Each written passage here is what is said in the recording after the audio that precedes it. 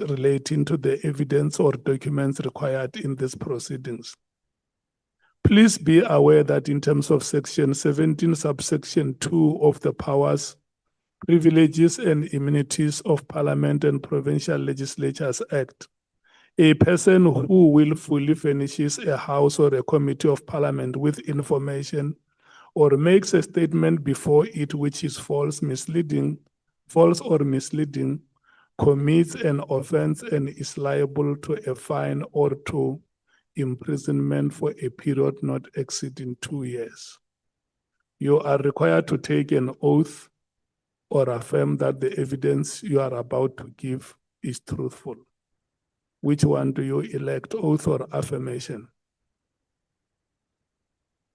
May you please speak through the microphone? Oath, please. Yeah, that you have elected to take an oath. Please follow me as I dictate. I, and you'll state your names in full. I'm sorry, I didn't quite catch that. May you please say I and state your names in full. I, Paul O'Sullivan, Swear that the evidence I shall give swear that the evidence I shall give shall be the truth, shall be the truth, the whole truth, the whole truth, and nothing but the truth. and nothing but the truth. And so help me God. So help me God. Thank you so much. We are going to have 2 days with you today and tomorrow. And the Advocate Arendse has advised me that you requested that the proceedings should not go beyond 7 o'clock.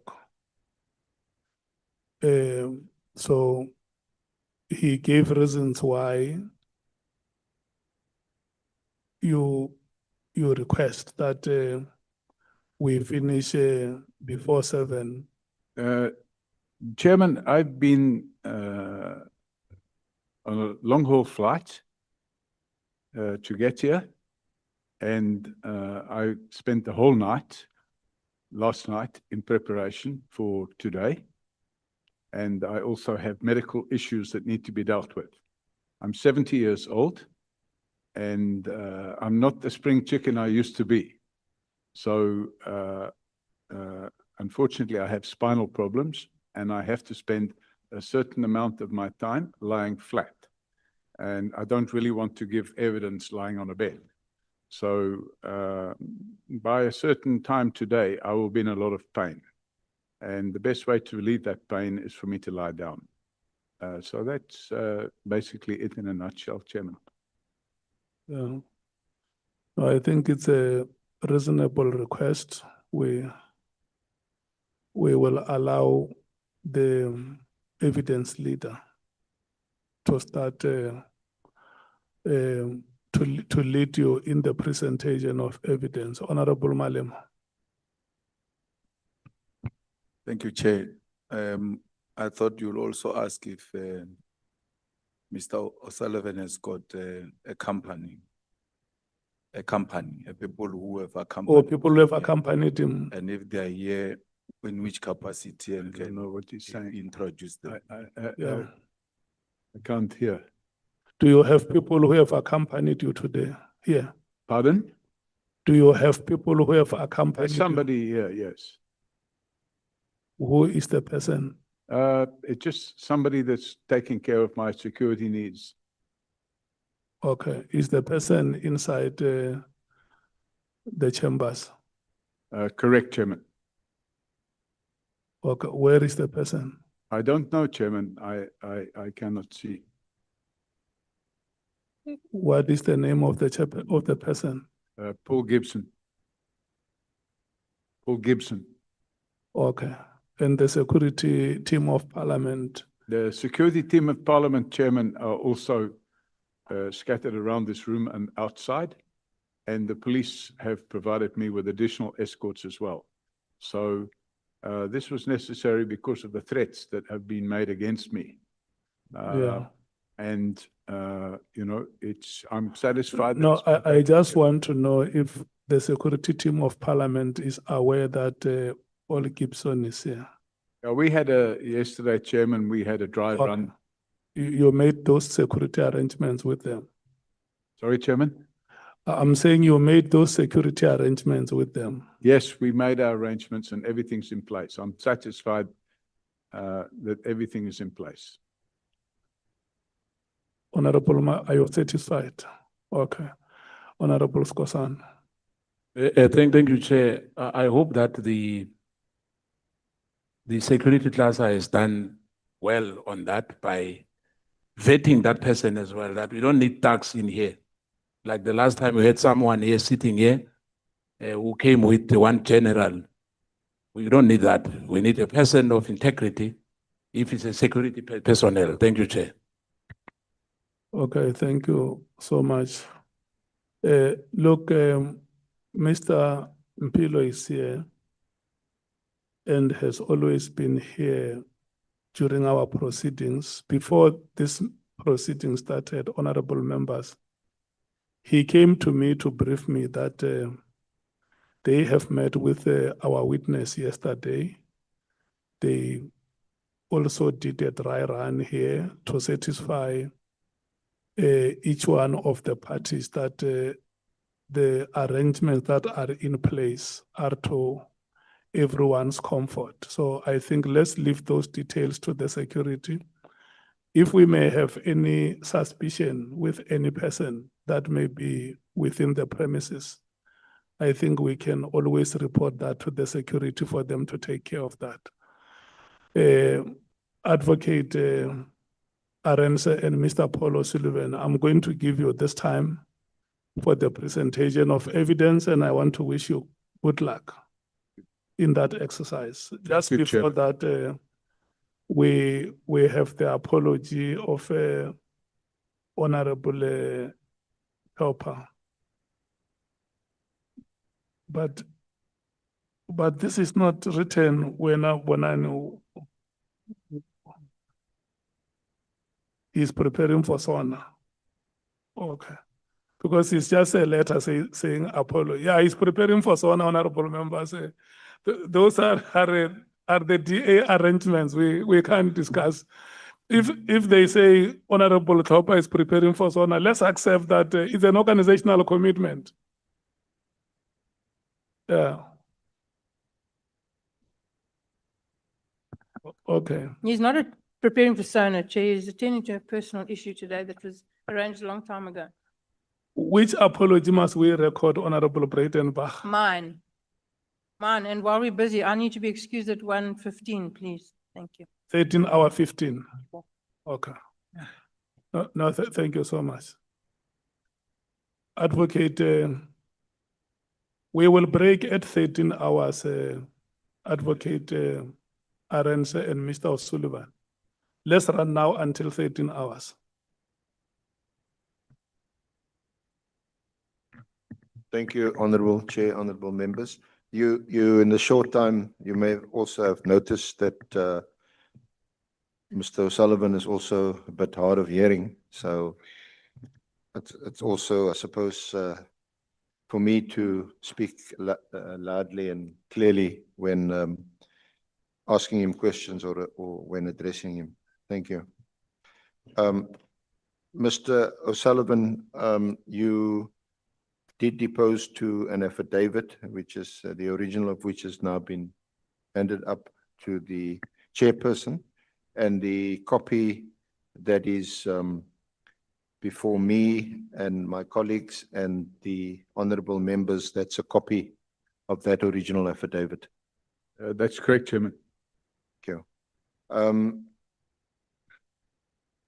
In paragraph 1, you refer to your current profession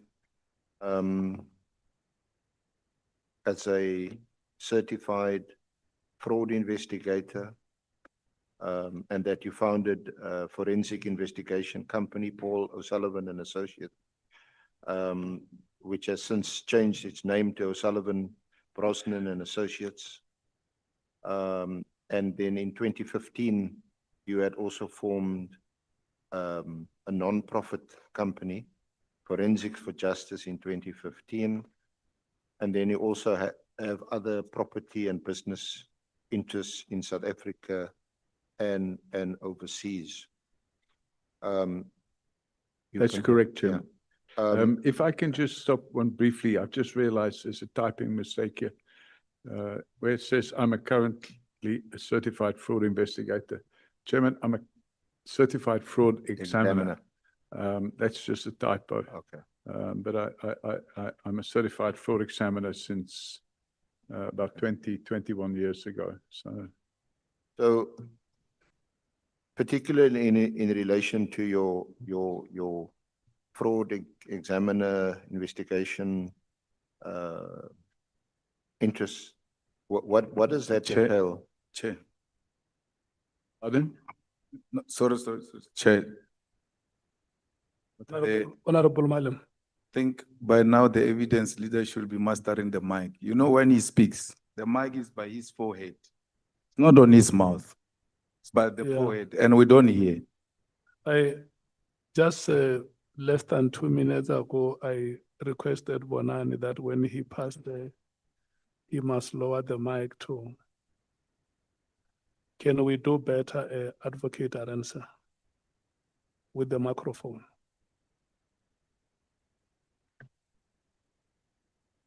Mr. O'Sullivan, I asked, what does your business or your work entail as a certified fraud examiner, investigator, and the one company, O'Sullivan, Brosnan and Associates, and the other company, Forensics for Justice? What does that entail?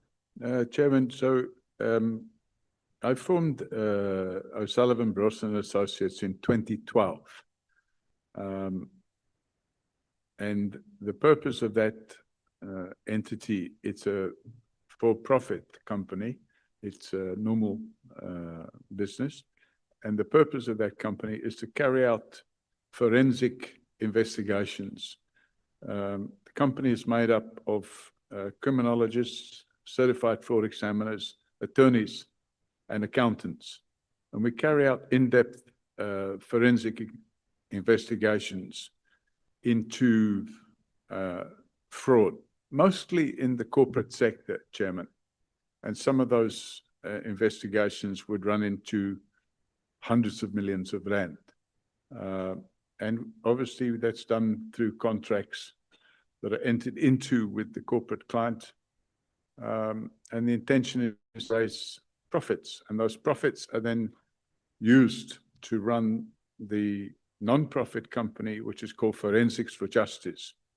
And Forensics for Justice was formed primarily to investigate state-sponsored corruption, and particularly with a focus on corruption within the criminal justice system and state-owned entities or companies. And in that regard, we investigated a lot of corruption within Transnet, Eskom, PRASA, South African Airways, a number of state-owned companies. And obviously we carried out a lot of investigations into the police and the prosecution service, where there was some rogue, and we didn't focus on constables and sergeants. We focused on generals and deputy directors in the prosecution service, or directors in the prosecution service. What was the motivation or your motivation to inquire into these entities and to do this kind of work? Or do you do that on behalf of your clients, your corporate clients, or members of the public that request or require you to do these investigations? No, Chairman, so if I turn the clock back, I wasn't really interested in the public sector at all. And I wasn't really interested in, when I say interested, I had no desire to investigate the police or the prosecution service or anything like that. But in 2001, some criminals tried to murder me. And it was after I canceled the security contract worth about 300 million rand. And they tried to murder me, and they brought an urgent application in the High Court to have the contract cancellation set aside. And then at that moment in time, for reasons which I later found out were corruption reasons, the then Commissioner of Police, Jackie Salebi, got involved, and he took steps to neutralize me from cancelling the contract. And one thing led to another, and after a few years, I realized that actually he was engaged in corruption. So I decided it would be in the public interest to not have a chief of police that was corrupt. So I assembled several lever arch files of evidence, and I handed it over to the Scorpions, and they went and dealt with that matter. And I think it's a matter of public record, Chairman, that after a 3-year trial, Jackie Salebi was sentenced to 15 years in prison for corruption. And I can say that I probably spent about 7 years of my life providing evidence for that investigation to the Scorpions. That is dealt with a bit later on in your affidavit, and we'll get there. In your affidavit, you also mentioned that you hold citizenship of 3 countries, and you discussed that at paragraph 3 of your affidavit. That's correct, Chairman. I'm first was a citizen of Ireland, and then I became a citizen of Great Britain, and then I became a citizen of South Africa. So when I became a citizen of South Africa, I already had citizenship of Ireland and the United Kingdom. And yeah. Where were you born? I was actually born in England of Irish parents, but I was brought up in Ireland. So when I grew up, I considered myself Irish, so I took an Irish passport. And then later I obtained a British passport because, having been born in Britain, I was entitled to have a British passport. And I saw no reason why I shouldn't have these passports.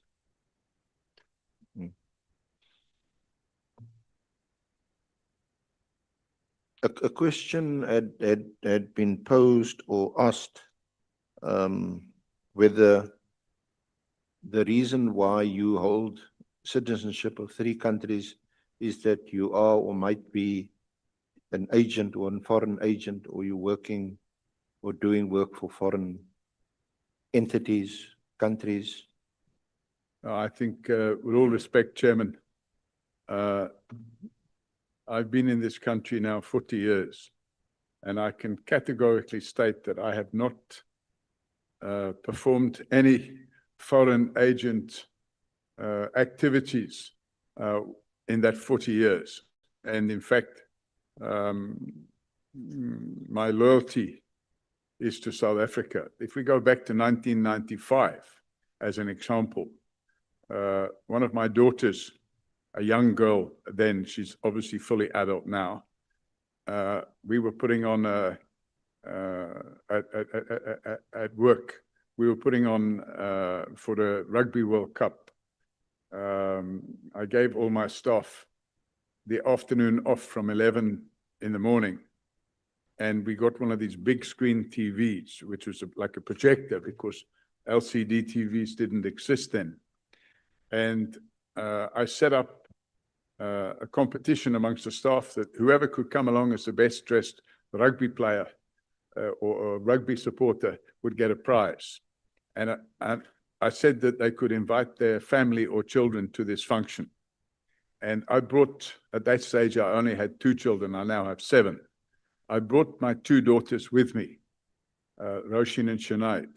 And Roisin was a very strong rugby supporter. And she came along dressed as a Springbok. And one of the guys there said, "Yes, but you're Irish. So do you support Ireland or do you support South Africa?" And she said, "Actually, I support 3 teams. First, I support South Africa because I'm South African. Secondly, I support Ireland because I'm Irish." And the guy said, "But what's the 3rd team that you support?" She said, "Whoever's playing against England." So that gives you the flavor, and that was in 1995, which is, my math's not, 31 years ago. So 31 years ago, we all considered ourselves South African. And I have children that were born here and went to school here, and they considered themselves South African. And I would consider it criminal for me to support a foreign government. It's very easy to have foreign passports because it's very convenient to be able to travel around the world. Unfortunately, because of the levels of corruption in South Africa, the South African passport is not what it used to be. But an Irish passport gets you into any country in Europe, and the South African passport will not get you into any country in Europe without standing in queues and filling in forms and obtaining visas and so on and so forth. So the multiple passport story, Chairman, is a convenience. And I have taken the oath a short while ago, and I want to remind everybody that having taken that oath, I'm stating clearly under oath, I have never acted as a foreign agent in this country.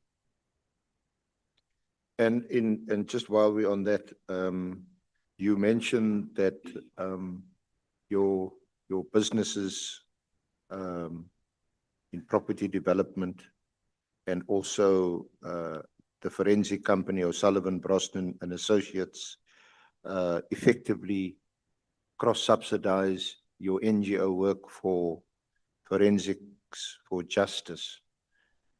Apart from that, do you receive any other funding, especially foreign funding?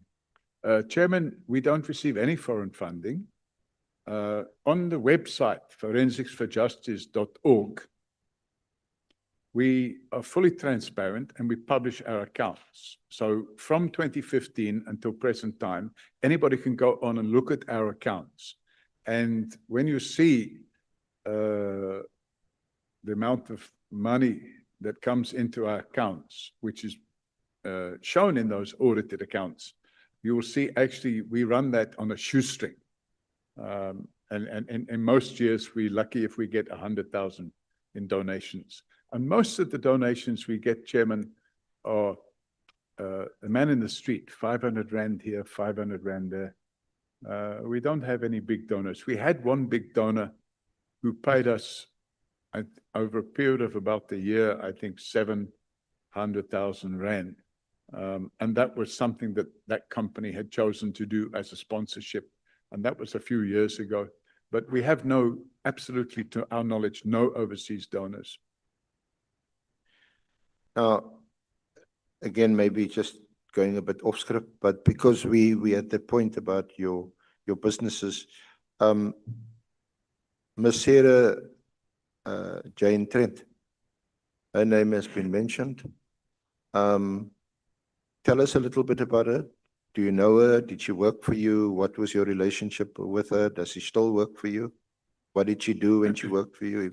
If she did? Chairman, I can't remember the year now, but it would probably been about 2013 or 2014, somewhere like this. Sarah Jane Trent applied to the company for a position as an intern. She had completed her law degree, but she hadn't completed her articles and she hadn't taken her board exams. And she applied for a position as an intern. So we gave her a one-year contract. And sorry, is this for O'Sullivan, Brosnan and Associates? Yes, at that time it's the same company, but at that time it was called Paul O'Sullivan and Associates. Because I'm moving towards pension, I decided to take on a partner a few years ago, and now it's called O'Sullivan, Brosnan and Associates. So my plan would be within the next year or two that, if God gives me the grace to stay around till then, that I will go on pension and the company can still carry on running. But it was Paul O'Sullivan Associates. She applied for a position as a intern doing legal research work. We have an in-house corporate counsel who's a lawyer. And at that time, I gave her a one-year contract. At the end of the one-year contract, She wanted to continue working and her work performance was acceptable. It was very good. And then I signed a permanent contract with her. So she became a permanent employee as defined in the Labour Relations Act. And the condition of employment was that within 2 years, she complete her articles and be registered as an attorney, and also complete and take her board exams to become a certified fraud examiner, which I already was. And she then, she did that. So she became an attorney and a certified fraud examiner. And then that coincided with my decision to form this non-profit company, Forensics for Justice. So I invited her to be the executive director. I was the founder of it, but I invited her to be the executive director of Forensics for Justice, which meant she was the person that would have to assist with those pro bono investigations that we would carry out. But she effectively reported to me and she carried out my instructions. And what's the current? Just a moment, Honorable Matthies. Pardon? I didn't hear that. Thank you, Chair. Can the evidence leader tell us on which page of the statement we are on, and particularly on the matter of Sarah Jane, because I didn't see it in the statement. Thanks. Okay. Point taken. As I respond, Chair. I did say, it's not right. It's not in the statement right now, but I prefaced my remark by saying I'm going a bit off script because we are talking about your company and the non-profit organization, and the name of Sarah Trent has come up. Can you now at this stage just, and that's what the witness has been doing. Oh, thank you so much. May I continue, Chair? Honorable Matthies. Chair, the evidence leader, since he started, has not even said we are on paragraph 1, we are on paragraph 2. He's not leading. He's always going off script. We don't know where we are following. I mean, there's just a basic thing on leading evidence. On paragraph 2, you are talking about this. Can you expand? That's all we're asking so we can follow properly. Thank you, Chair. And we raised this even last week, and he's doing the same thing again. Advocate Arendse, may you please repeat what you said? Thank you, Chair. So we were still discussing your interests, your business interests, and your non-profit organization, referring to one in which is still in paragraph 1 of your statement. Before you proceed, I just wanted you to explain to Honorable Matthies what you are doing so that all of us are able to follow you.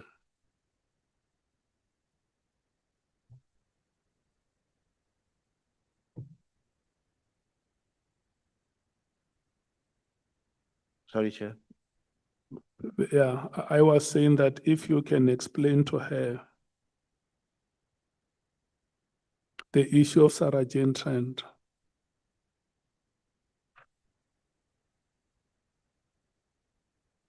May you please explain to her so that she understands what you are. It's not that I don't understand. I get that the senior counsel is even saying he's going off the beaten track.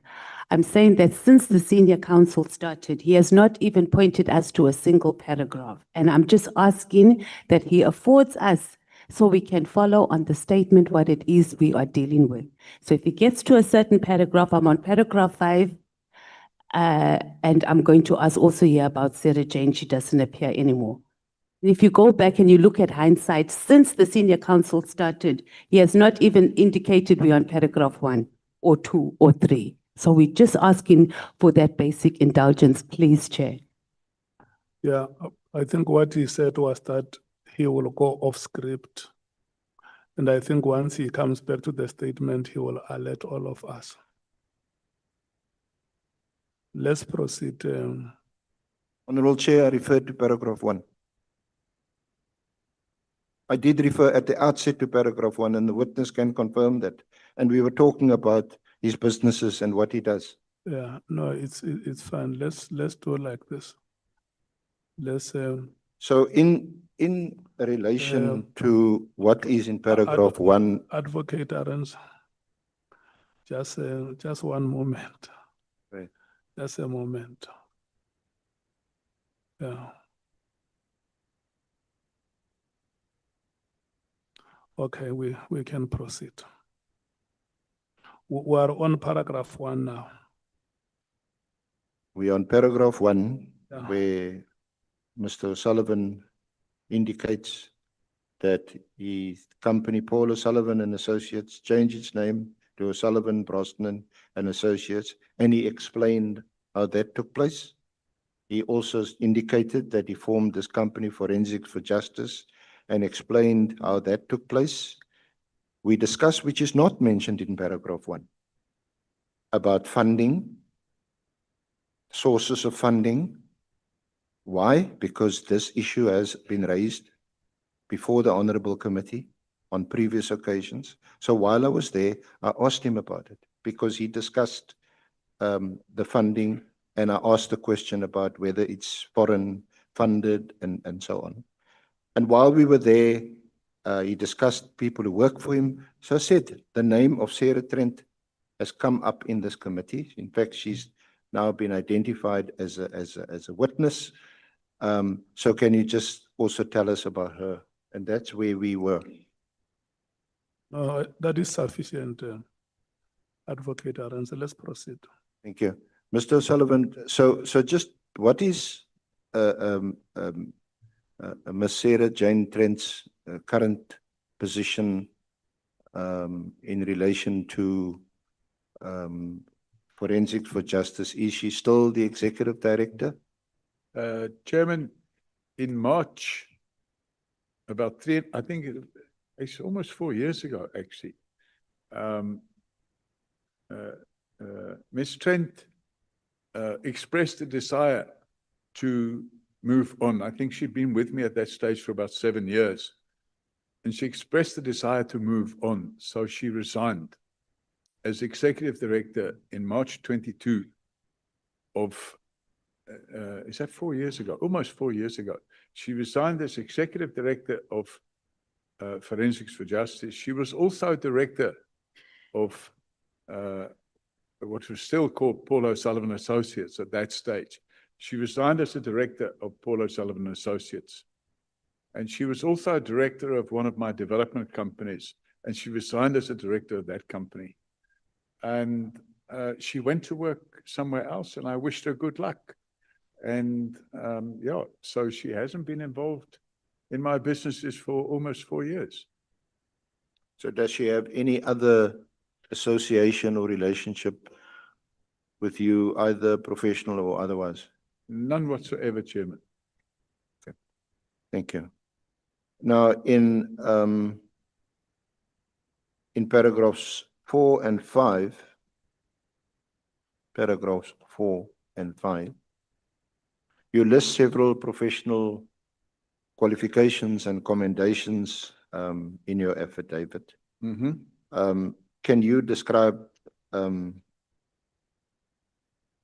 your experiences and how these recognitions and commendations I can just read has it. shaped your expertise in combating fraud and corruption?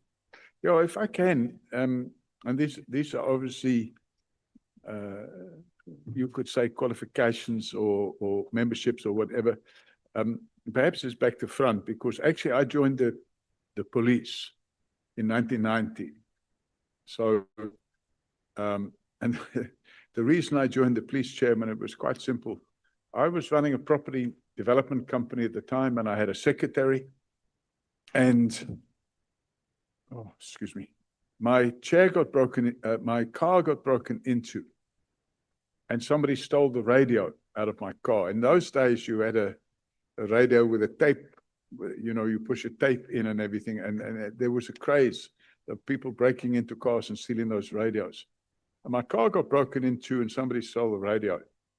And I told my secretary to get the company in to replace the window and put the new radio in. And she said, have you opened the case? I said, you know, it's a few $100 for a car radio and a window. And the paperwork involved to open a case, I think I should just leave it. And she said, no, my husband is in the police. And he says every case should be opened. And in fact, you should meet him. And I met him. Very nice guy. I can't remember his first name now because it's a very long time ago. But he was a major in the police. Edwards, his name was. And he was the station commander at Halfway House Police Station. And I met him and I opened the docket. And then, of course, they never caught anybody. But then he said to me, you know what? You can become a police reservist. So he explained to me how it all worked and everything. You have to fill in forms and whatnot. And they have to do, they have to check to make sure you don't have a criminal record. And then you do the training and you become police reservist. So I did that. And that was in 1990. That's 36 years ago. I became a police reservist. And I realized that it was important in this country, not just to be a taker, but to be a giver as well. So I started contributing. And my contribution was to work hard as a police reservist, and that's what I did. And then I realized that it would be important to get relevant training and relevant skills for the work that I was doing. So I went on a number of courses at my own expense. And eventually I became a certified fraud examiner. I became a member of the society, the American Society of Criminology. There's no South African Society of Criminology. I became a voice stress analyst, a certified voice stress analyst in 2001. I became a certified aviation security specialist in 2001. And that related to my work at the time. I was a fellow at the Institute of Directors since 1991. In fact, I became a U.S. Department of Justice certified document examiner since 2000. That flowed from the work I was doing in the border police, because in I was originally in the police in Boysons, and in 1996 I got badly injured. Mr. O'Sullivan, can I just interrupt you? You've now just jumped to, or if I could just indicate to the honorable members, we're discussing, initially I asked you about the recognition and the commendations which are at paragraph 4 and 5. Okay. And if you wish to highlight anything there, and then you had also jumped to paragraphs. Okay. The volunteers, sorry. your heading volunteer Yeah, I work would as try well and as follow service. the- yeah. That's from paragraphs 14 through to 20. Okay, so in paragraph 5, So, yeah, so at the moment you've now jumped to paragraph 6, Yeah. your professional background. okay, let me go back to Property paragraph 5. Yes. Sorry, Chairman. My mind sometimes is ahead of my eyes. Is there anything you want to highlight there in paragraph 4 and 5? Yes, I think Advocate, may we take Honorable Malem? I think I've dealt with paragraph 4. On paragraph 5. Thanks, Chair. Pardon? What? Honorable Malema. Yeah, I wanted to check, maybe that the evidence leader is now referring us to paragraphs, because I thought they were still going to come to paragraph 3, where the witness suggests that we can't ask him questions about anything before 1990. I've never had a witness who gives an affidavit saying to us, you can't ask me this or that, because when he took an oath He committed to answer all the questions and do so truthfully. And he can't say to us, so how do we treat paragraph 3 after he has taken an oath? How do we treat it? What is this paragraph worth of? Are we on to that paragraph, advocate, or are we still going there? They were on paragraph 4 now. Yeah. Mr. O'Sullivan, in paragraph 3, highlighted now by Honorable Malema, is that for reasons of personal and family security, you will not engage in discussions concerning your family, background, education, or business interests in South Africa or overseas prior to 1990. For what reason or why do you mention that? Chairman, just for personal security, over the last 15 years, there's been 10 attempts on my life. In 1996, I was shot 3 times. There have been multiple attempts on my life. And Chairman, unfortunately, the criminal element, what they try to do is they try to find out things about you, which is of a personal nature. They want to know, where's your business interests? Where are your children living?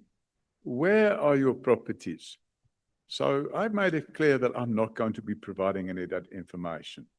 It's just not going to be advanced. And we can sit here all day and you can ask me a million questions. I will not provide that information. I'm entitled to protect my own personal interests and to protect my family interests. And I intend to do that, Chairman. You have already mentioned that you have 7 children. Yes, I have 7 children, but I'm not giving all their names out, and I'm not saying where they are and what they're doing.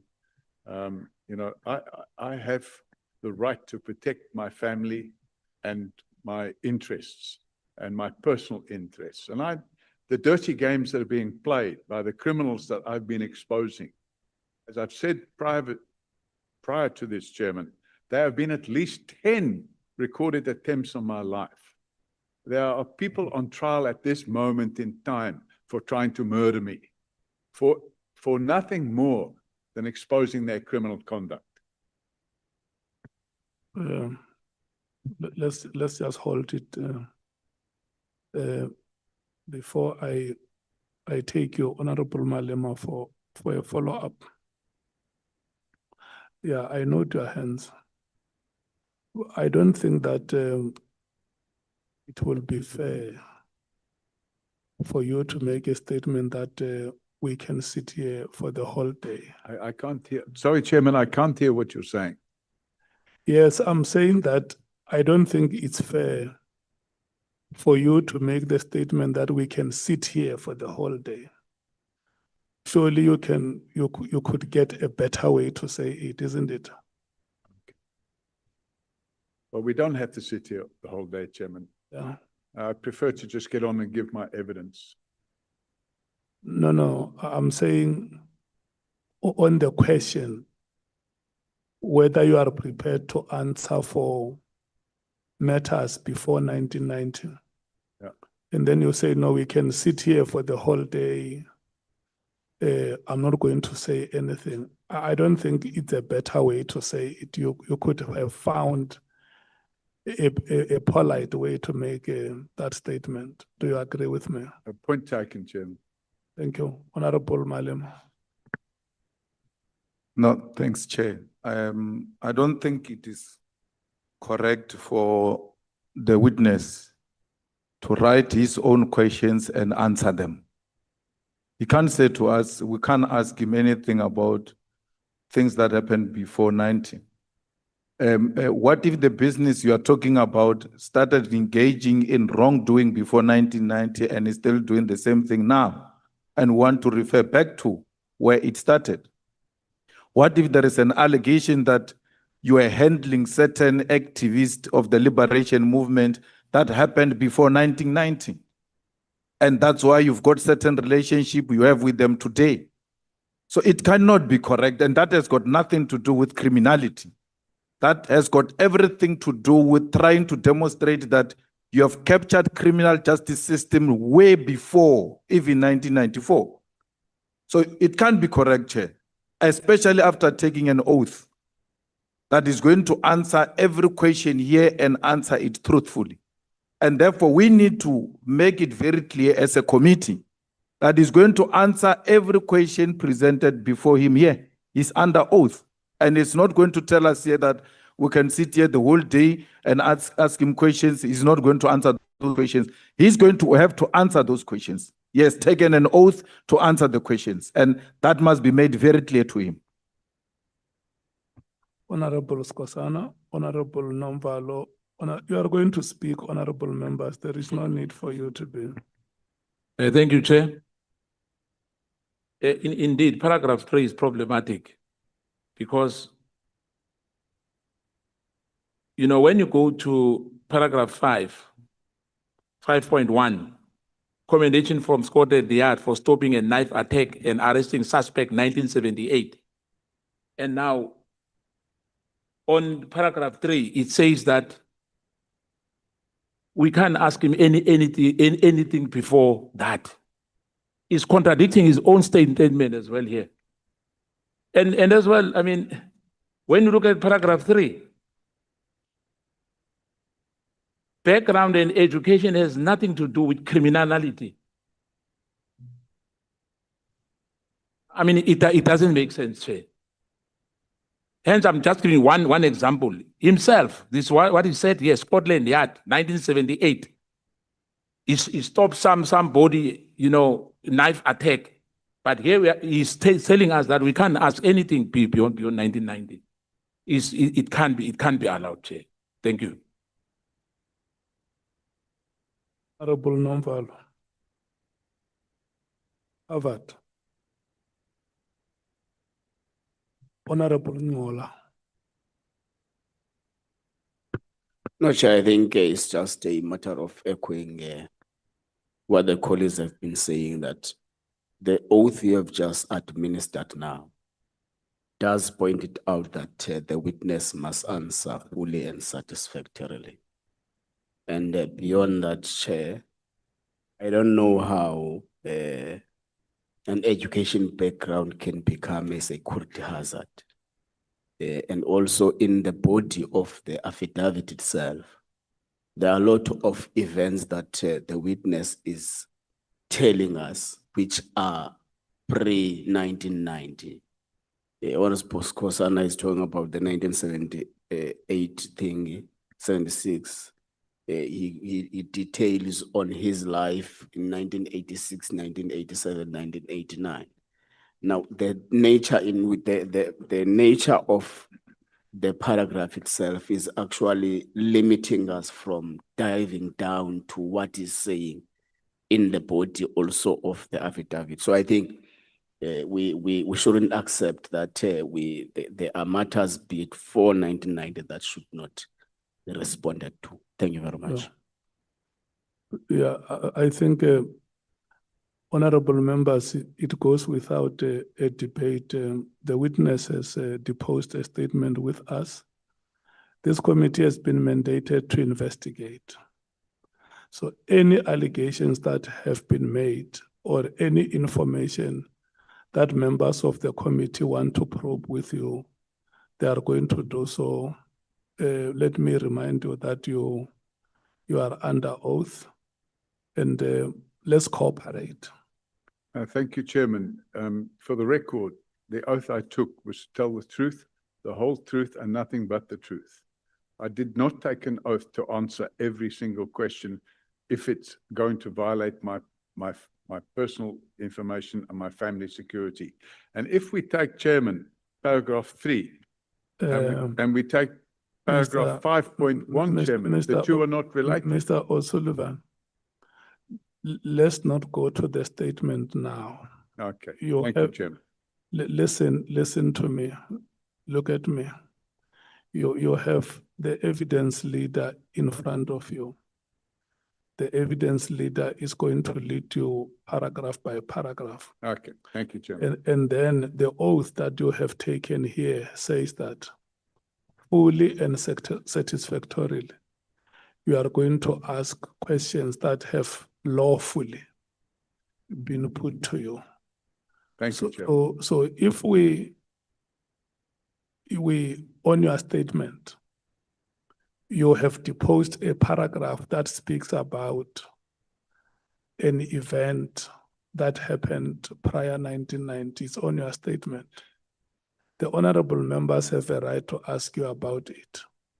If there could have been any witness who came here and made a statement or an allegation about an event that happened before 1990, and you were involved or you are alleged to have been involved, you will have to respond to that. These members, if by chance they have any matter prior to 1990, they want to probe with you, please respond to those questions. Thank you, Chairman.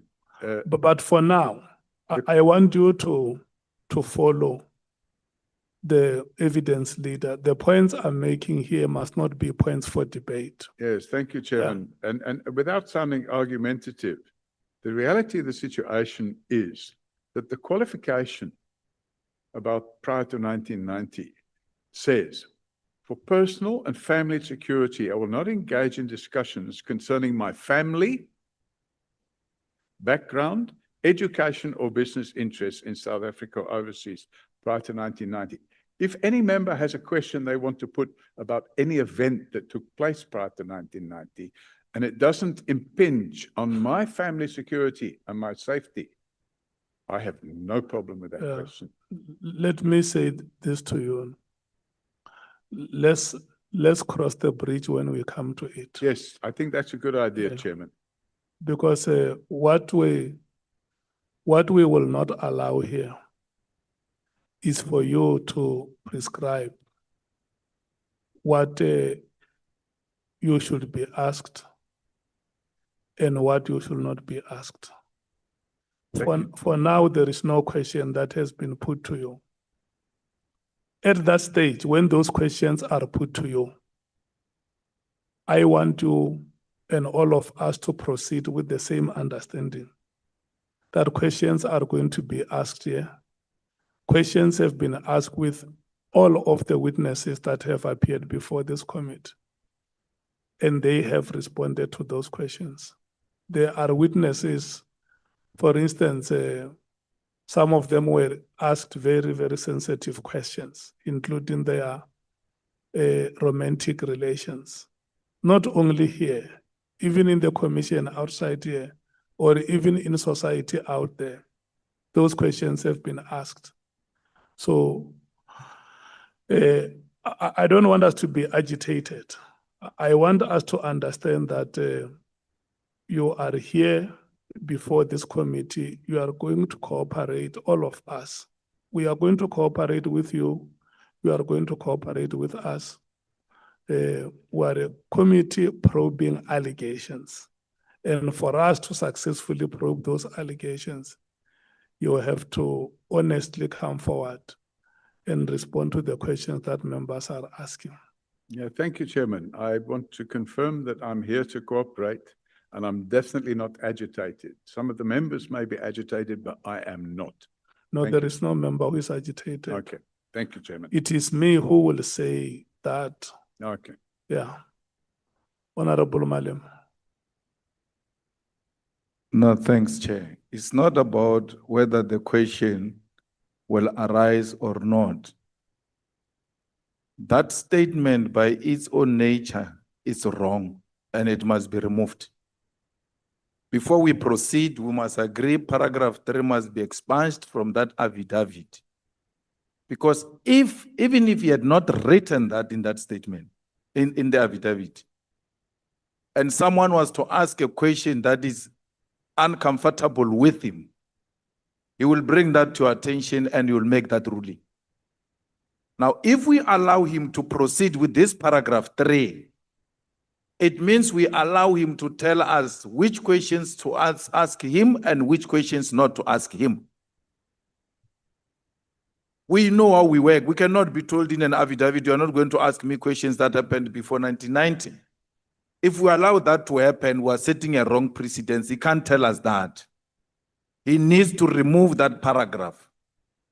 We need that paragraph removed. He can't tell us which questions to answer him, which questions not to answer him. If there is a question that is security threat or incriminating or any other matter, you are well placed to deal with those matters. We cannot be told by a witness that you can do anything before 1990, I will not answer. You can even sit here the whole day, I won't answer anything before 1990. We are going to come out of this committee looking like clowns that were told by witness which questions to ask him, which questions not to ask him. He's going to be speaking about other people here. He's going to be speaking about other people here, and he doesn't want to be asked questions about himself. Well, he must be asked questions about himself because he's also going to talk about other people.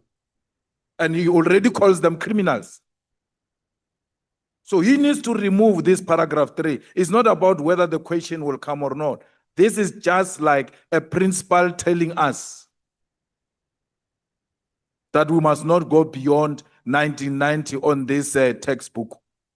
It can't be corrected. It has got everything else to, it smells like supremacy. And we can't sit here with our clear conscience and allow it to proceed like that. We need to be advised from evidence leaders' point of view. I may not know the law. In a situation like this, what do we do? Where this paragraph in a signed affidavit is very problematic. He tells us from right at the beginning, you are not going to ask me anything about 1990. Even if you try, we can sit here the whole day. I want to answer that. And then we say, let's proceed. That is a very disrespectful statement, which must not be accepted by this honorable house. Thanks, Chair. Advocate Aransa.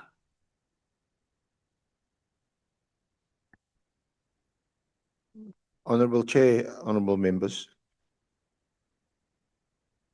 In relation to no witness that has appeared before this honorable committee, including Mr. O'Sullivan, are we bound by what a witness says in his or her affidavit that they place before the committee?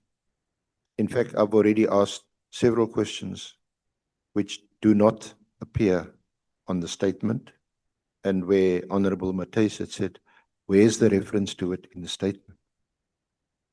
So we are not bound by the four corners. As evidence leaders, we consult with a witness, all the witnesses thus far. Some of them insist that they want certain things said in an affidavit or removed from an affidavit. We exchange drafts with them, and we settle the affidavit not on the basis that this is a document that's been agreed. Otherwise, you don't need us. You can just place the affidavit before the honorable committee, and the witness can read it and they can ask him questions. We place it before the committee to facilitate the leading of evidence, but in many instances, in some instances where I've been criticized, we go out of the affidavit because we tell the witnesses in consultation, including Mr. O'Sullivan, that we will put to you contrary versions of other witnesses or other information or other evidence that we have gathered, and we will ask you about that.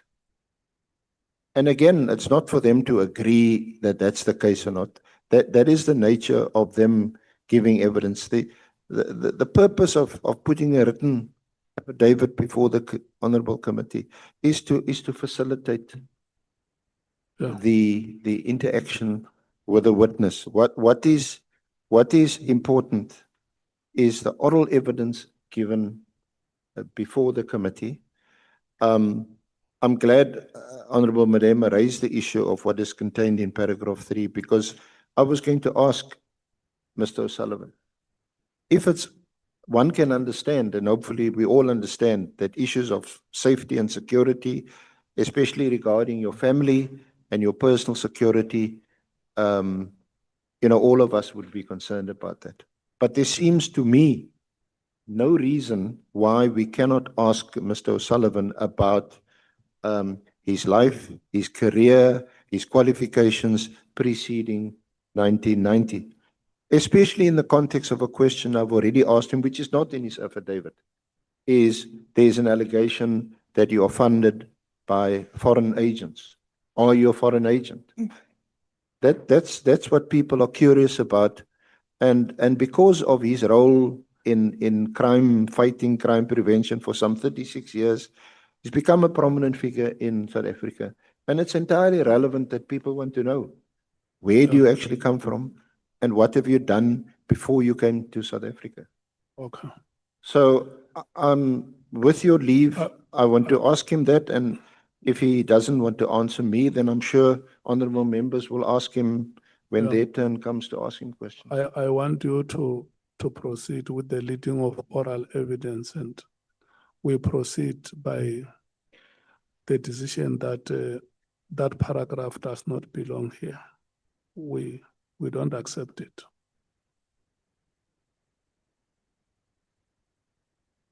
Chair, Honorable Chair, just before you entertain other objections or questions from honorable members, we accept that. And no witness can tell this honorable committee or the evidence leaders that certain questions are off limits. It is what he put in his affidavit, but we're not bound by it. Okay. Can I see those who want to speak? Can you raise your hand? Chief Whip, Skosana, Honorable Skosana, Honorable James. No, thanks, Chair. Good morning to you and good morning to colleagues. No, Chair, the reason I'm raising my hand is because I think we are now traveling to a wrong direction. We've had many witnesses in the past, and many of them have said things that we don't agree with, some of which we objected, we engaged them on those issues. And some of those testimonies were written down in their affidavit. So I don't think, Chair, it's going to be appropriate for us to amend an affidavit of a witness. I think we shouldn't amend the affidavit. While I agree with the sentiment that no witness should be permitted to tell us what we can and cannot ask him or her, but I equally do not think that we'll be acting rationally if we want to take a decision as a committee that before we proceed now, we are amending the following paragraphs of your affidavit. So my own view, Chair, is that the ruling you made, and I think the decisions that were made by the senior counsel are adequate to confirm that we're going to delve into this affidavit and beyond it as we see it fit, and the witness will be required to answer and respond to all questions. But I really would like to suggest that we should not make a call that there are certain paragraphs of his affidavit that we want to agree as a committee we don't recognize or that they don't exist. They exist, but we disagree with them, and we will engage him in the way in which we see it fit as a committee. That's what I want to propose, Chair, because I'm worried that if we take the line that says, let's expunge the paragraph. When we have expunged the paragraph, you are effectively saying that we must adjourn and allow him to relook at his affidavit so that he decide what is it that he's going to sign and bring back to us. So my views, I don't think we should take that route, Chair. I think it's sufficient to take a position that, as he has also himself agreed, he will answer all the questions. And in circumstances where we identify that he's refusing to answer certain questions, he can't say, I'm not doing so because you have agreed with my affidavit. We don't have to agree with anybody's affidavit here. All we are required to do is to receive a sign-off affidavit. We engage people on their affidavits and beyond. So that's what I wanted to say, Chair. Thanks. Honorable Skosana. Thank you, Chair. Chair, I think we have to know about Mr. Paul O'Sullivan, Robert O'Sullivan, biography. Who's this man who's sitting before us here? Who's this man who's sitting before? We don't know anything. This thing doesn't say anything here. There's no biography. We don't know him. He just said that he's got 3 passports, South Africa, Ireland, and UK. That's not enough, Chair. Who is he? The affidavit is before us here, but it's incomplete from the word go. I mean, paragraph 1, I mean, other male, a fraud investigator, and this and that. There's nothing here, Chair. There's nothing here, Chair. We must know who's he. Educational background's got nothing to do with criminality or his origin. As he said, you know, he said he was born somewhere and, you know, he regards himself. This is not enough, Chair. We can't suck here. Every witness who sat here, we know exactly from the beginning, the introduction is clear. As you sit there, Chair, you don't know as well.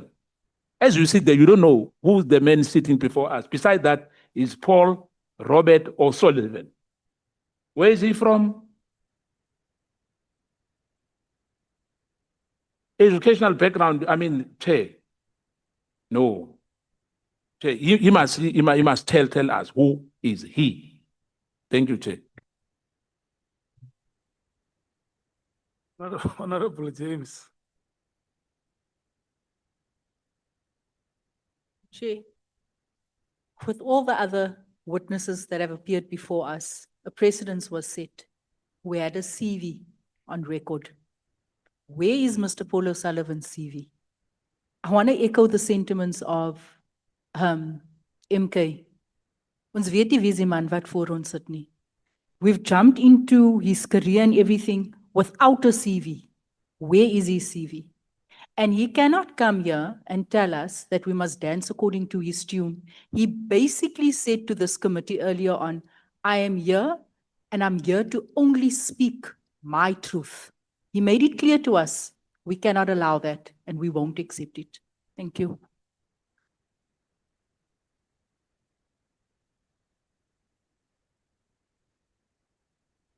Your hand was not up. No, it was up, Chair. No, it wasn't when I noted the hands. Chief Whip, I hear the point that you are saying on the affidavit. And that paragraph, to my understanding, is that it is not a testimony. It's a condition for this committee. So if we allow such a condition in a statement and saying, look, we can't amend the statement. You know, a condition is something very difficult for us to continue with a statement that has a condition in it. And if we say we disagree with this condition, I would be persuaded to agree with you where a witness alleges something that, look, what you tell us, we disagree with this. This may not be accurate. But where you have a condition that says you will not or you shall not ask me anything, it becomes very problematic. And that is why, maybe for lack of a better word, I said the committee cannot accept a condition like that one. Maybe whether we expunge it or we don't expunge it, we disagree with it or we agree with it. Let's all agree that the committee does not accept this condition in its proceedings. And where I stand, I strongly feel that we will be reduced into a mockery if we are going to allow any witness to come before us and lay terms within which we are going to engage with him or her. And when I listen to you, Mr. Paul O'Sullivan, maybe to come closer to where members are, you are saying there is a sensitive information that you feel it's very much important for the security of your children and your family. That's what I heard you saying. Yeah, Chairman, Maybe if I, yeah, if I can explain. just wait a moment for me to conclude. Sorry. So that you understand that the condition that says we cannot ask you questions on matters before 1990, it's not accepted in this committee proceedings. It's not a condition, Chairman. I've stated very clearly that it's only for reasons of personal safety and family security. If you don't dig into my family or my personal safety, you can ask me any question you want. Listen, there is no problem. We want these proceedings to go ahead, and the only way that they can go ahead, for instance, there have been witnesses that came here before us and said to us that we may not be able to disclose the following information with you because by law we are not allowed. And we are leaders and tell this committee and say, there is information like this that I think is going to be dangerous to the security of my family or to my children. And we have been amenable as a committee to say information like that, for instance, if you have, we can decide if we create a platform for you to share with us, if it does not have to be public. But what we are saying in the main, and which you don't have a problem with as I listen to you, is that we cannot have a condition that says you can't ask me the following questions, except those for personal security. That's it, Chairman. Only Okay. for personal security and safety of my family. Yeah. No, I think I wanted us to agree that that condition does not belong here. Honorable Nombalo, do you still have something to say? And then Honorable Malema, we move forward. Yeah, no, thanks, Chair. If I wanted us to drive the point home from the onset, I was tempted to argue this point after the input that has been made by the Chief Whip, which I disagree with it completely, because one, this paragraph is problematic in the sense that one, it says he is not ready to talk about his business interest. And the same witness goes on in his statement. He talks about his business interest. So he says indirectly, I can tell you about my business interest, but you can't ask me about my business interest. That is problem number one.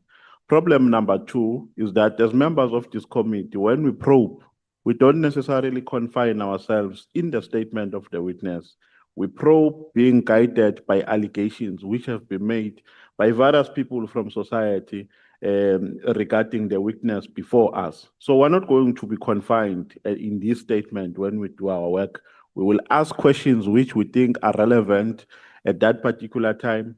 And some of those questions, and most of them, we just want to make that promise, that most of those questions are going to be your family, some are going to be your business, some are going to be your history. So we're not going to take this thing, we're disregarding it, because it's a silly prescription. That's how I can characterize it. And we're not taking it, Chair. So we can't massage and try to put nice English and make it look better, whereas it is actually nonsense. It doesn't make sense. So we're not going to take it. This paragraph does not exist. We're not amending anything, we're disregarding. There's a difference between the two. We're not amending, we're disregarding, we're saying it does not exist because it is a problematic directive. Thank you. Mkhalaka. No, Chair, I fully agree with what you said, but it is entirely incorrect. If not a deliberate decision to lie to the public that we've never asked a witness not to amend his affidavit.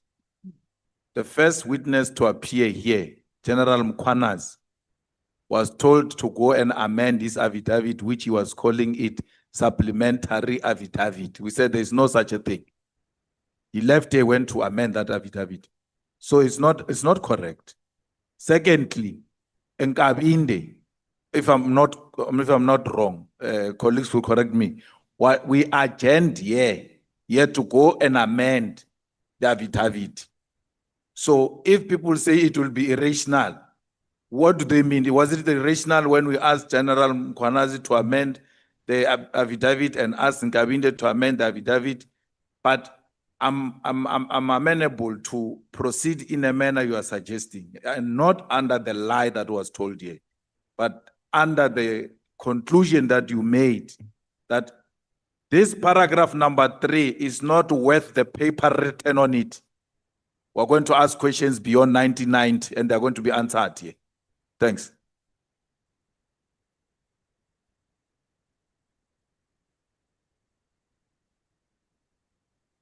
Okay, Chief Whip.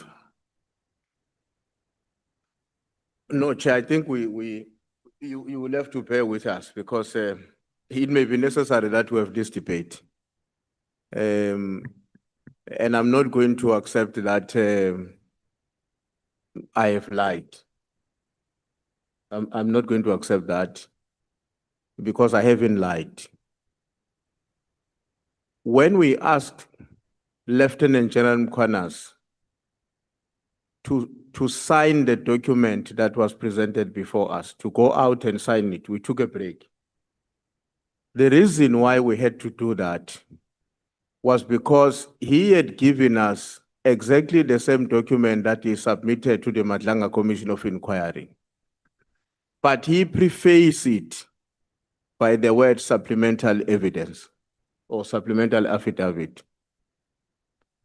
So what we were opposed to as a committee is that in terms of our record, history must discover that we were given an original affidavit, not a supplemental document from another processes. That is what we're dealing with.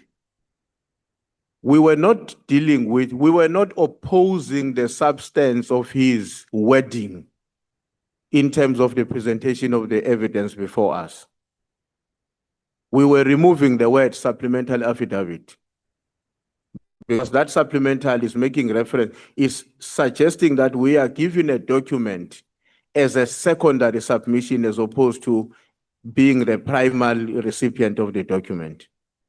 So I'm not going to agree that, therefore, when I say we haven't met as a committee with a witness, go through his or her affidavit and point to specific paragraph that we want him or her to amend and got them amended.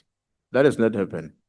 And I'm not going to agree that, therefore, what I was saying earlier on was a lie. And that is why I'm saying to you, if we have to discuss this issue and not to deal with what we have to deal with in the context of what you suggested as a summary, I think we should do so. But I really would not accept that I have lied when I haven't lied with what I was explaining. Sure. So I thought it's important for me to make that point, Chair. That part, during a break, I want you and, in a meeting we discuss.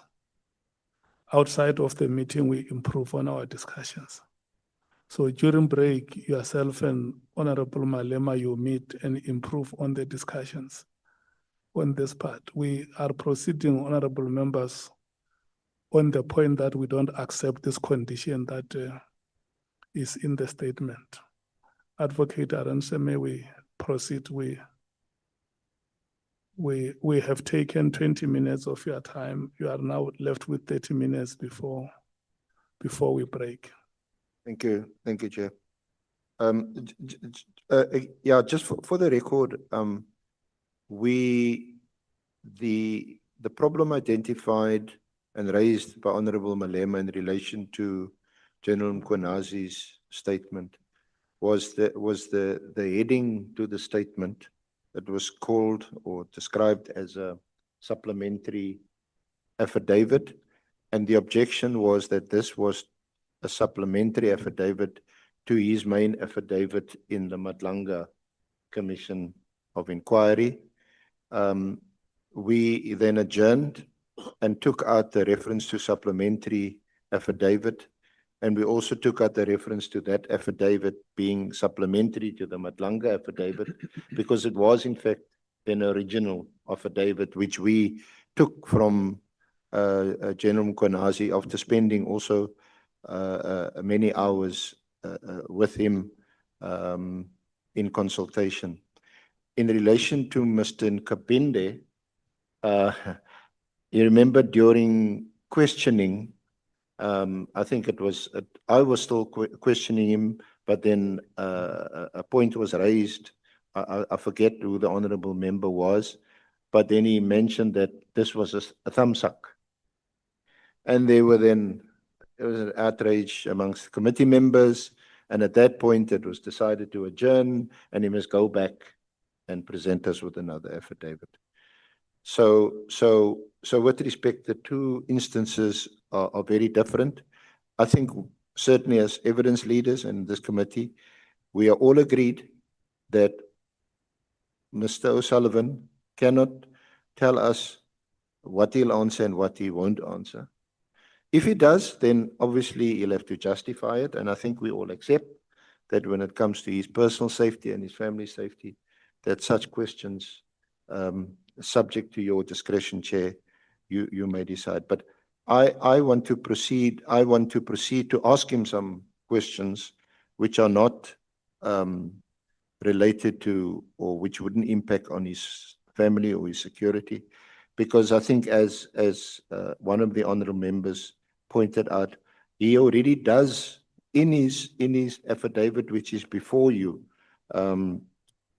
in paragraph 5.1, he talks about the commendation from Scotland Yard for stopping a knife attack and arresting a suspect in 1978. And in paragraph 6, he also says that as in his professional background that in 1984, I was engaged in property development and investment activities in the UK, and I invested in property in South Africa. And then in 1989, due to investment in property, he successfully applied for permanent residency as a person of independent means. So there is already a reference, Mr. O'Sullivan, to pre-1990. You also mentioned, which is not in the affidavit, that you were born in the UK of Irish parents. So that's a personal detail. So can I ask you, where did you go to school? Did you go to school in the UK or in Ireland?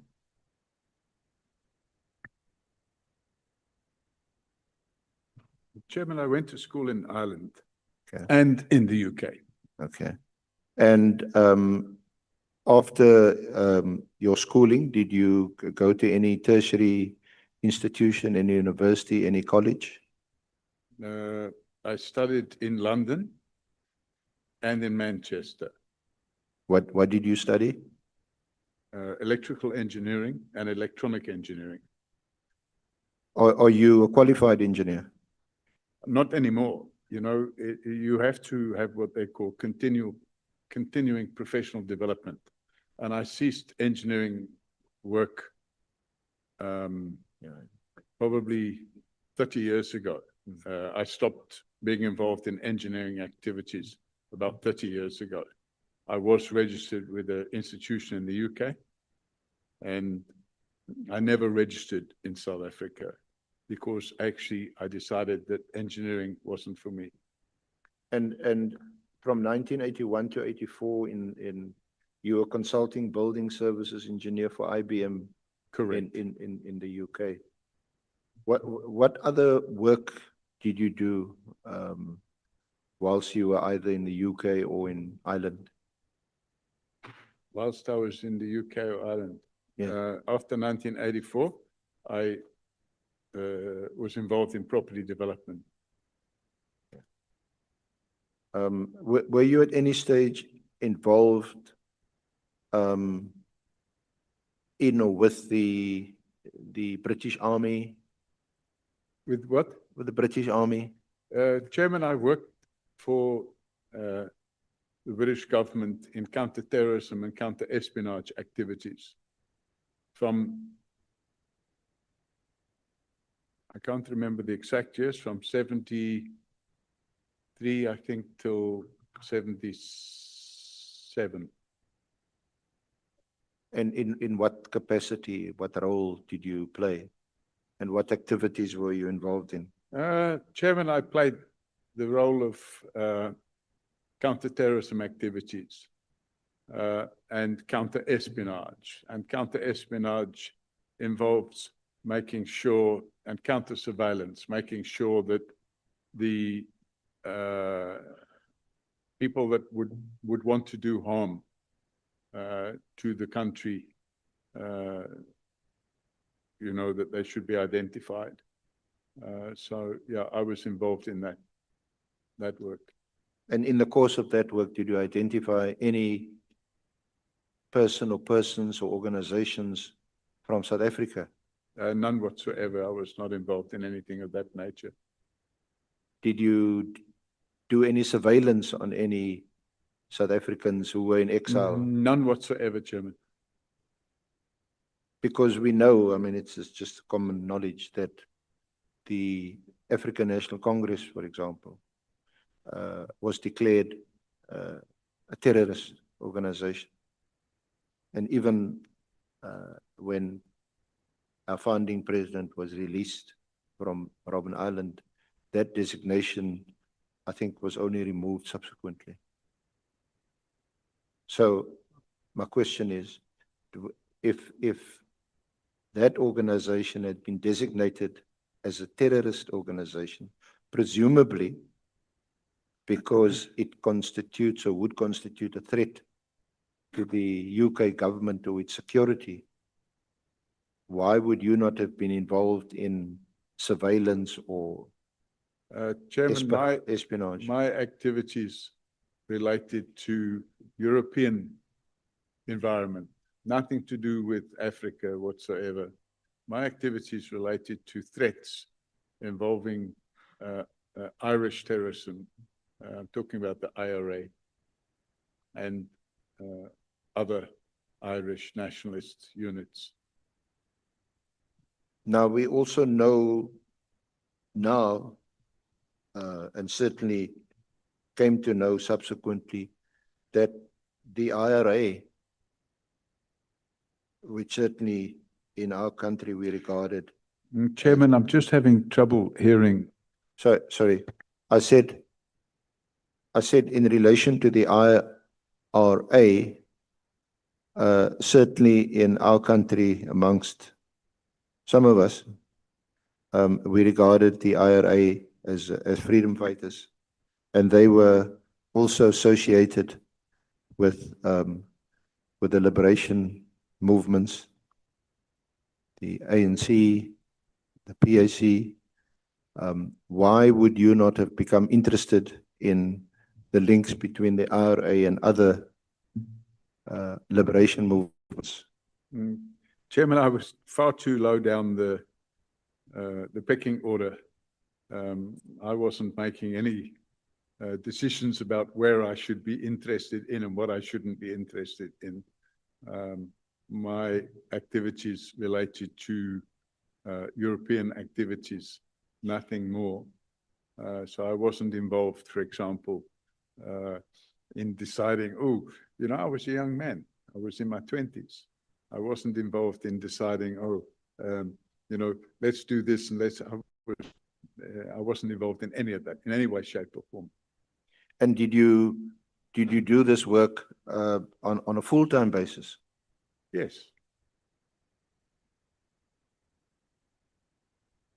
So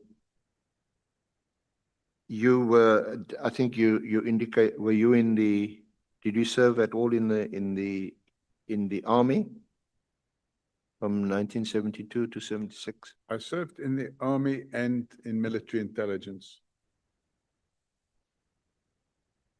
Is military intelligence that part of the British Army or is it Correct. separate? Okay.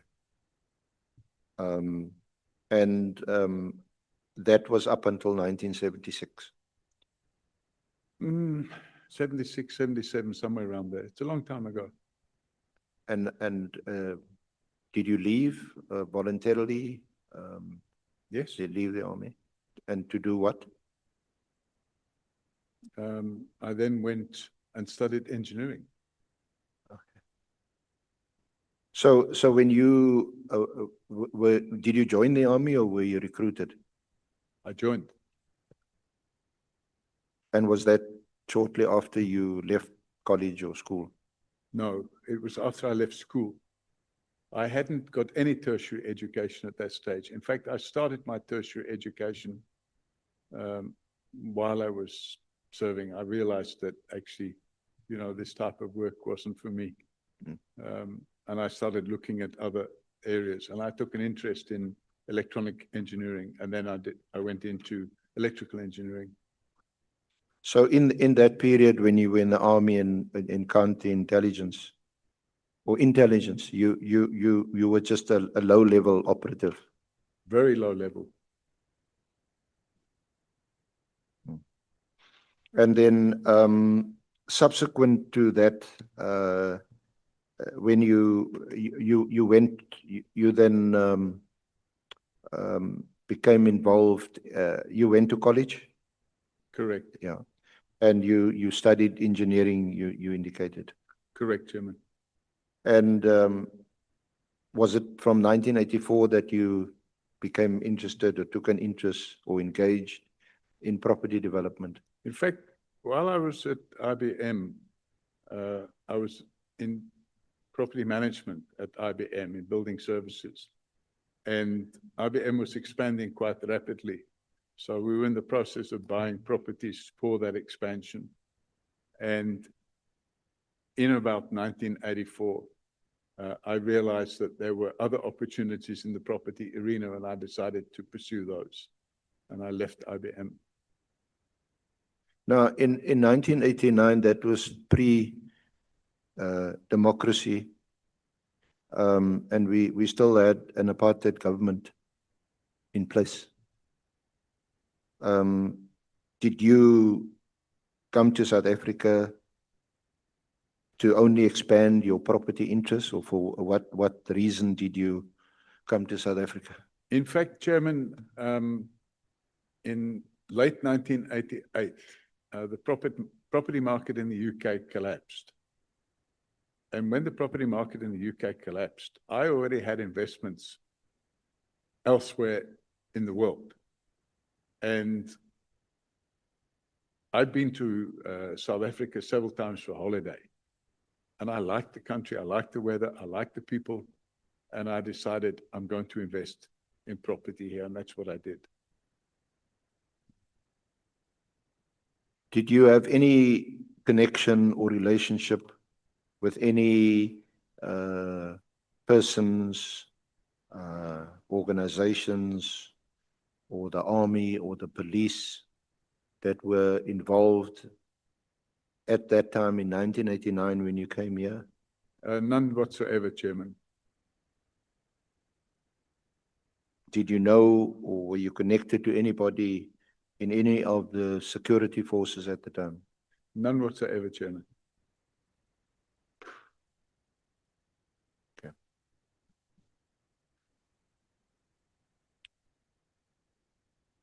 Okay. Is there anything else you want to mention or indicate to us that doesn't involve your own personal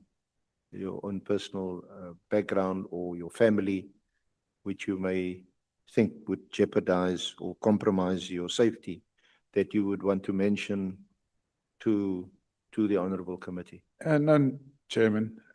I came here as a tourist, not a terrorist. I came here as a tourist. I like the country. I like the people. I met people that I became friendly with. And I took a decision that it was a nice country and a country where it would be good to invest, and that's what I did. So you came here purely for the reason that it was a good investment destination Correct, Chairman. and to make money. Well, you're always in business, you want to make money, Yeah. but not always make money. But yeah, I liked the country and I wanted to live here. By that stage, I only had a couple of children and we grew our family here.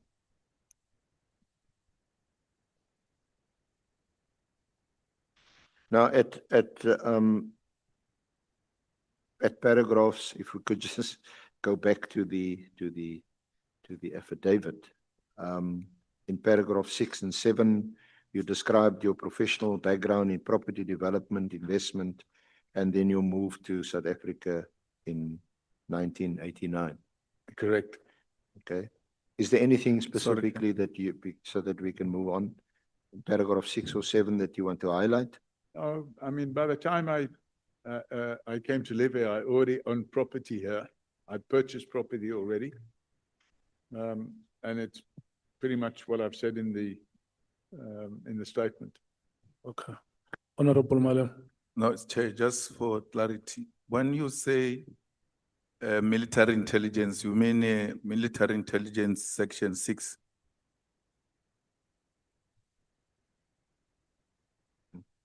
I can't hear what's being said, Chairman.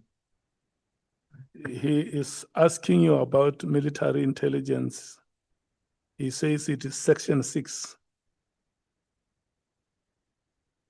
I don't understand the question, Chairman. My question is, when you refer to military intelligence, you refer to MI6? No, Chairman. Didn't mention MI6. So you were never a member of MI6? No, Chairman.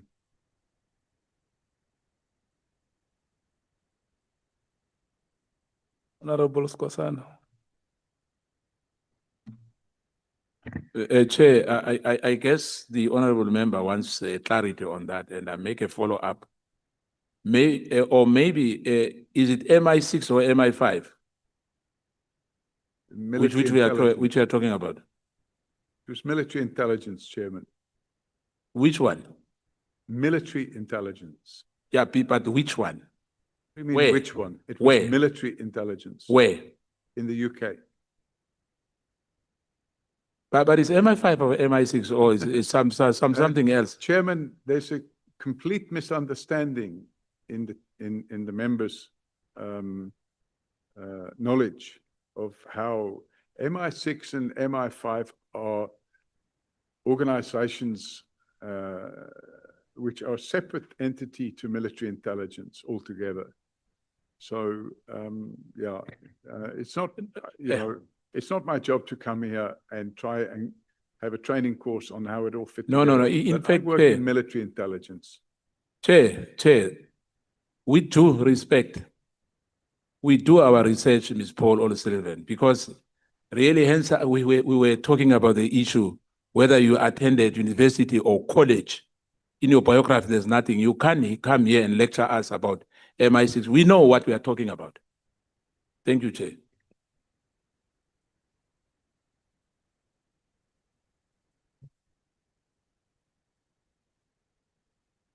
Thank you, Honorable Chair. Mr. O'Sullivan, just before we move to another section, do you have any training or did you have any training prior to coming to South Africa in forensic investigation?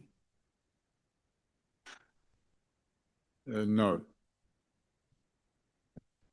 When you say forensic investigation, perhaps I should qualify that, because obviously I had training in investigation, but not forensic investigation.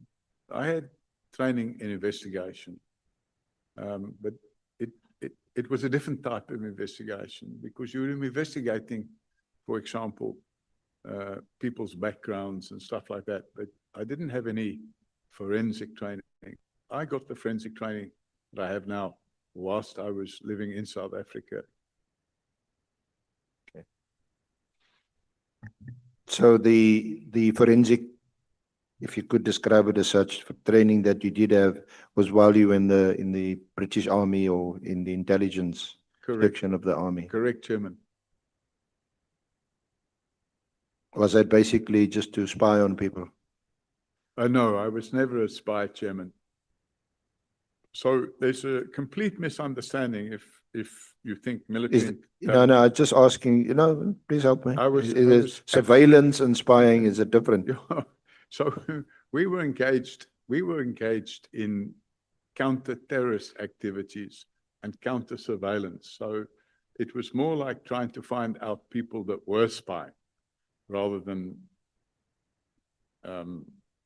being a spy yourself. I was never a spy. But you had to spy on those people to find out whether they're spying on you. No, but you never spied on them, you see. You never had to spy on them to find out. You would get information and you would follow up on that information. I think what certainly speaking for ourselves as evidence leaders and perhaps also the honorable committee members is just, we're just curious to know what really gave you an appetite to investigate people and to inquire into their backgrounds and so on prior to coming to South Africa and making this your home. So I never really had that appetite, Chairman. The appetite was developed during my short-lived relationship with the then Commissioner of Police, Jackie Salebi, which we'll come into later. But the reality is, before that incident, I never had any appetite whatsoever. Of course, I was a police reservist. And as a police reservist, Chairman, I did all the necessary training and became proficient in investigating murder and robberies and fraud. And as a policeman, you are expected to be able to investigate these crimes and get to the bottom of it. And that's set out in my commendations. In 1994, I received Police Officer of the Year Award in Johannesburg, not for spying, for investigating crime and getting to the bottom of it. But you did become a police reservist shortly after you arrived in the country in 1990. Yeah, I think you I'm arrived only in about 1989. Yeah. So just before we get to that section, which you have touched on already on being a police reservist, which is from paragraphs 14 through to 20, you discuss it there. Just before that, you held a number of positions in property entities, portfolios, your role at Sage Properties, then called Eastern Province Building Society. You managed property portfolio and security. And yeah, so just describe that to us briefly, just perhaps before we take the lunch break. It was very simple. Property development is what it was. I think we developed a few hundred houses. So you buy the land, you have to get it promulgated, you have to get the land rezoned, you have to get architects, what they call a site development plan, drawn up. So you use architects for that and town planners and surveyors. You get all the approvals, and once you get the approvals, you go to market and you sell the houses and you build them. And I think we did one or two small shopping centers as well, and a few small office developments and a few what we call mini industrial developments. And you do that with the intention to make a profit. And then I ended up with Sage Properties, and with Sage Properties, we were involved in managing property portfolios, which by its very nature involved the managing of the building services, the architectural services, the refurbishment, replacing the elevators, all that sort of stuff which goes with property management. Mm. And it complemented my work in the police, because one of the problems we had in downtown Johannesburg in those days was the spiraling levels of crime. And we started taking initiatives to reduce those levels of crime. And I got quite heavily involved in that. And that led to the formation of the Johannesburg Central Community Policing Forum. With the new Police Services Act, it was the government had taken a view that there should be community policing forums. So at that time, Sage Properties were a substantial property owner in Johannesburg, and we got involved and we formed the Community Policing Forum. For my sins, I was elected the chairman of that Community Policing Forum. And I set about, obviously voluntary work, but I set about doing it in a way that led to reduce crime in the city center of Johannesburg. We did a number of initiatives. One was installing cameras in the streets. Another was we created a thing called a crime prevention incentive scheme, where there would be awards issued, not bribes, but awards issued in the form of shopping vouchers and stuff like that for the policing in certain sectors that were able to reduce their crime. And we employed a young man to help liaise with the community in those areas. And we were quite successful. You described that at paragraph 17 of your affidavit. Yes. Yeah. So you just jumped a bit, because I want to just briefly also deal with your volunteer work as a reservist, which you mentioned earlier, that your secretary's husband, a certain Major Edwards in SAPS, had heard of your background, persuaded you to join South African Police Reserve. And before we deal that, Honorable Chair, is this a convenient point to take the lunch adjournment? I want us to recover 15 of the 20 minutes that we lost. So it's until 1:15. Thank you, Chair. So at paragraph 14,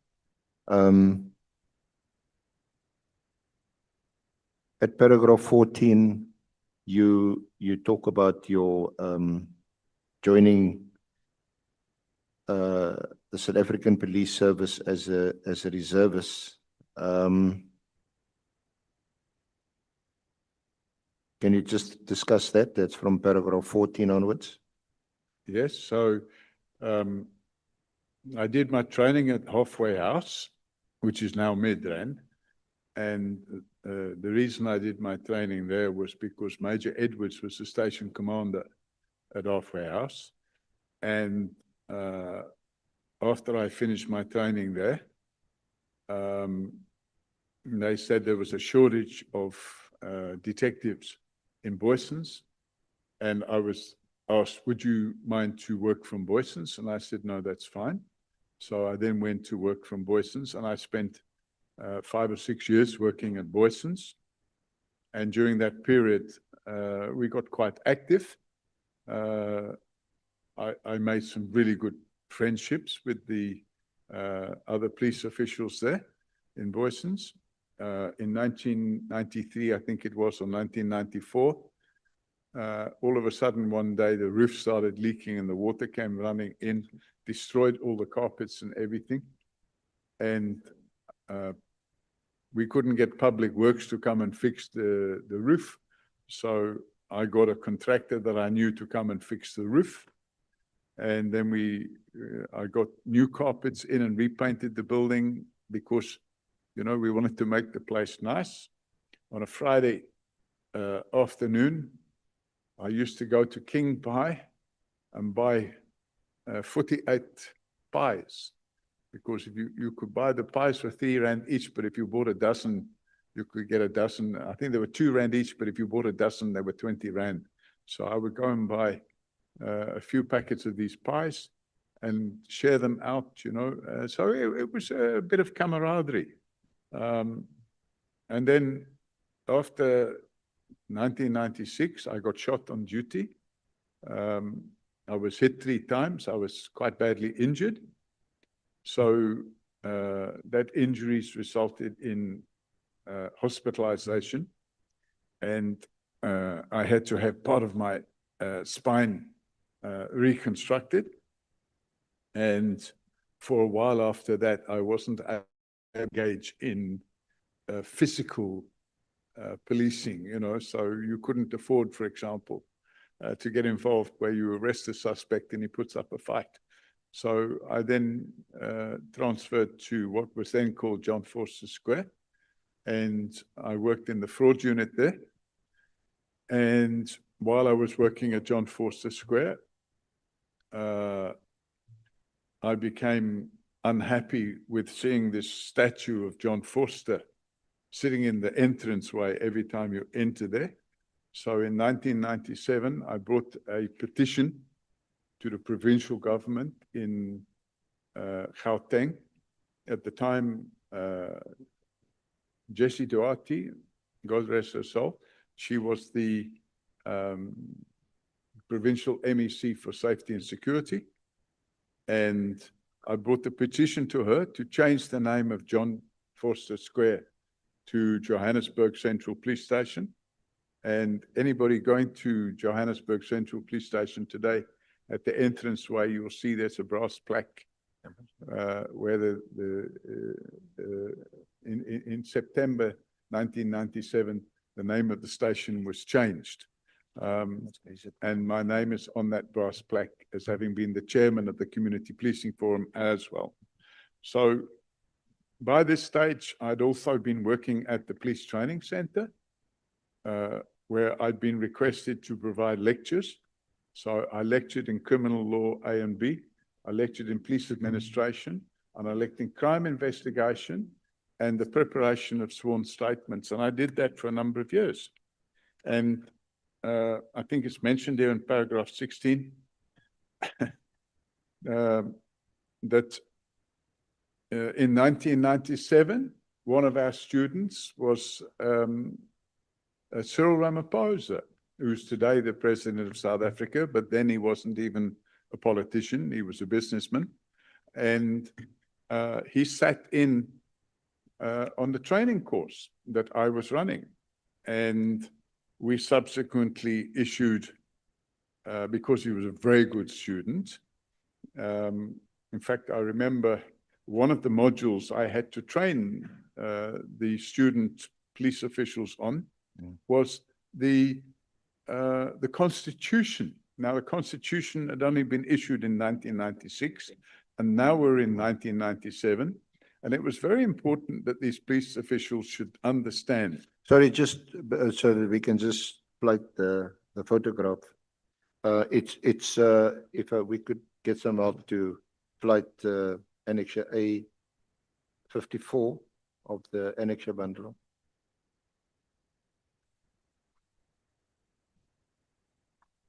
Who is doing it?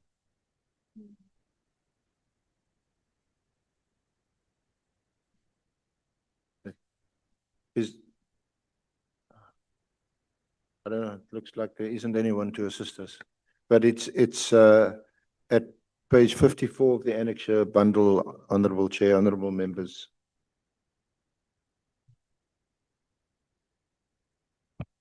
Chair. The evidence leader wants a thing to be flighted there. Can we please see that?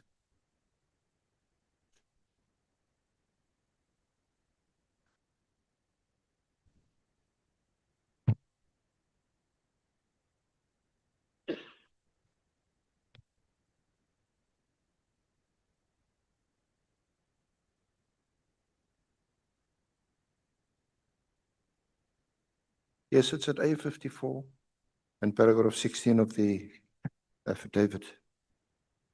So while we waiting there, may we proceed, Honorable Chair?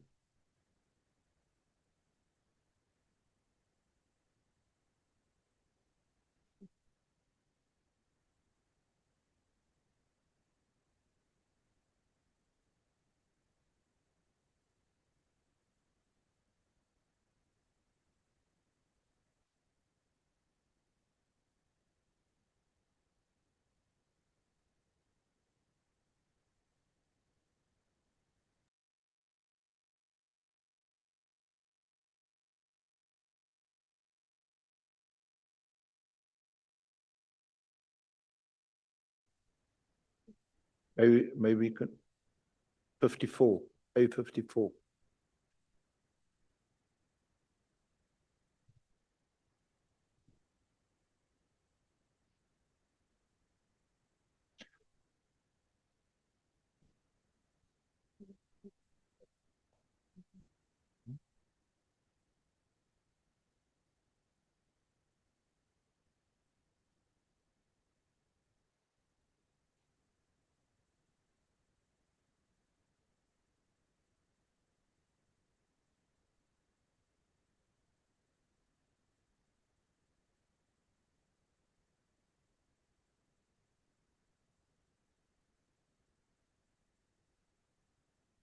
So if I may, in the meantime, continue, Honorable Chair. It's related to that. Can I ask you to look at A53, South African Reserve Police Service, House Reserve Training Center. It's dated 26 June 1997. Dear Sir, Detective Sergeant Paul Robert O'Sullivan, the force numbers there. The above name has been lecturing at this establishment and external courses since 1993. Currently lectures in the following subjects. And you've mentioned this: the Constitution and Police Ethics, Police Administration and Procedures, Crime Investigation and Scenes of Crime, the Criminal Procedures Act, Criminal Law, A and B, statement taking.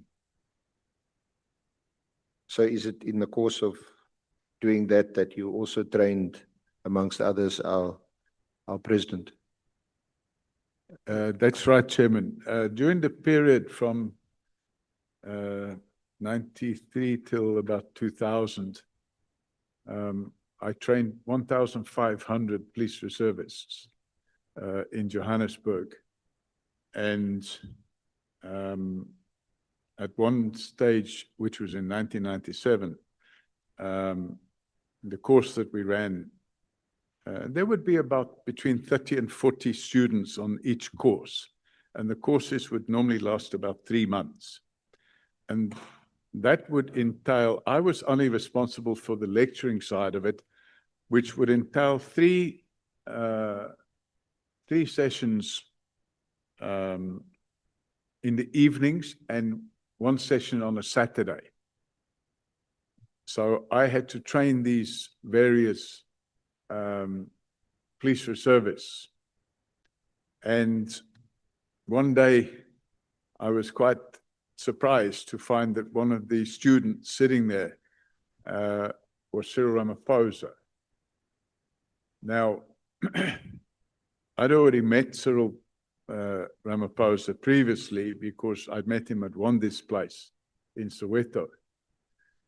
So I knew him already, and now he's suddenly a reservist or a reservist in training. And it was quite funny, really, because I remember one day I got, when you lecture, you don't just give a lecture and then leave it there.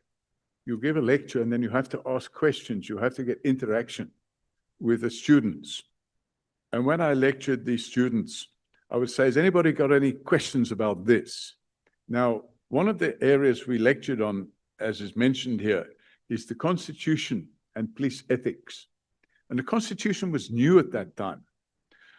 And my area of interest, insofar as these students was concerned, was the Bill of Rights, because I wanted to make sure that we wouldn't be training police reservists who wouldn't understand the rights of citizens.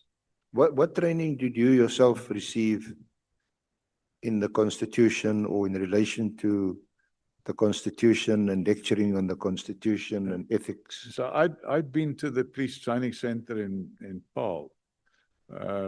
It's actually not far from here, where I did detective training and training of that nature. And then when the Constitution came out, I sat down, I can't remember the guy's name now, but I sat down with a constitutional lawyer in Johannesburg because I wanted to understand the Constitution.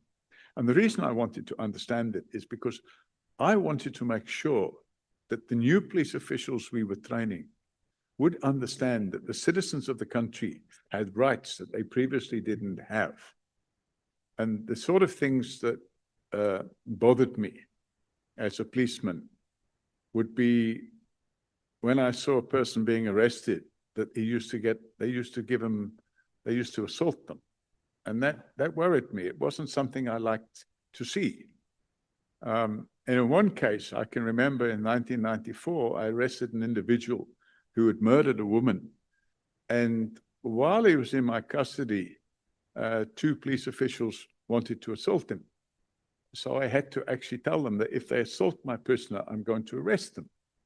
And that was problematic. But I decided to take a strong approach to that. So when I trained the reservists, I made sure that those reservists understood that if they breached the constitutional rights of any suspect, they themselves could face criminal prosecution. So I got myself up to speed on that. But the point I was making was when I lecture, I then get feedback from the students to make sure they understand what I'm saying. So I would give them an example and I would say, if so-and-so happened, would that be correct? And they would say yes or no, depending on what the example was I would give them. And then I would say, have any of you got any queries now? Do you understand everything? Do you have any questions? And one student popped out a question. I can't remember what the question was, but it was about constitutional rights, because that was the only area we were looking at. We weren't looking at the rest of the Constitution. We were primarily concerned with arrested and detained persons and the rights of prisoners. And he popped the question out like that. And I turned around and I asked another student, what do you think the answer is to that? And then I thought, oh, but I've got Cyril sitting here. So I point to Cyril. I said, Cyril, do you agree with that? And he said, why are you asking me? I said, because you were involved in the drafting of the Constitution. That's him on the screen. Pardon me? It's him on the screen. Yes. So I was a bit younger then. I had some hair. So I asked Cyril, do you agree with his answer? And Cyril said, yes, he's correct. You know, and so that was the sort of thing that we used to deal with. Okay. And then at the end of that particular course, everybody gets what they issued with an appointment certificate, which says, okay, you are now a police constable. So Cyril became a police constable. And on every course, if you scroll up again, you can see it's gone now, there's a shield. And actually, I created that shield. I paid for it out of my own pocket. And we used to have a little thing where you engrave the name of the best student. So on each intake of students, I would invite the other lecturers to nominate a student for best student. And bearing in mind, in those days, Cyril was not involved in politics in any way, shape, or form. But he was nominated, and it was agreed that he would be the best student on that particular course. So when we gave him the shield, he keeps it for a year, then he must hand it back. When we gave him the shield, the media were there and the picture was taken. Yeah. Honorable Nombalo. Yeah, no, thanks, Chair. I was interested in Mr. Paul O'Sullivan's response regarding the question that the senior counsel has asked. I think the question is, what official qualification did you get in order for you to qualify to train others about the Constitution? Now, the response that I heard is that he met a lawyer and then he asked about the Constitution because he was interested. So is that the only qualification that he got? Because I think the question was about an official qualification that he got that made him to qualify to train others about the Constitution of South Africa. I was interested in the response, but I'm realizing now that the senior counsel is moving on despite the wrong answer that has been given. Must I answer, Chairman? Chairman, at that stage, there were nobody in the country that had any qualifications in the Constitution. They didn't exist. There were no constitutional lawyers. They didn't exist.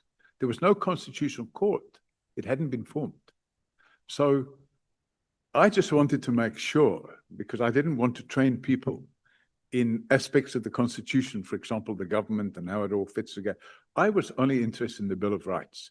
And I wanted to make sure that the students I was training, the students we were putting out, after they had received their training, that they wouldn't go out on the streets and abuse the constitutional rights of others. So there was no qualification. You have a law degree. Mr. Paul O'Sullivan, do you have a law degree? No, Chairman, no. I just learned, I went and sat with a senior lawyer and went through the Constitution and understood for myself exactly how the Constitution would work.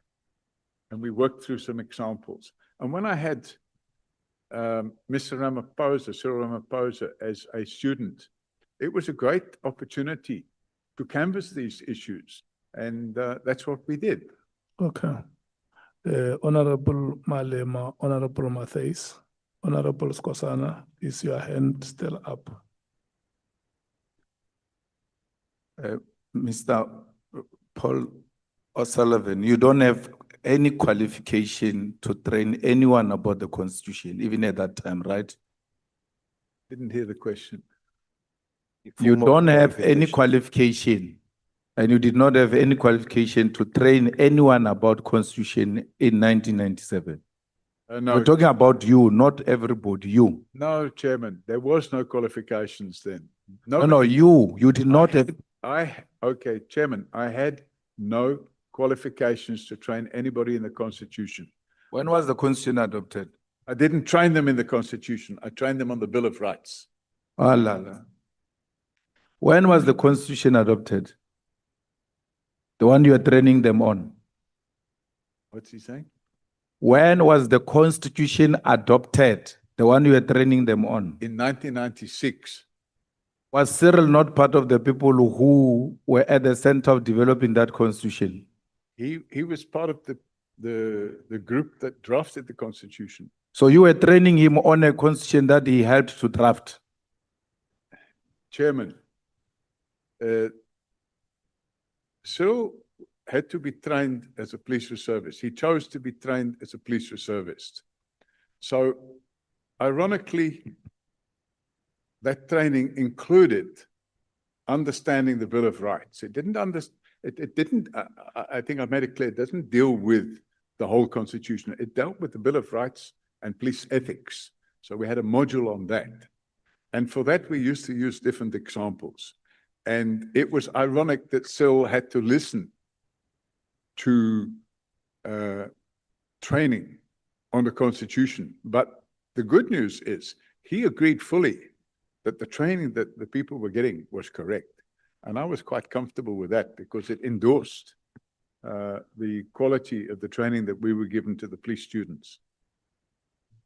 Mr. Paul O'Sullivan, are you suggesting that the president went to write the Bill of Rights collectively with others and only to be trained about the Bill of Rights after putting it into the Constitution? Well, Chairman, I think we playing word games here. The reality of the situation is that in order to be a police reservist, you have to go through a little tick box exercise. You have to get trained on this, you have to get trained on that, you have to get trained on this, you have to get trained on that. Even if you were part of the people that wrote it, you're now coming into a system where it has to be demonstrated that you've had that training. So, yes, it was quite a strange situation for me, because clearly, Cyril Ramaphosa knew a lot more about the Constitution than I did. But the reality is that's where it worked. Before I take Honorable Mathis and Honorable Skosana, Mr. Paul O'Sullivan, Mr. Paul O'Sullivan, is it difficult for you to say Mr. Cyril Ramaphosa or President Cyril Ramaphosa? I'm sorry, Mr. Cyril Ramaphosa. He's now the president. At that point in time, it was Mr. Cyril Ramaphosa. He's now the honorable president. Okay. Honorable Mathis. It's also on the training, even the training of the police reservists. I thought we should just get clarity. Mr. O'Sullivan said he trained at the police academy or training center in Paarl. When did he graduate from there? Because he's now training even our reservists. So, and was the training to be able to train, or he just got? I don't hear what she said. Okay, my question, Mr. O'Sullivan, is this. You've indicated that you attended training at the police academy or the police training center here in Paarl. Am I correct? Chairman, I went on a train the trainer course where we were trained to train. So, yes, so that's what I'm asking. So I'm asking, when did you qualify? How long did it take? How long was that course? A 3-month course. Okay, thank you. And then you were qualified after 3 months to train other reservists? The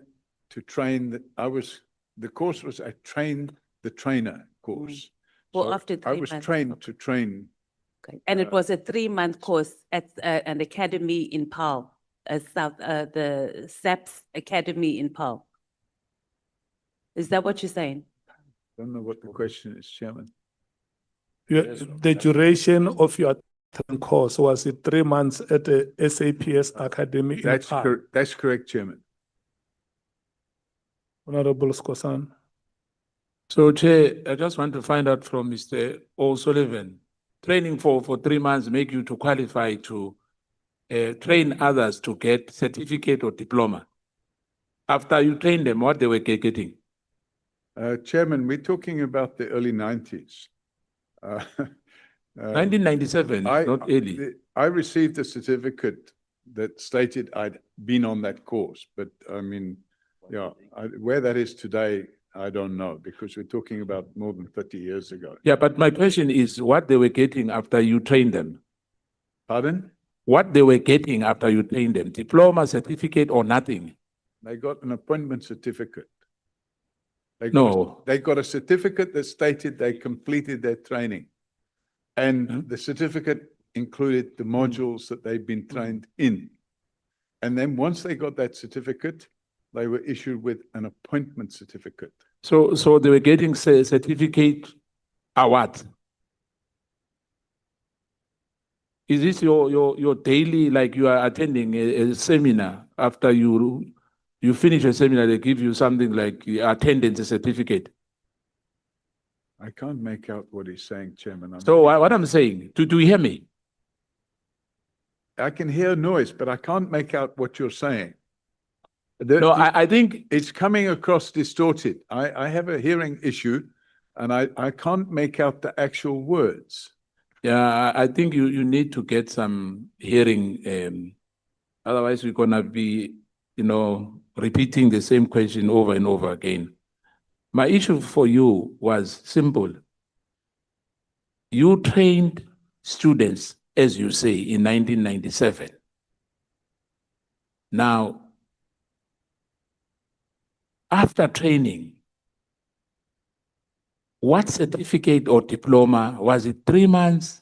Were you giving them something, or what was the value of that training? Because yourself, you were not qualified as well. Yourself, you were not qualified. Do you agree? What is the actual question? I don't understand. No, it's simple. If you want to understand, the simple question is, those students you trained, where they were awarded a certificate or a diploma? I've answered, Chairman, that they were issued with a certificate that they had completed their training. From the unqualified person like you? By what? You were not qualified to do that, am I right?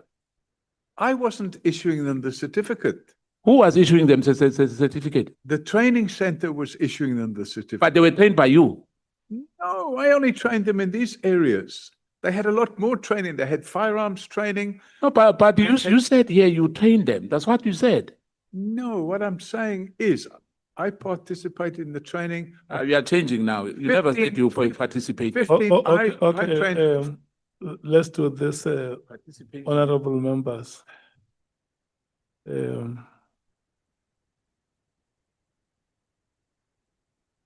For clarity, Chair, on record, he said he trained them, not participated. Okay. He said, Thank you, Chair. he said that he attended training the trainers course in PAL. And from there, together with other trainers, they went to train the attendees. And so those attendees, some would have been trained by other trainers on firearms. He was training on a constitutional law. Thank you, Chair. I'm saying he said himself he trained them, not participated. Now he's changing. He said he participated. Okay, no, it's fine. Chairman, it's the same thing. I trained 1,500 reservists. I didn't give them firearms training. I didn't train them on how to wear their uniform. I didn't train them on how to salute. I didn't train them on how to march. I didn't train them on how to arrest somebody. I trained them on the administrative items, which is You had specific themes that you were training on. I trained them on the areas that I was Yeah. trained to train them on, So- and I trained 1,500 of them. When we come back from break, there is a hearing device there. You can try it and see if it will not help you. Honorable James, What did he say?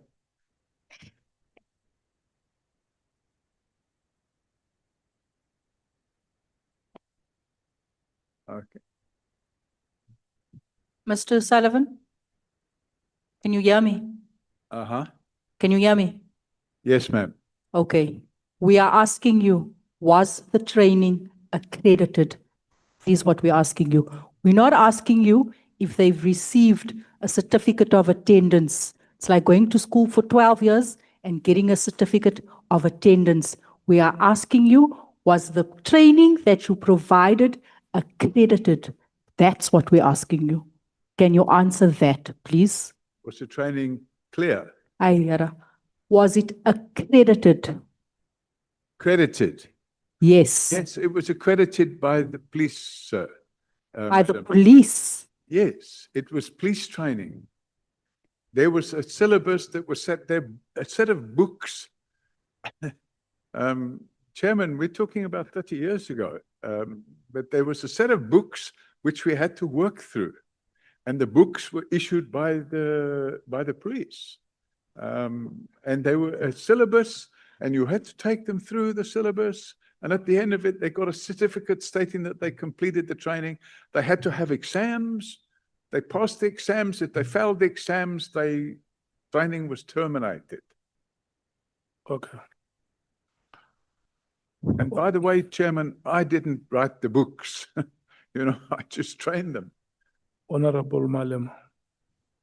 Chair, I'm just clarifying that the story that he says he has not trained people and the way you were summarizing it is incorrect. It's in paragraph 16, where he explains how he was training people, and then he concludes by saying a total of approximately 1,500 students were trained by me, not trained by us, trained by me, in his own words, in his own affidavit. Me. No, but I don't think you trained them. I trained them. I trained them in the subjects of constitutional police ethics, police administration and procedures, crime investigation and scenes of crime, criminal law procedures act, criminal law A and B, and statement taking. I trained 1,500 reservists in that training. I agree with you. Unqualified as you are, you trained 1,500. I agree with you. You said that. In crime investigation. Okay. Okay.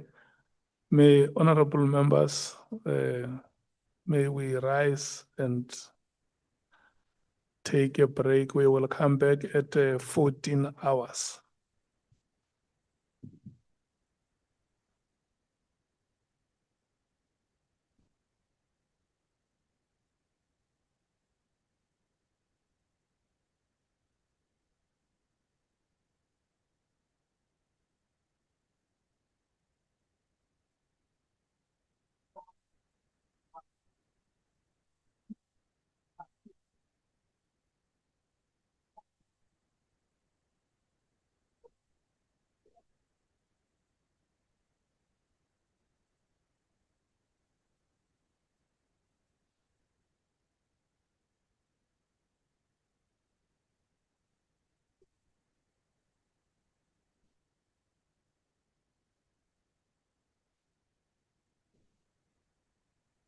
We're having lunch at the back. Okay. You can join us. I don't really eat that much, but I can have a snack, I suppose. You know, the Madisa.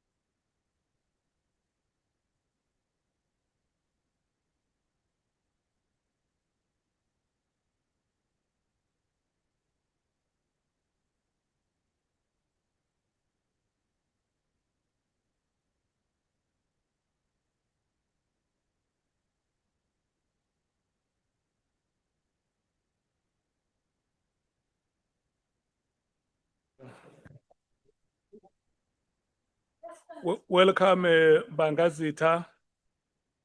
Welcome, Honorable Mwango. Thank you so much.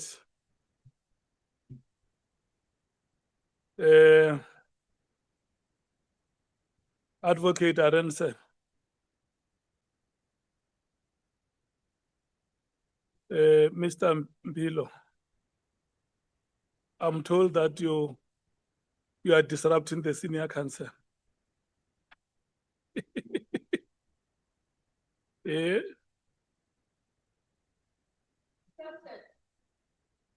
Yeah. Yeah. Are we resuming Advocate Arense? Let's resume. What is the approach?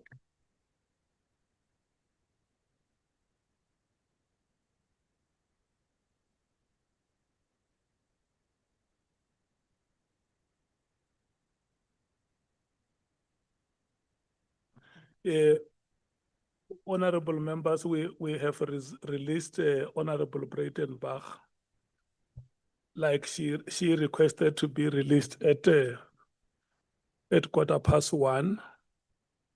And Honorable Topper, where he is, he's following the proceedings. He says the apology should read that due to logistics and traveling arrangements, not preparations for the SOPA. Yeah. Okay, we are back in action. Advocate Arense, may we proceed together with Mr. Honorable Sols? Chair, I just want clarity quickly around our seating arrangement. My seat is occupied by MP from the Economic Freedom Fighters. I didn't want to bring it to you, so I showed courtesy and brought it to the leadership. But now I'm not listened to, so now I'm bringing it to the House. I can't be putting my seat here. You know, I know Honorable Malema to be a very sociable And maybe it's only when it comes to me. and kind neighbor. And maybe it's only when it comes to me. So may I just request you to apply the laws of good neighborliness? No, Chair, it was never brought to our attention. We'll resolve it. There's no problem. It Yeah, was not brought to attention. Ask your DSG. Yeah, DSG didn't tell me. I didn't know there was a problem. Thought the commander is very strict. There's no glitch. Now we'll deal with it. All right. also you feel relegated there. You are in the lower division. Are we sorted now? Yeah, no, I understand that there is May I take my seat next to I the understand next to the commander in chief? that there And is good my seat will never be neighborliness. occupied again. Yeah, All right. that proximity is good for you. No. Okay. Thank you so much. Advocate, are we ready? Thank you, Honorable Chair. Honorable Mr. members. Paul O'Sullivan, welcome back.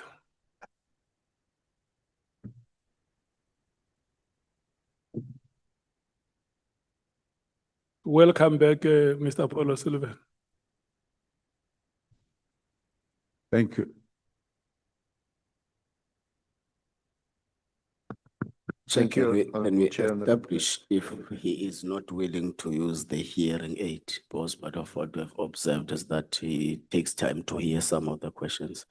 Hence, he was advised to use the device in front of him. So can you establish if he is not willing to use it? I'm going to try it, Chairman, but I'm not sure it will work, and I'll explain to you why. Okay. The year before last, somebody tried to murder me. And when that happened, I was left hospitalized due to what they call TBI, which is traumatic brain injury.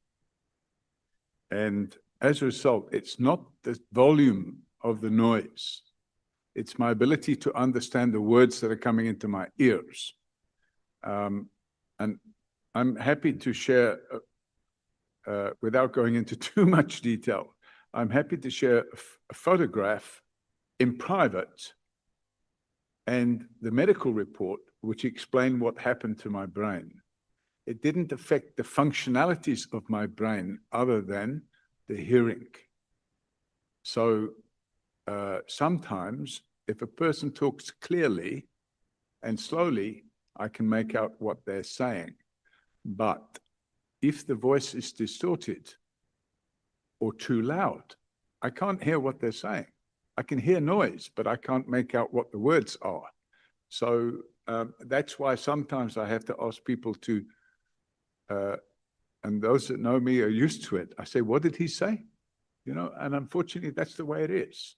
They never caught the person that tried to kill me, but I'm still living with the whatever happened about it.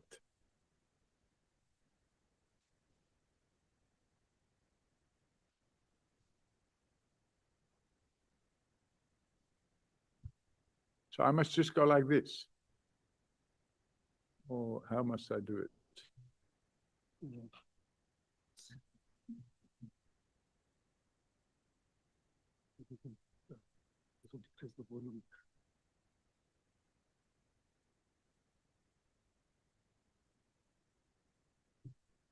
Now you can hear silence.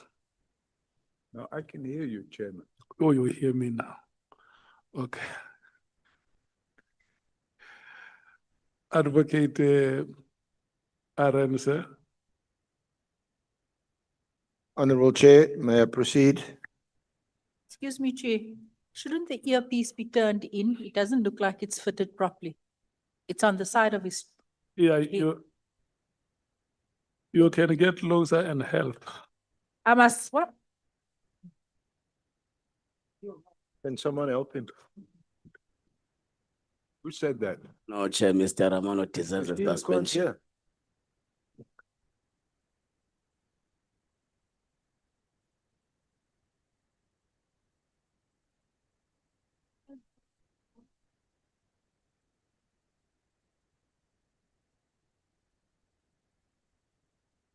Shit.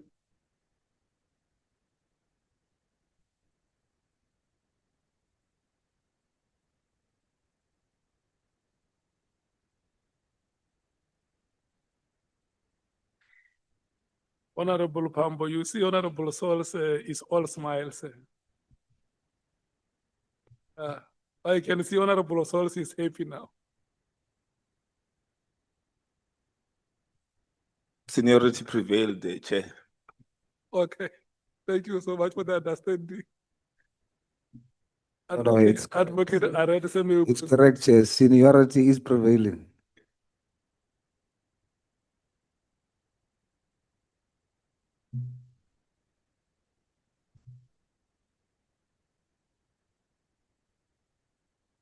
May I proceed, Chair? Thank you. Mr. O'Sullivan, are you ready? Yeah. Oh, good, thank you. Thank you. Just to recap and maybe to summarize from the line of questioning about your credentials as a police reservist trainer and more particularly as a lecturer, because you said you lectured in subjects of police administration, crime investigation, criminal law, and also the Constitution, and probably the most important part of our Constitution, which is human rights. Yes, the Bill of Rights and human rights is the same thing.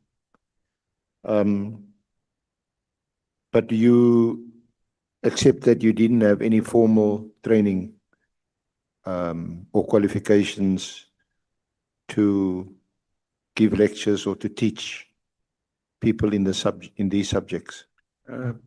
As I said, I went on a trainer's course.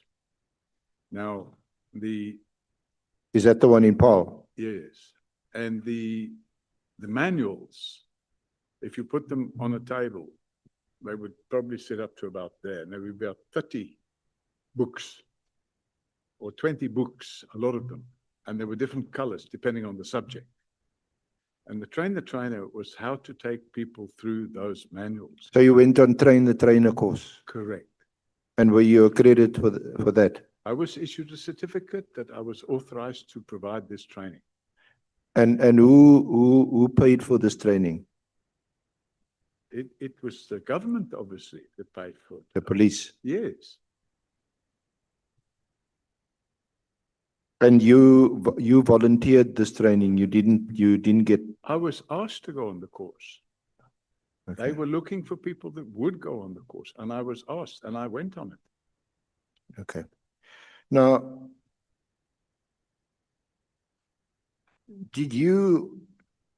I just want to just ask some questions about your entry into this country. So it wasn't first time in 1989. You had been here previously. Oh, yes. I've been When coming, did you first come into South Africa? I can't remember the year, but it would have been in the 70s as a tourist. Yeah. So, I mean, I remember going to Kruger Park. I remember staying, some of it you can still remember. I remember staying at the Fig Tree Hotel in Nelspruit, which was 7 Rand a night, or 7 Rand 50 if you had breakfast. So it's a long time ago. And I enjoyed it. I came here for holidays. And I probably came once or twice a year for holidays. And did you visit what was then Rhodesia before it became Zimbabwe? I did, indeed, yes. And what was your purpose for going to then Rhodesia? I spent a 2-month holiday at a place called, it's now called Wangi. It was then called Wankie, which was a very large game park. We cruised on the Kariba Dam. We went fishing on the Kariba Dam. Yeah. You didn't interact there with the Rhodesian police, their special forces, or the army? None whatsoever, no.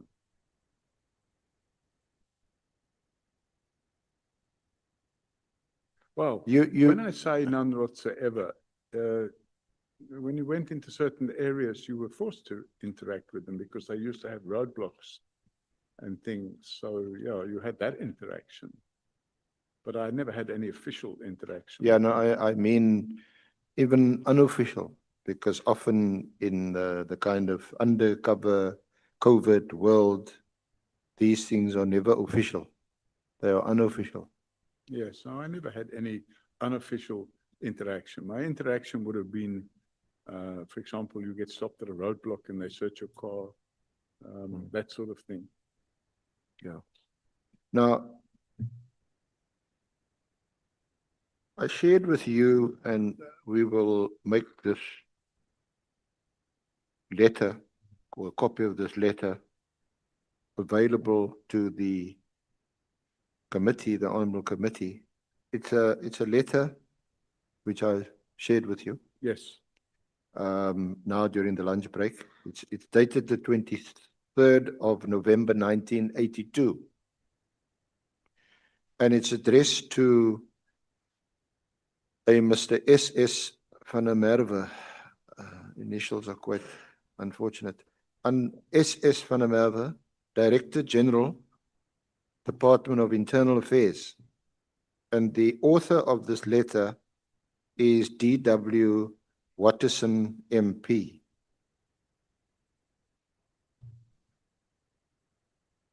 Now, I do because, well, not because I'm a bit older than most in this room, but I do remember a member of Parliament, Watterson.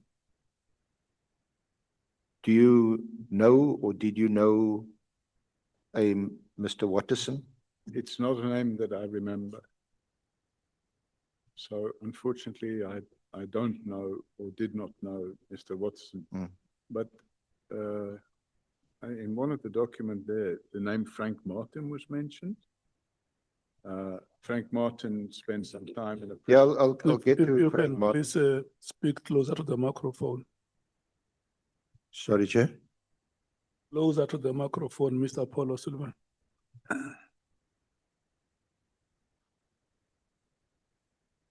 So, Mr. Sullivan, this letter reads, and you've got a copy of the letter. It's from, Mr. Watterson to, Mr. Van der Merwe, who was then the DG of Internal Affairs. Dear Sir, enclosed herewith are documents for a Mr. P.R. O'Sullivan, who holds a Republic of Ireland passport, but has been brought up largely in England and now wishes to settle permanently in South Africa. I first met Mr. O'Sullivan in the UK in an ex-servicemen's club with Mr. Frank Martin, senior MEC in Natal, about 2 years ago. He was very keen to settle in South Africa. We were both impressed with him as a suitable settler for South Africa. Intelligent, well-educated, and of a very conservative political attitude. I believe he would be a very useful addition to the white community of our country. Upon conversation with him, it appears that he has voluntarily undergone military service overseas and is very familiar with modern armored weaponry. If allowed to remain in South Africa, he would be very willing to undertake military service. I regret having to worry you with another of these immigrant cases, but I believe this one is well worth the effort. His visitor's permit expires at the end of January 1983. Therefore, it would be appreciated if the matter could be handled with some expedition. Kind regards and best wishes for Christmas and the New Year.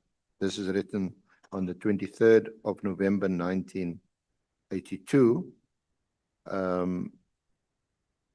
What is it? Sorry, Gilbert. Sorry.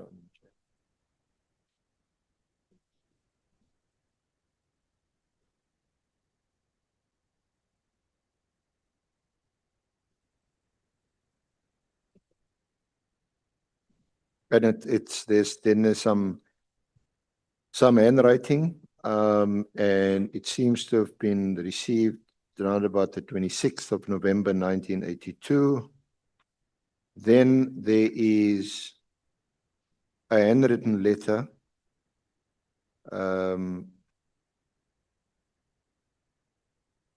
which is dated, is that 20 November 1982, and it comes from you, and I think you confirmed that this was your handwriting, and this is what it says.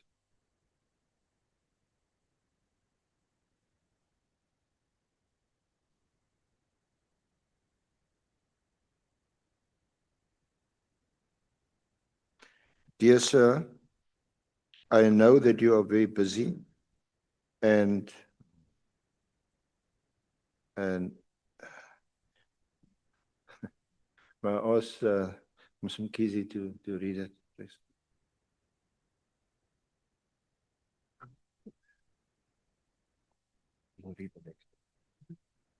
Dear Sir, I know that you are very busy, and I'm sorry to have to take up your time. However, I am in a predicament and can think of no one else to turn to.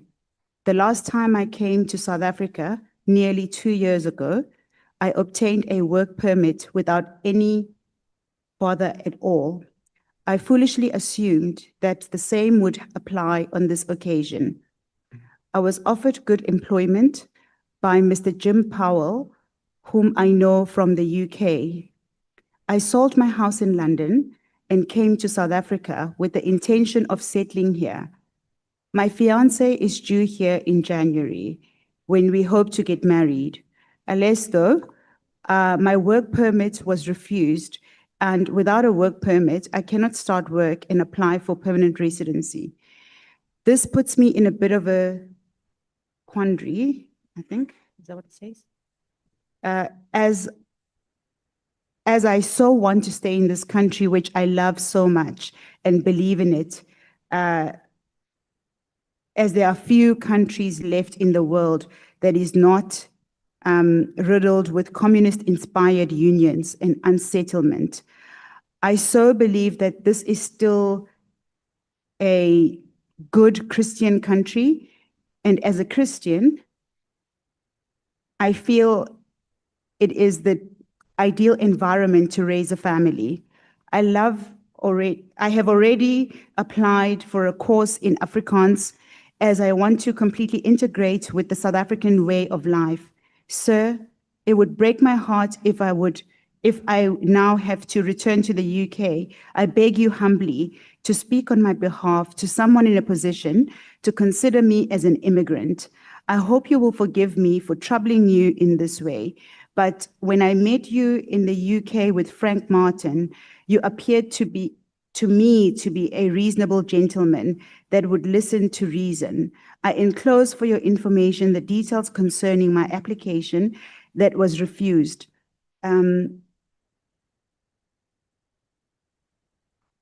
Here are some details about myself and copies of my certificates and references.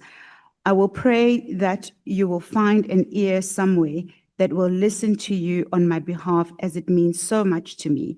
I have also sent a copy of this letter to Frank Martin, who has been a friend of mine for some years now. Humbly yours, P.R. O'Sullivan.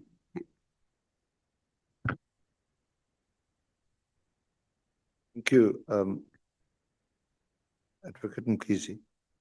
So this letter appears to have been addressed to, I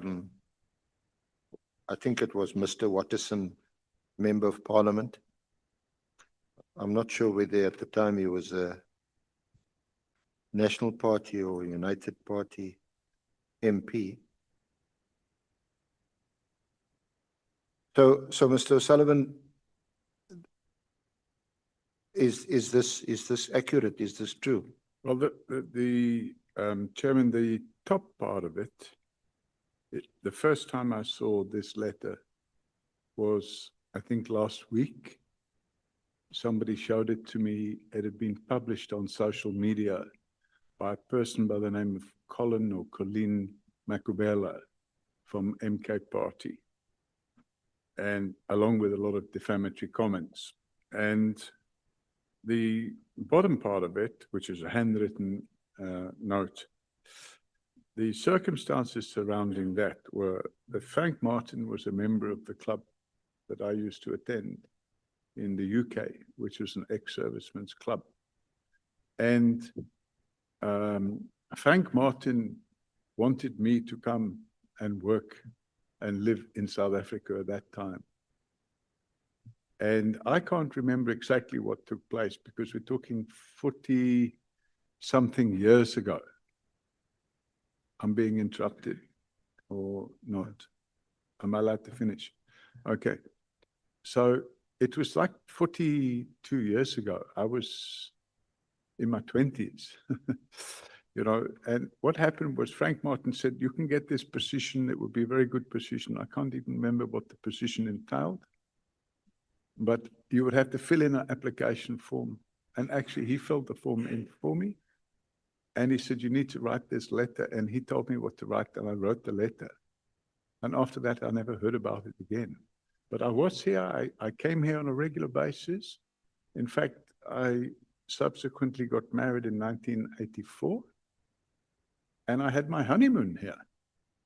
I never sold any house, of course, as was stated there. I wrote what Frank told me to write 42 years ago. And after that, I can't recall what happened about the matter, but I'd never seen, and I don't recall having met this fellow Waterson. If I met him, I don't recall meeting him. It's not a name that I know. If he says your handwritten letter appears to be addressed to him, although he's not mentioned in the handwritten letter, because he then references that he met with you in the UK in an ex-serviceman club with Mr. Frank Martin about 2 years ago. Yeah, I don't recall that. Frank Martin was definitely a member of my club. Frank Martin was in a prisoner of war camp with my late father. And Honorable Novalo. No, thanks, Chair. I couldn't hear properly. You spoke about Colleen of the MK party. I just missed that part. If you can explain what he meant. He says the letter that is being referred to was posted on social media by a certain Miss Colleen Makubela from the MKP. Okay. Okay. along with a lot of defamatory comments. Along with a lot of defamatory comments.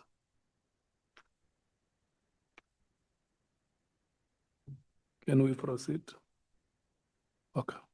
So can we accept that this letter that was addressed by Mr. Watterson to the DG then of Internal Affairs in 1982, it appears to be an authentic letter? It certainly appears to be, but as I've said, the first time I've seen that letter, I think it was either last week or the week before, when somebody forwarded to me and showed me the post on whatever it is, either Facebook or TokTik or what's this other one called? Twitter. It was on one of these, and the person, it may be somebody that's not Colleen Makubela, but the person that appeared to have been posting it was using the name Colleen or Colin or Colleen Makubela from the MKP and stating that I can't remember the defamatory words now, but you know, this is a racist pig and he needs to go or something like that. I can't remember the word. Okay, I'm not really concerned about that. I'm sure the honorable members from the MKP will ask you about that. What I want to know is whether following Watterson MP's letter to the then Director General of what was Internal Affairs, we regarded then as notorious, but he writes to him and he says that your visitor's permit was expiring at the end of January 1983. The letter is written in November 1982, essentially seeking a favor to either extend your visitor's permit or in fact requesting that one can infer from the letter be accorded some permanent status. So my question to you is, after you wrote the letter in November 1982, on the 20th of November, it looks like to Mr. Watterson, did your status change after January 1983? No, in fact, Chairman, I was if I recall correctly, I was on a vacation in November in South Africa. I wasn't here until January the next year. And I met with Frank Martin, who I knew, because, as I previously stated, he was in a prisoner of war camp with my late father.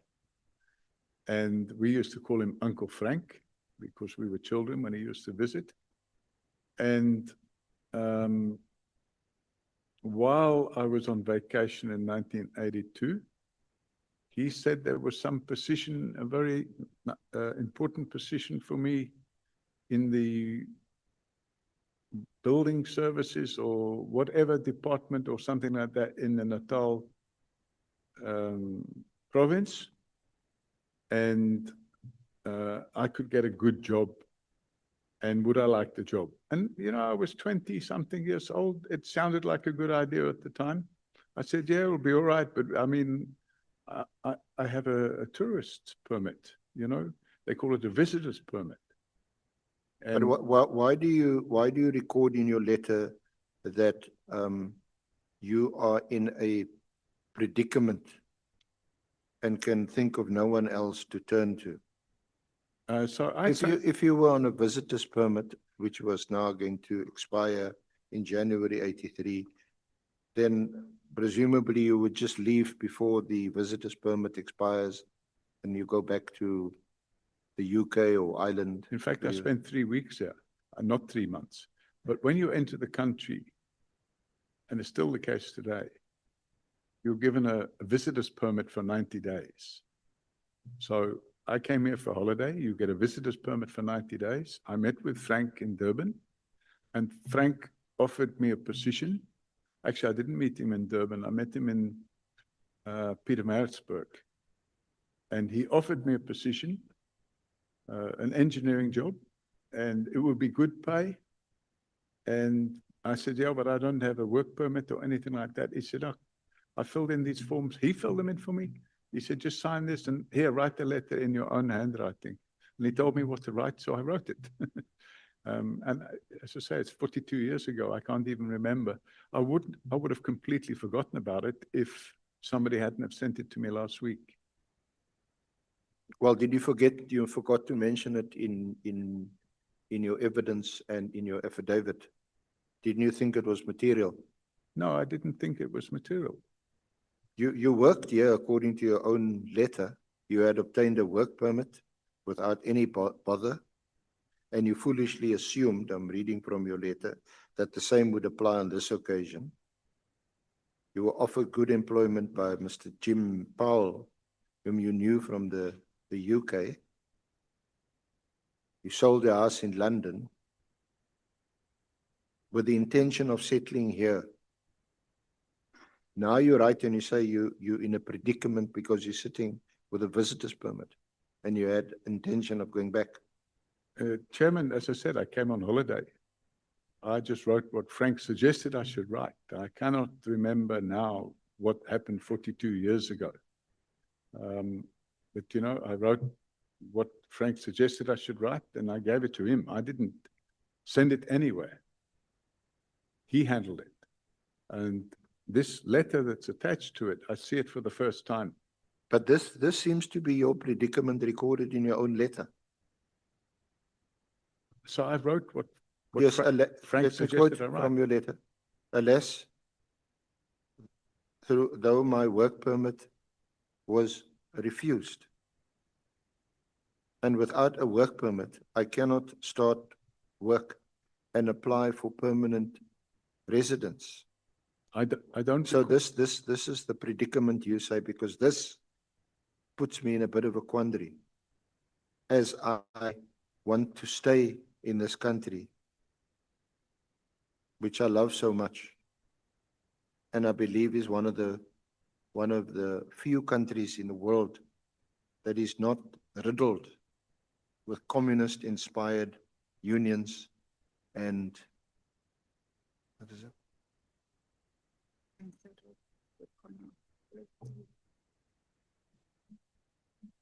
Yeah, and then you go on to say that this is a good Christian country. So this is an appeal to a politician to help you to obtain a work permit and permanent residence. This is not a casual visitor who's coming here, the visitor's permit expires and now you know you must leave the country. I'd left the country before that letter even was typed, because I was in Durban. I'd had 2 weeks holiday. I had another week to go, I think. And Frank suggested, I can get you a job here. You can become a resident here and whatnot. And it sounded like a good idea at the time. I was, as I said, I was 20-something years old. I'm 70 now, you know, so he did the forms and he suggested I write the letter. He told me what to write and he said, I'll handle it. Off you go back. We didn't have mobile phones and stuff then. I never heard from him again. In fact, I heard from him again, I think 2-3 months later. And he said, no, it's a, what do you call it? Storm in a teacup. And it was 42 years ago. But there's absolutely, and I mean, I've just read again now that handwritten letter. It says, So what are you saying, that you were not in fact in a predicament or in a quandary? not in a You predicament. wrote what he told you to. Yes, at the time I was fully employed. So you wrote an untruth in a letter addressed to the Director General of this country in 1982 in order to influence that Director General to issue you either with a work permit or permanent residence. Well, I won't say it would untruth. Frank said, if you write this letter. Well, and we- why is it not an untruth? Well, I suppose. When you now say 50 years later, It would have that- been a predicament, I suppose, if I was given the job, but I wasn't given the job, so it became a non-event. But you know, in the 20s, you'll do things that perhaps you wouldn't do when well, you it would have become been more mature. it's a pity that you know, you give this explanation, the extent to which I don't know whether it will persuade anybody, but it's because I disclose this letter to you and I can assure you that I'm not on social media. I didn't pull it from social media, neither did any of my colleagues. I mean, we get this information on good authority. And you didn't disclose it in your affidavit. I know that my colleague, Advocate Mkhize, did raise it with you. Sorry, you raised it with her and said that this has now been brought to my attention. That's correct. Yes. I brought it to her attention last week when it was brought to my attention. Yeah. On Sunday. Yeah, and I finalized my affidavit, I think on Friday or Saturday. So it was brought to my attention. I said, oh, you know, but there's so much other stuff on social media. Why should we put all that in your affidavit? There's stuff on social media which is completely fake. Yeah, Mr. Sullivan, you know, I'm always pressed for time, so don't worry about social media. I want to ask about this letter, because you also write your work permit was refused. In other words, what I'm trying to understand, and you must please help us, is that this is not some casual letter written by a 20-year-old on the advice or guidance of a more senior person, presumably Mr. Frank Martin, or an MP, to say, just write this down. This is serious. You say you had applied for a work permit, but it was refused. And now and your intention is not to holiday here. It is, and I'm paraphrasing your letter, it's to start work and to apply for permanent residence, and for the reasons that you've given. This is a Christian country, don't have these communist unions here. You like the people here. You even want to learn to speak Afrikaans. Well, unfortunately, if you're offered an opportunity, I thought it would a good opportunity at the time, and I went along with it. The reality of it is, I don't remember getting a work permit or being refused a work permit. I never came to work here in pursuit of that. And I only later, in 1989, which was 7 years later, applied for a residence permit on the basis of being a person of independent means. So I didn't see it as being anything other than that. Well, we now know from your evidence that we accept that these letters as authentic Because you see, this changes the reasons why you came South Africa in 1989. The impression you create in your affidavit and the early part of your evidence is that, in fact, the market or the property market, I forget now, but you can correct me, in the UK had collapsed and you were looking for business opportunities and you came to South Africa in 1989. So the impression you create is that you're entirely disinterested in this country, other than this is an opportunity to invest and to make money. You said, no, of course, if you invest, you want to make money. But that's the extent of your interest. Now we read a letter that you wrote to a member of parliament to say, look, I'm in a predicament, I'm in a quandary. This is some 7 years before you eventually came here in 1989. And that you had already applied then for a work permit. You had already applied, and I'm paraphrasing from your letter, for a course in Afrikaans, as I want to completely integrate with the South African way of life. Do you accept that this puts a different narrative or background to why you entered South Africa in 1989? No, I don't. And the reason for that, Chairman, I didn't just come here to invest and make money. I had been coming here every year for a holiday for many years. And I invested in property here before I took a decision to come and live here. I had already acquired property in 1987, but I didn't apply for permanent residence then. I bought another property in 1988. It was in 1989 that I decided, you know what, I like this country, we must go and live there. And then I applied, and my application was granted. Yes, but let's deal with that. Was in 1989 and after that. Because unless, again, you were told to write this and you didn't really mean it, in other words, it's not true, you say, sir, and I quote from your letter, it would break my heart if I now have to return to the UK. You're actually desperate to stay here because, as you say, you're in a quandary, you're in a predicament. And then you go on to say, I beg you humbly to speak on my behalf to someone in a position to consider me as an immigrant. So in 1982, November, you expressed a desire. You pleaded, you want to stay here as an immigrant. You didn't want to return to the UK or to England. It was probably an exaggeration. The reality of it is... So you exaggerated. In that you wrote some untruths. I wouldn't say you untruths. exaggerated. I exaggerate. Can we take Honorable Nomvalo?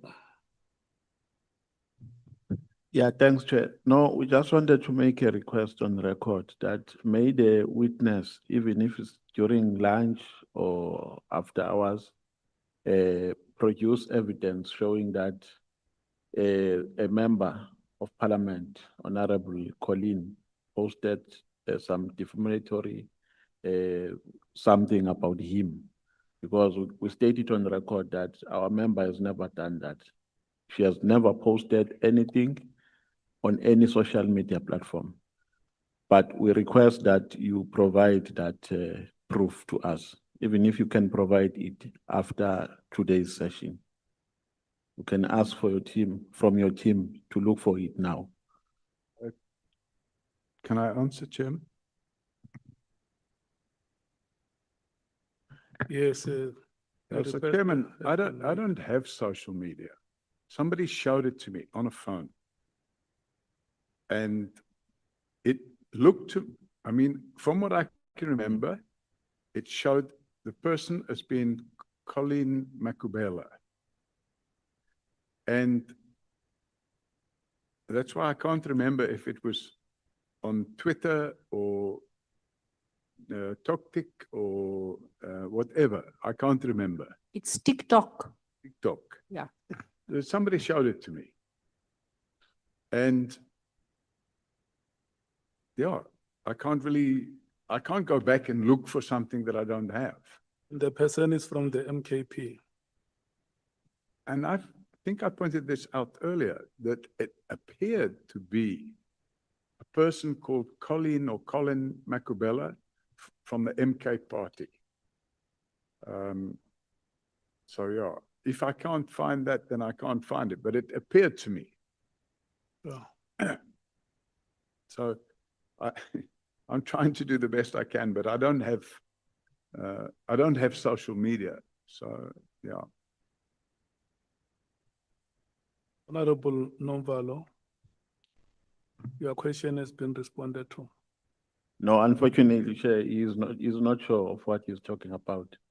Then I think we are helpless under the circumstances because our member has never posted anything of that nature. Hence, we make a request that he provides proof to us. Because our member is even ready to depose to an affidavit. She has never posted anything of that You nature. confirm to him that you have a member called Colin Makube. Do have a member called the former chief whip of the MK party. I think she's all known to us, but she has never posted anything of that nature. So I think it's wrong and unfair for the witness to say something that is untrue about her while she is not even here to respond for herself. Honorable Skosana. Thank you, Chair. I guess this issue of casting aspersions without evidence, I always question witnesses. We had witnesses last week. When you ask for evidence, they are evasive. Now, Mr. O'Sullivan say he saw from someone on his phone. Now, it's a hearsay. You saw that alone. We want evidence here. Because now we are painting someone, and without any substantiated evidence to the honorable members here. We can't deal with gossip here. Thank you, Chair. Can you just say you disagree with that statement and we move forward? Honorable Malem. No, Chair. They're raising a serious issue. If the witness is not sure, instead of you asking them to say they disagree with the statement, you should ask the witness to withdraw that. Because he cannot just come here and then say thumbs up things here. If he's not sure, the only way to close this matter is that he withdraws that and then we move forward. Because he's not sure if it's Honorable Colin who posted that. And to cast aspersion on our fellow member and then we just pass like that, it is unfair. So if the witness is not prepared to produce any evidence to that effect and is not sure, can we please request him to withdraw that allegation? Chairman, I'm going to go back to the person that showed me and see if I can get a screen grab or something of that nature. And if I can't get that, I'll withdraw the statement I made. Is that acceptable? No, the statement is withdrawn. What you are sharing with us now is information, it's not evidence. Okay, the statement is withdrawn. It only becomes evidence when you can substantiate it.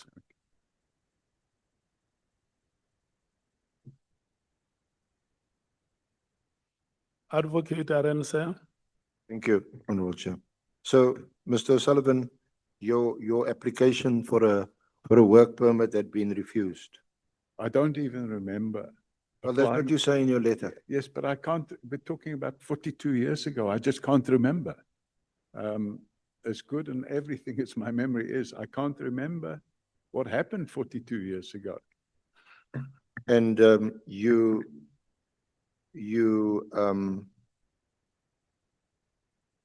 had then given some details of yourself and copies of your certificates and references.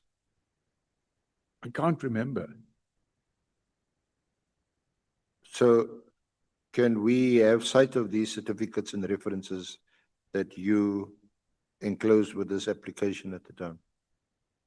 If we can get them from the person that supplied these documents, I would be happy to do so, but I cannot remember, Chairman, what certificates and application or whatever the case may be.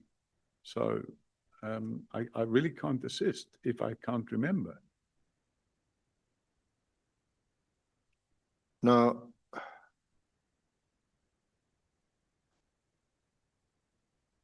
when were you given South African permanent residency? I think it was 1989, November or December or October. It was late 89.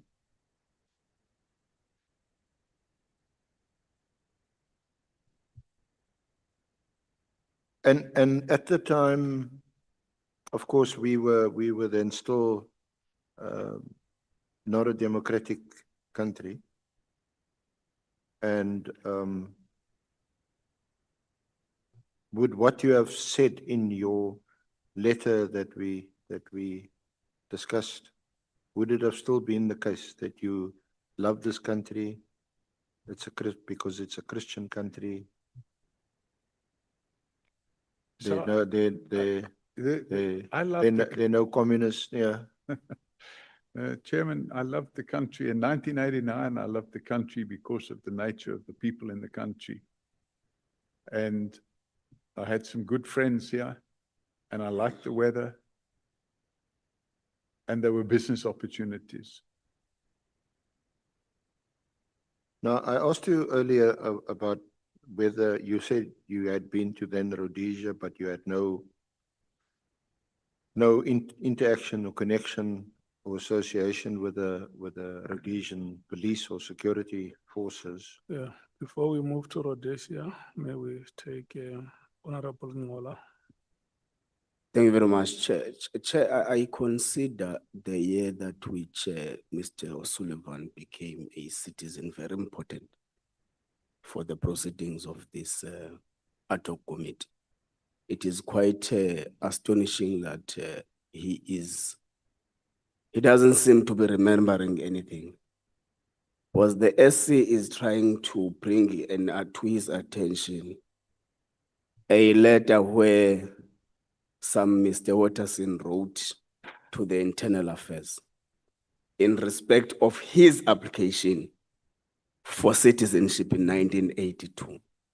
But he seems not to remember even the fact that they said is going to be useful to the white community in South Africa.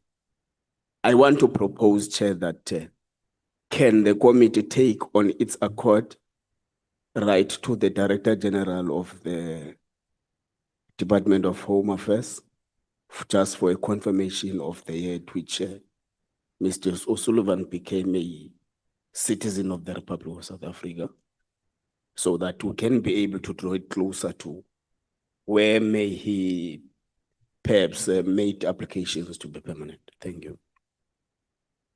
Honorable Malema.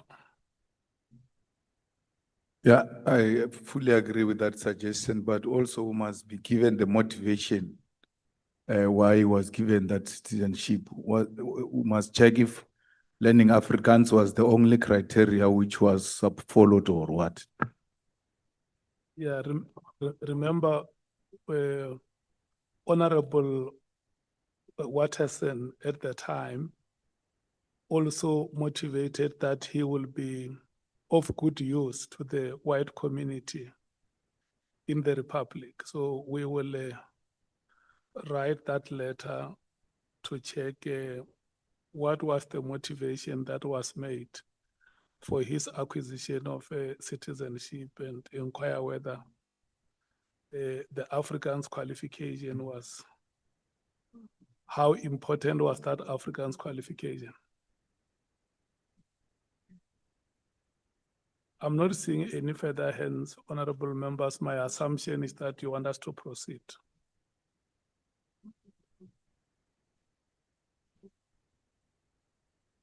Are you done with your consultations? The two advocates. You are very quiet today, Advocate Mokhaitz. I miss your voice. He's agreeing with us, yeah. Okay, can we proceed?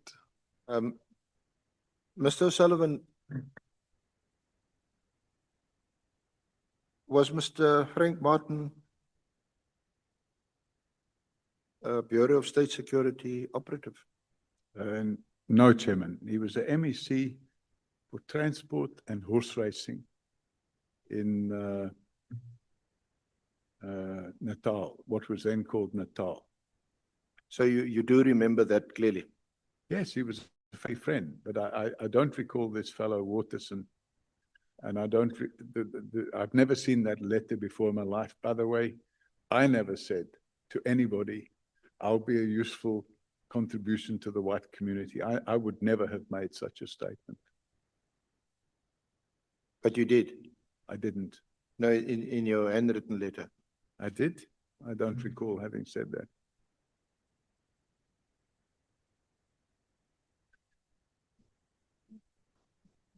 I don't recall having said that.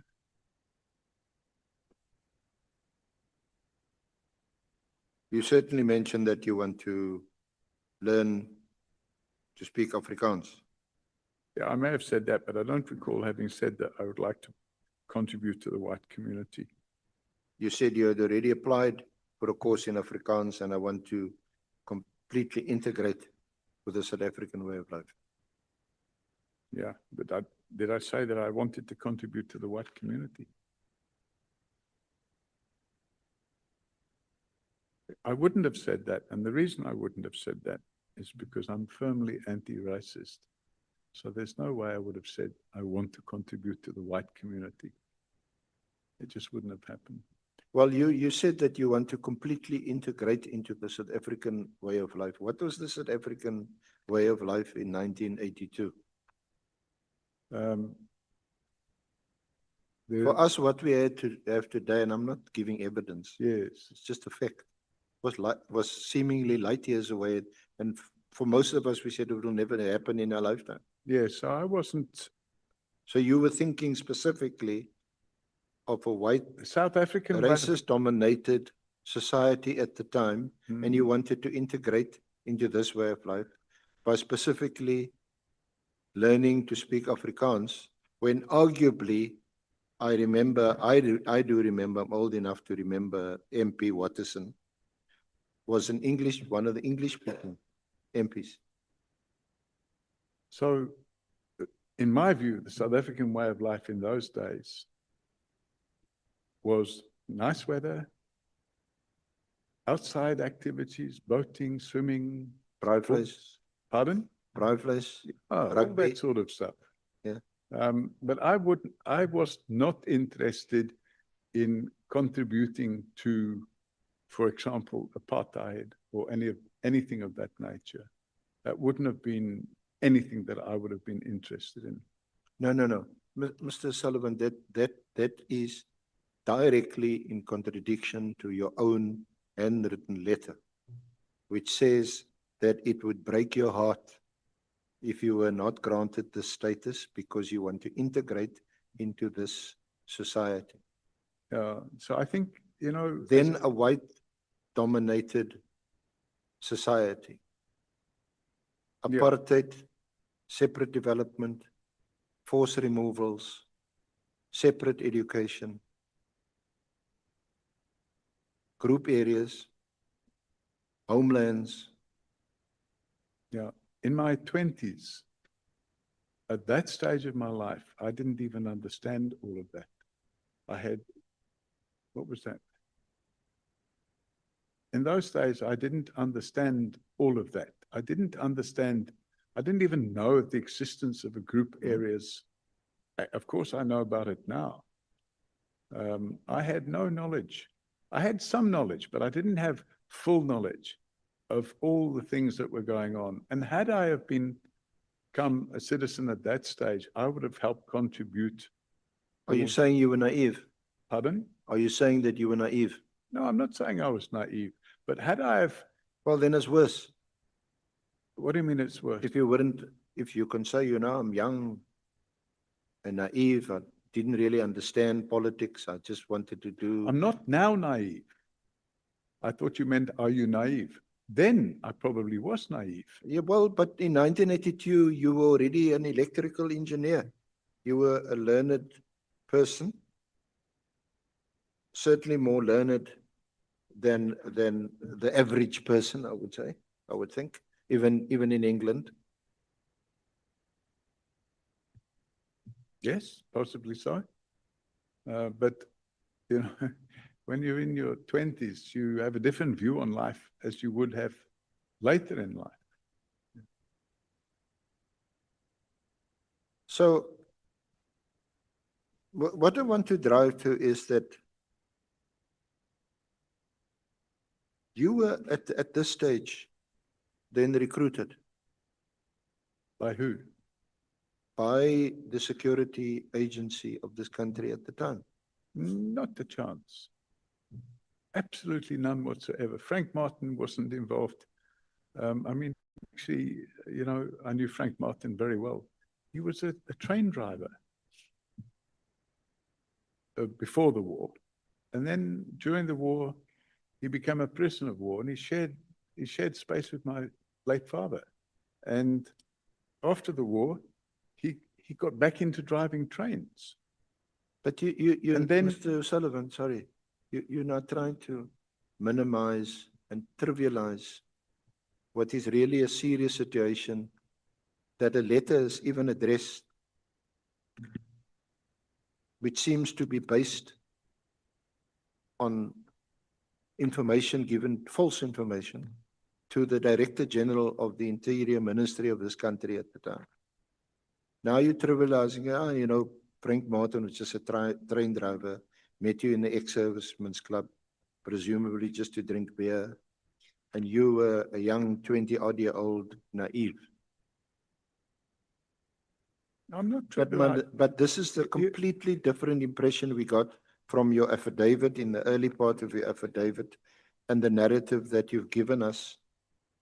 Certainly, when consulting and when reading it, oh, well, this is a fairly well-heeled, well-educated person coming from the UK. You know, we can't complain when people want to invest their money in our country, buying property, hopefully, you know, creating jobs for our people. But that's not the impression that one now gets when you read this letter and the application for permanent residence or even to become an immigrant. I don't even remember at the time filling in any forms. So I wrote a 2-page handwritten letter. The typewritten letter I'd never seen before in my life. Yeah, it is what it is. And you know what also then strikes one, if with looking at your background from this viewpoint and different viewpoint, is within the space of a year, you decide to become a police reservist. I was asked to become a police reservist. Who is this Major Edwards? He was the husband of my then secretary. I mean, if I could track him down, I don't even know him now. Did you not look at his background? Well, it could be, because this is one reads about or sees in a movie. He could have been involved in the security services. He could have been a boss. You remember that word, boss? Bureau of State Security? Yes. So he could have been such an operative. So his wife was my secretary. He was the station commander at Halfway House Police Station. And this suggestion that I should become a police reservist took place after the democratization process had started in South Africa. And that democratization process is what triggered me to take a decision to apply for permanent residence, because I felt that I didn't want to live in a country where apartheid existed. I took up the opportunity or the request to become a police reservist after Nelson Mandela had been released from prison and the ANC had been unbanned And I saw opportunities. I thought there will be good opportunities to help make a democratic country. And I played my part. In fact, you can get on the phone now and speak to the erstwhile president, Kgalema Motlanthe, and ask him who came to see him in Shell House, which was then the headquarters of the ANC. Ask him who came to see him in Shell House to notify him of the existence of a game farm in the Northwest Province where some very strange things were going on. You can phone him and ask him. Well, I'm not going to do that. I That do have game a farm, lot by of the way, respect is for now known as Honorable White Mr. Motlanthe. I'm not going to ask you that because I don't want to be distracted from what I'm asking you. Okay. Because this could easily fit into the narrative of someone who has infiltrated either the security forces or other intelligence forces in our country, that you would have had such meetings. You would have gone to Shell House. You would have met these important persons whose names you are dropping. But what I want to ask you about, because this is not what you say in your affidavit. Can I take you to paragraph 14 of your affidavit? In 1990, my secretary's husband, a certain Major Edwards in the SAPS, having heard of my background, persuaded me to join the South African Police Reserve. I took the view that if a country is good enough to live in, it's good enough to serve. In 1990, I joined SAPS as a reserve at the halfway house, now Midrand, where I completed training as a detective. As a reservist, I was required to donate approximately 8 hours per week of my time at no cost to the SAPS. Now, this is some 8 years later, after you wrote a letter to a member of parliament at the time, who in turn wrote to the Director General of Internal Affairs, pleading for this young person, this young man, to be given immigrant status. Because it'll break his heart if he must go back to England. He wants to stay here and learn Afrikaans. He wants to integrate with a Christian white community. I never said I wanted to integrate with the Christian white community. That's what your letter says, Mr. No, my letter I'm paraphrasing, but that's what it My is. letter doesn't say that. I'm Well, sorry. and then I'll be disciplined if I'm misrepresenting what you're saying. It's a misunderstanding of what I'm saying. I never stated that I wanted to integrate into a Christian white community. Well, it's clearly to be inferred from what you're saying, from the language that you use. And I don't want to waste further time Chairman, by reading back. at the time I emigrated to the country, I'd completely forgotten about this letter of 8 years or 9 years earlier. It was gone from my mind. In fact, I can't remember the year, but it was either 87 or 88 when my dear Frank Martin, God rest his soul, passed away. And it was the furthest thing from my mind.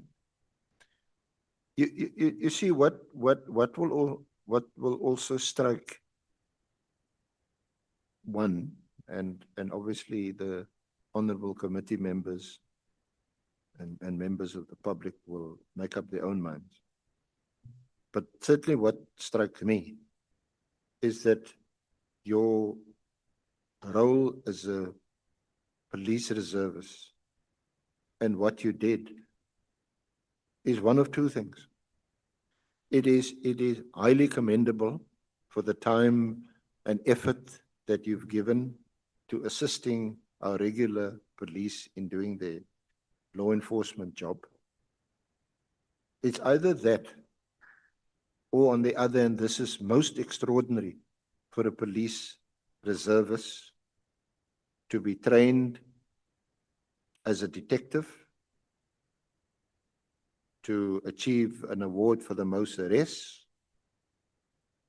to be trained, to do a train the trainer course and train 1,000, what did you say? 1,500 other reservists to graduate and to get their certificate, including our honorable president. So you have quite some notable students under your belt. You worked, and I'm looking at paragraph 16. You worked in the fraud unit at the then John Foster Square. You, as you know, was notorious. You lectured.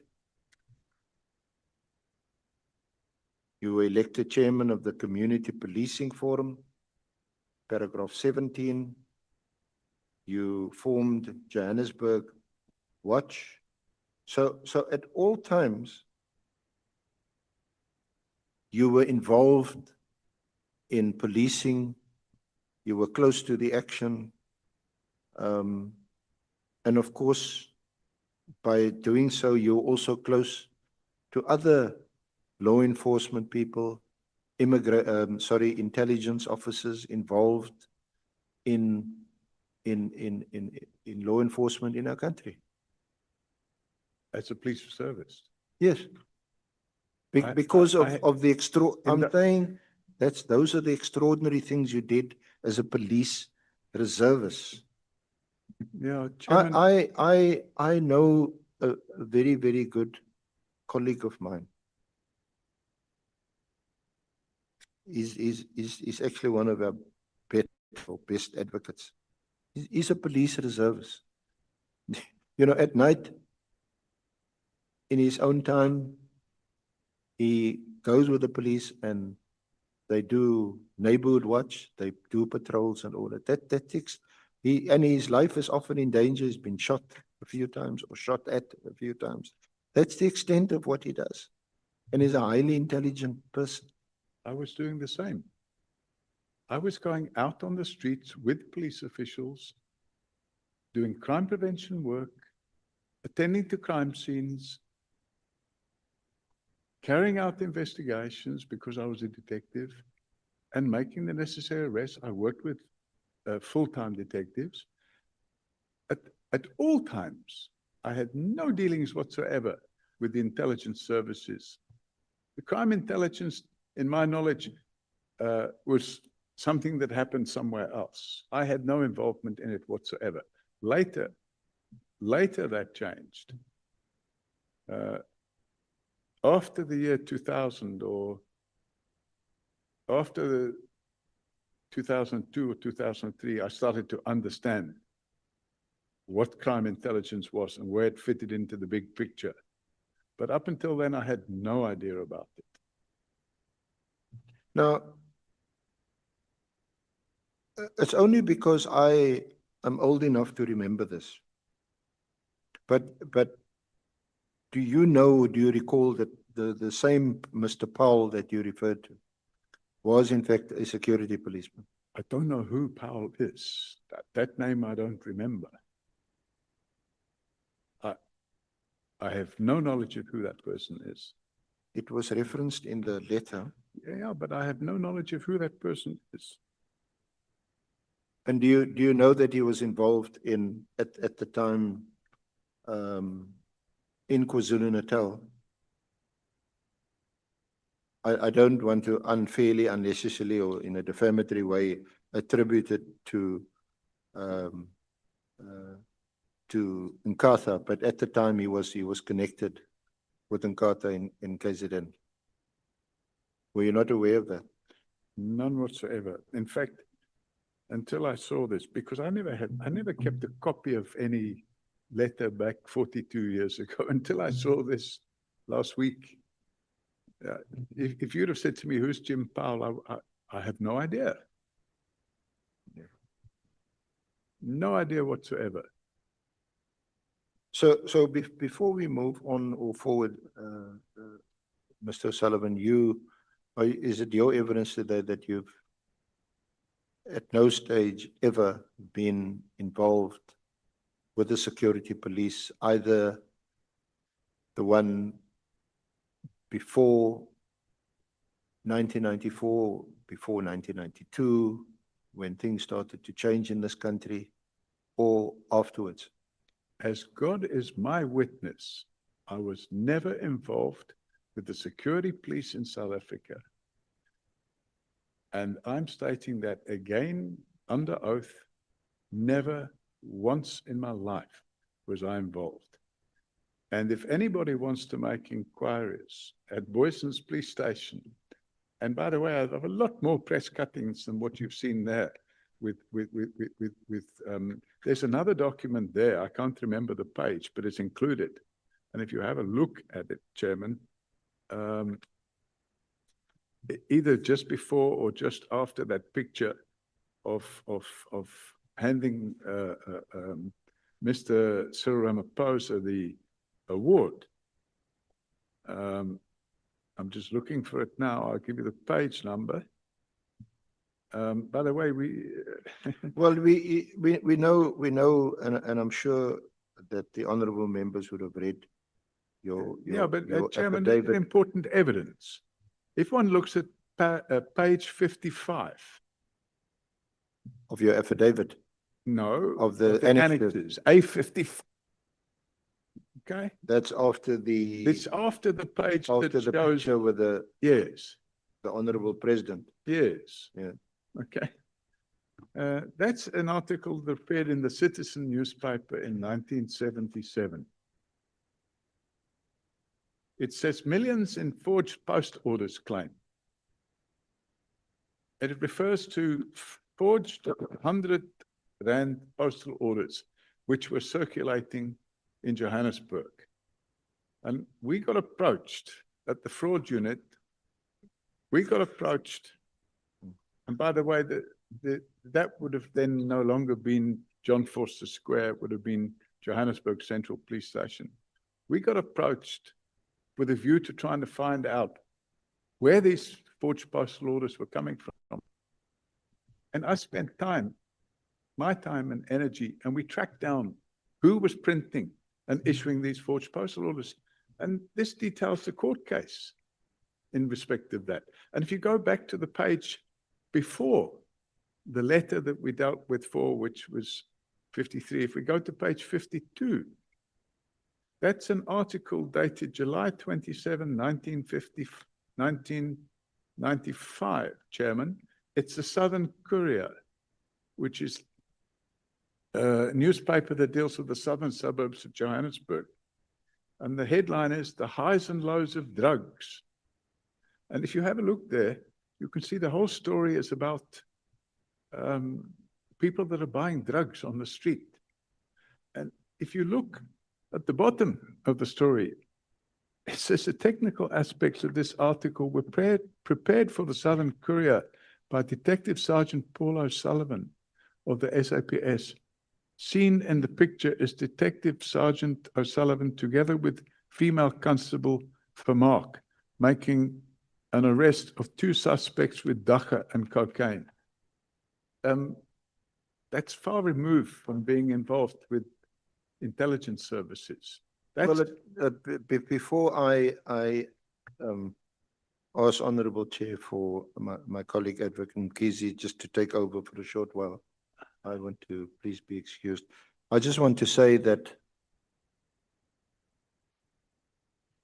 it's also the perfect front to have these awards, meet all these important people, current president, former president, drop their names, and to continue some other undercover covert work.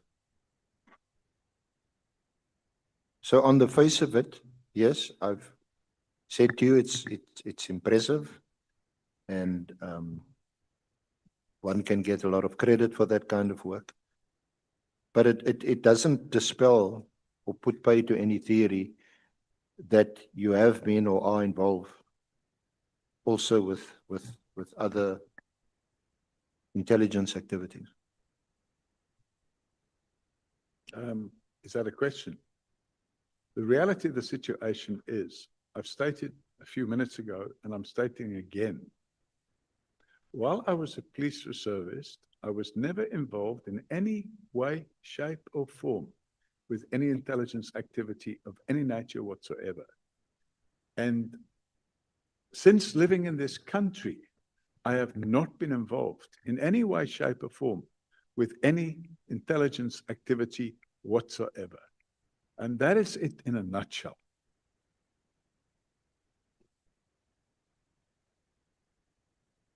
Honorable James. Thank you, Chair. I'm just a bit concerned because it would appear that the witness has done quite a lot under the previous dispensation. We know that reservists are only allowed to operate in the visible policing environment. Mr. Paul O'Sullivan, you did fraud, you worked in the fraud unit, you made the most arrests, you were on active crime scenes. Do you have anyone that can vouch for this? Like a commander that you must have worked under because you were doing duties of a SAPS member? Chairman, the regulations changed. In those days, a reservist could work with a unit, whichever unit he went to work with. And I was asked to work with the detective branch at Boyson's police station, which I did. And after an incident that took place in 1996, where I was shot, I was no longer able to carry out possible physical work relating to if you had to arrest somebody that became violent or something like that. So I then changed. I was said, you know, you're very good at what you're doing. You can go and work in the fraud unit. And that's what I did. And as for going back 30 years to find somebody that may be able to come and tell you, I can look, but it might not be that I can find somebody today or tomorrow that can come and say, by the way, he did this and that and what. But I can try. So your title was detective sergeant. I was a detective sergeant, Chairman, and that article that I just referred you to refers to me as a detective inspector, but that was what do you call it? A misunderstanding by a journalist. I was a detective sergeant. That's it, short and sweet. Were you a reservist detective sergeant? Correct. Now, the regulations in the police today for the reservists are different than where they were in the 90s. Now, the reservists, from what I understand, are in uniform. I worked, by the way, when I finished working as a detective sergeant at Johannesburg Central Police Station, I then relocated to the border police. Chair, can I just wrap up? OR Tambo Airport. And I was working in the border police for 2 years. Honorable James, may you? So just to wrap up, just so that I can be clear on this. So you are a forensic investigator, meaning that you dig deeper, you get information, and you are not able to tell this committee and give us evidence in terms of the time you worked as a SAPS detective. Am I correct? You are not able to give us anything that can justify everything that you have told this committee here today. No, Chairman, that's not. You're not. Did you have a force number? Yes. So you can't go back onto the system and track your force number and give us some form of evidence that this is what you've done, because even we can go and query that. Chairman, I don't have access to the system. My force number. No, we'll get it. That's fine. Sorry, Thanks. I'm being asked a question and then I'm being given the answer. On page 53, A53, Chairman, there's a letter there dated 26th of June, 1997. And it says, Detective Sergeant Paul Robert O'Sullivan, force number 0245-296-1. There's my force number. Thank you. You know, anybody can go on the system through the necessary channels and find out. I was a police reservist until Jackie Celebi cancelled my work as a police reservist. Yeah, we will come to the Jackie Celebi matter. May his soul rest in peace. Honorable Matthias. Also on a point of clarity, when Mr. O'Sullivan joined this police reservist, were you a South African citizen then? Chairman, I wasn't a South African Okay, citizen. that's fine. I was a permanent resident. But in those days, the regulations required that you be either a citizen or a permanent resident. You were a citizen at that time. No. No, you Chairman, wasn't. I was a permanent resident. Mm. The regulations were changed in 2000 or 2000. Mr. Sullivan, you You have answered to- that already. And then just on the second point, Chair, so we need to do back office work here and get the regulations of what was happening with the police reservist unit during that, so we can just be workshopped on that, because I don't know which country would allow a non-South African to be this involved in our systems and having Let's access not to debate the information. matter. Thank I you. think No, we're not, just so we make sure we the follow. point has been made. Abazel. Thank you, Mr. O'Sullivan. We are at paragraph 18 of your statement. And we are still paragraph 18, page 7. And we are just about to wrap up your time as a reservist. At paragraph 18, this is now 10 years since you started as a reservist and you were based at the airport, Johannesburg. At the time, it was Johannesburg International Airport. That's correct, Chairman. And you say in your statement that you were at that point part of a national team in the Border Police of Johannesburg. What was your specific role? So the role of the Border Police, we worked together at the airport in 2 or 3 areas. One area was to prevent drug trafficking through the international port. Another area would be to make sure that people weren't coming through with forged documentation, for example, a fake passport. People that were involved in human trafficking. So actually, I was very successful in helping to stamp out human trafficking.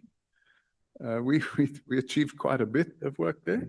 The other area we worked on was counterfeit goods. What's that noise? You can continue. Is it just in my ear or? Yes. There would be importation of counterfeit goods. So we would go and do random checks together with the customs officers to identify counterfeit goods. Could you name the specific successes that you were able to achieve in that period? Yeah, we had quite a few successes. Chairman, may I refer to some documents to help expand on that? I would like to go to paragraph, page A62. By the way, at that stage, I was a police reservist and I was in the group executive for aviation security. Yes, but I haven't reached the point at which you're an executive at AXA. I'm still just finalizing the point at which you were a reservist, specifically at the airport. Yes, so we would have made quite a few arrests on the human trafficking side. In particular, labor human trafficking. We would have made quite a few arrests on drug trafficking. We made quite a few arrests on people with forged travel documents. And I'm talking about passports.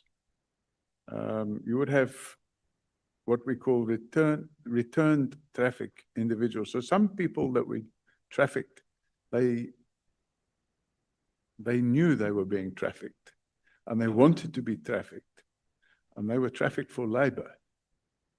And certain countries I don't want to name the countries in case I'm accused of defaming them, but certain countries in the Eastern Asia area, they would traffic individuals here who would come voluntarily so that they could then go and work in sweatshops or in spaza shops out in the bush. Yeah. And they would spend 3 years here. Their passports would be taken by their employers.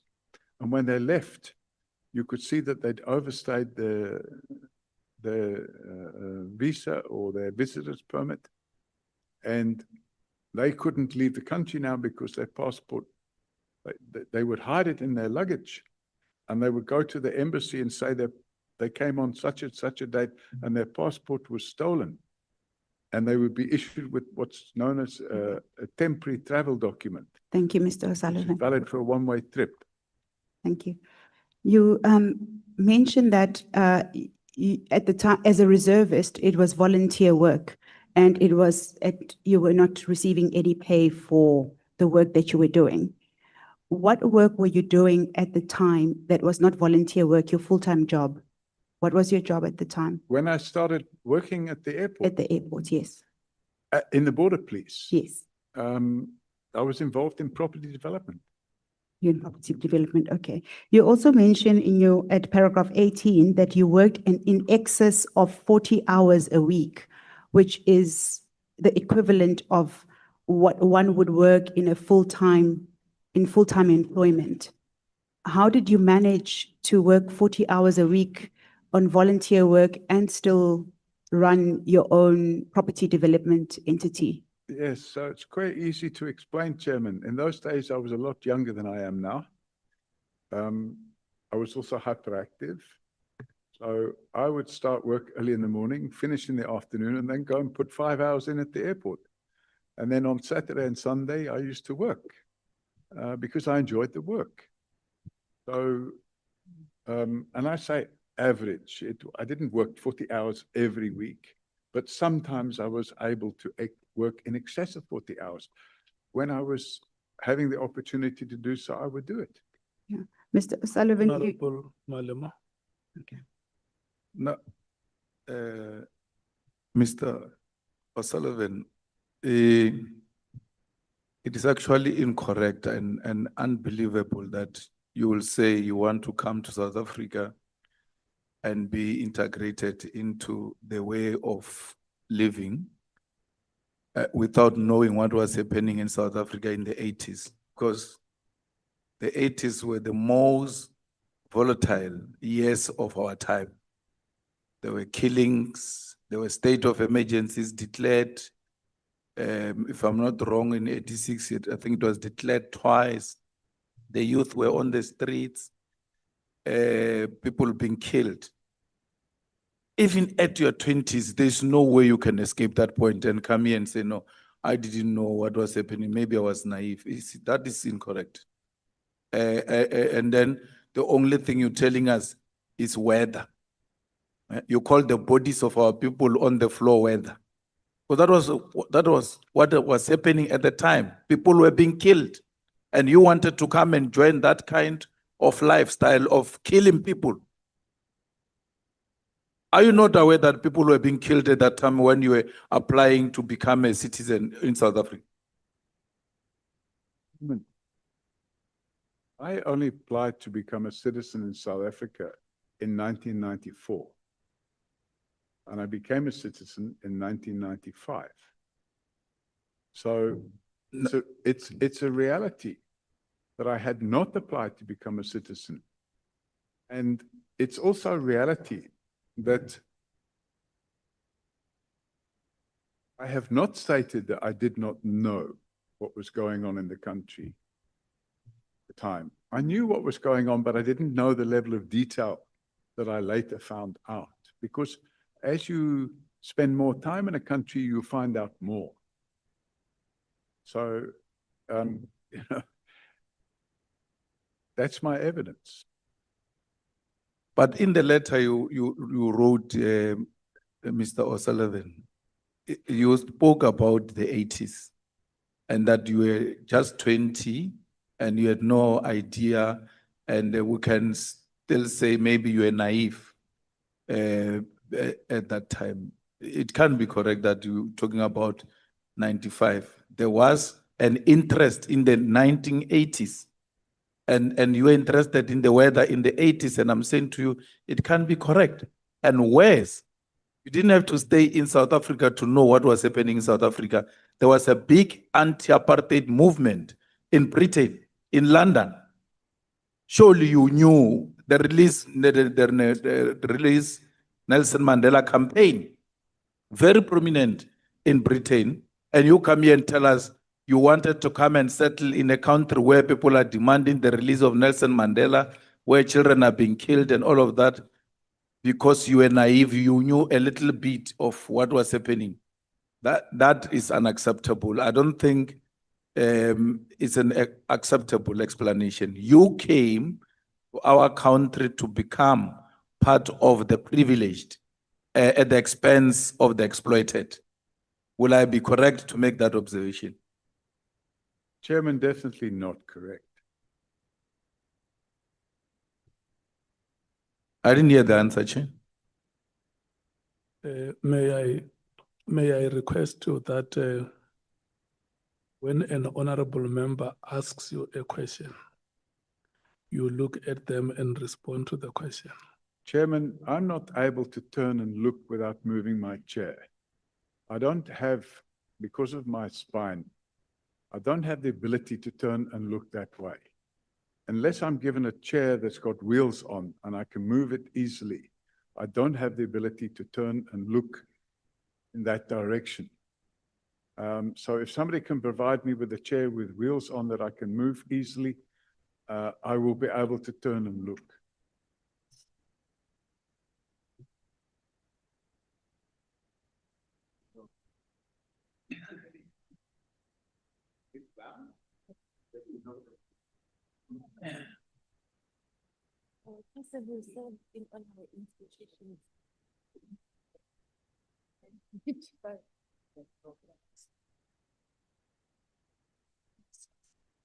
So, yeah.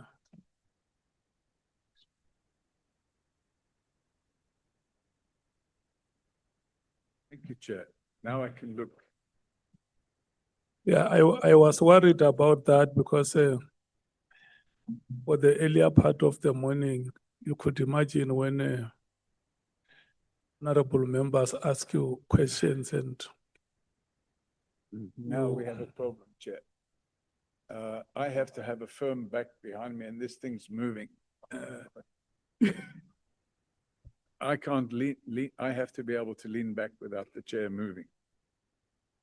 the chair does not have to move. Hang on. Oops. Yeah. Yeah, there.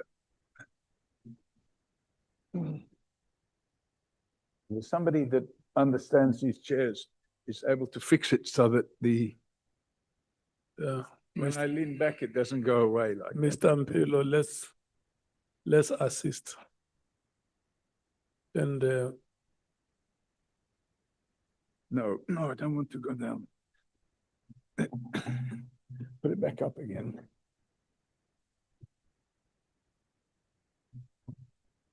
Ah, that's it. Thank you. Now it's fixed. is it fine now? Thank you, Chairman. Yes, I can lean like this without it going over like that. Can you turn it to my side? Let's see. Thank you, Chairman. Can you turn it to that side? Let's see. Okay. Thank you so much. Yeah, look at Honorable Malema and talk to him. Afternoon. Were you done, Honorable Member? I'd asked a question and then he gave an answer. That's when I said I didn't hear the answer. Can we proceed? I didn't get the answer. Okay. The answer was that what you said, would that be correct? And my answer, Chairman, was that would not be correct.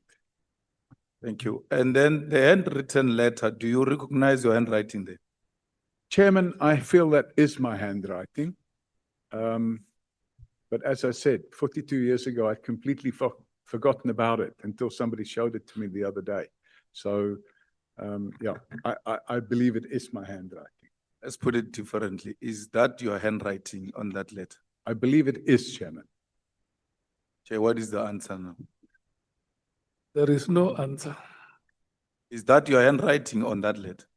I believe that's my handwriting on that letter. No, I'm not asking about belief. I'm asking about whether that letter is authentic and it's your handwriting that you see on there.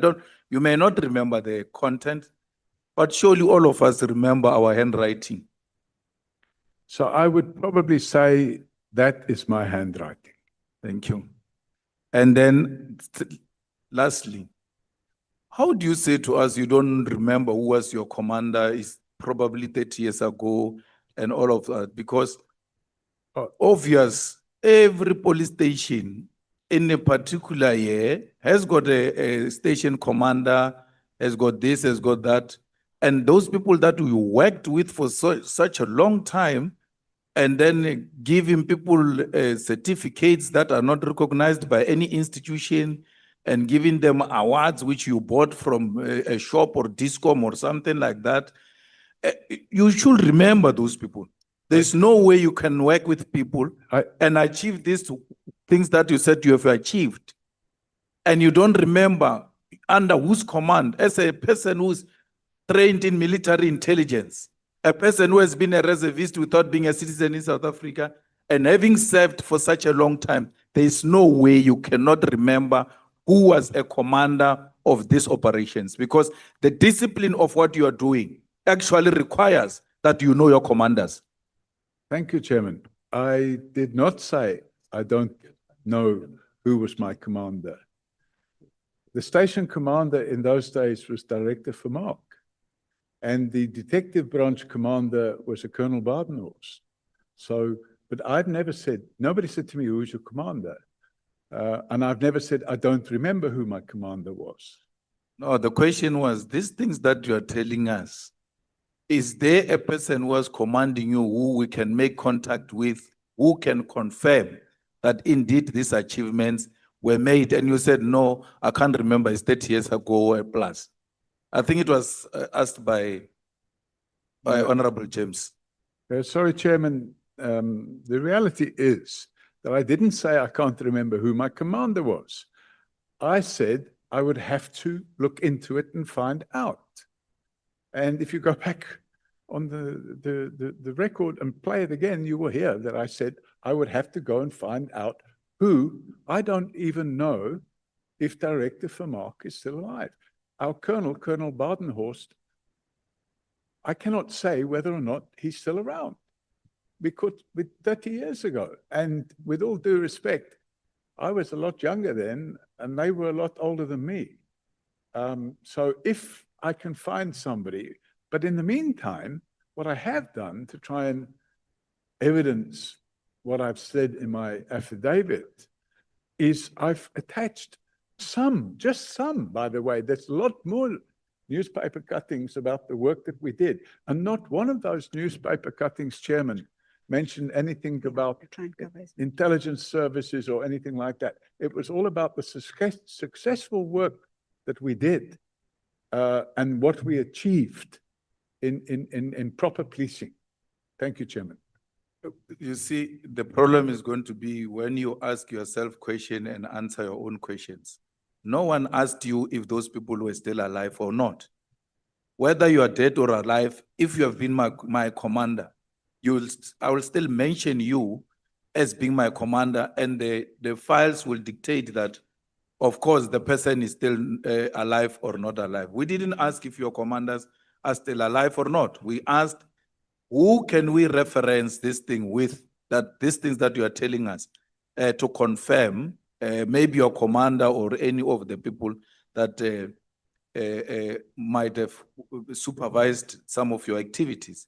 And I'm happy that without referencing anything, contrary to what you said, I have to reference and check, because some of these people, you were able to give us some names and we can work from there. And Chairman, it's clear if you look at the letters, which is page A53, it's addressed to the station commissioner, at Boyson's SAPS. It says for the attention of Director Vermaak. And it's signed by Jay Schultz, Senior Superintendent, Head of Training. Now, I can go away and find out if there's somebody that still has knowledge of the work that we did back then that can come and say, yes, he did this, or no, he didn't do that, he did this, and what. But it wasn't put to me until now that I should be able to find such a person. Whip. No, thanks, Chair. I was very interested to the question that was raised earlier on by Honorable Malema, and I wanted to make a follow-up on it, but in this particular way, Mr. Sullivan. My own understanding, and I may be wrong, is that most of us largely have the value system that defines who we are imparted on us at a very young age. And I mean really in the 10, 15 years, at 20 years from where you were in the 80s, from what I'm hearing. You are already formed as a citizen. That's why you can even want to travel to another country. You are well formed, you understand the environment within which you live in. Now, in the light of the question that Mr. Malema was raising about what appears to have been a level of ignorance or naivety on your part about the country that you were beginning to have a very keen interest to go and work, which is South Africa. How do we reconcile that part? How do we reconcile that with what is said in your statement? Your statement is littered with examples of how you have, over a period of time, 20, 30 years, made interventions to fight against injustice. How do we reconcile that? Because I think you becoming a proponent or a fighter for justice could not have been something that just occurred after 1994. In the early 80s, the way in which injustices was perpetrated in the country, which is what Mr. Malema was raising, should have really said something to you as you were about to decide that I'm traveling to South Africa, in a country where the overwhelming majority of the people, especially from the Black community, were major victims of a white perpetrated system of injustice. How do we reconcile that? If somebody listens to you today and the 20-year-old you then, who, as I said, by that time at 20 years, should have been already imbued with a particular value system about what is right and wrong and what to stand for.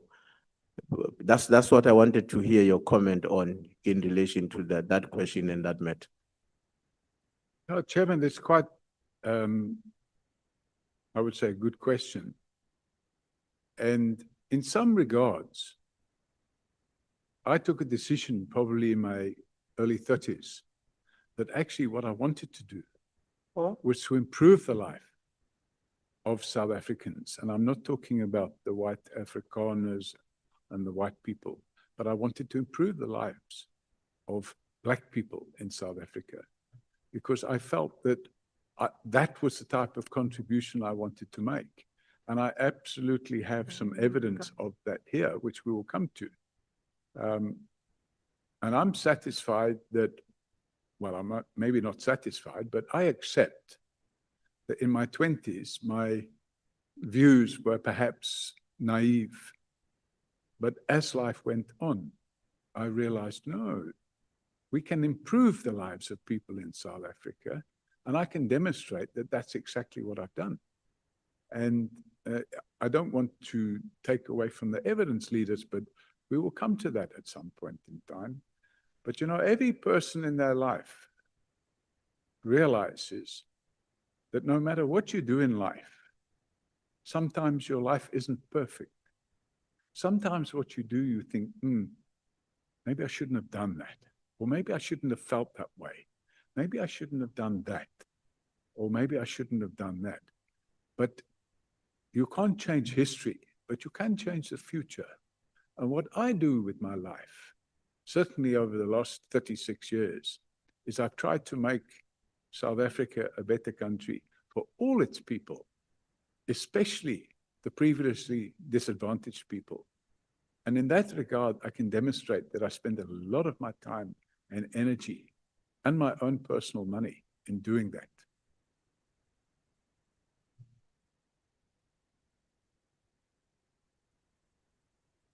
Honorable Chief Wibayo.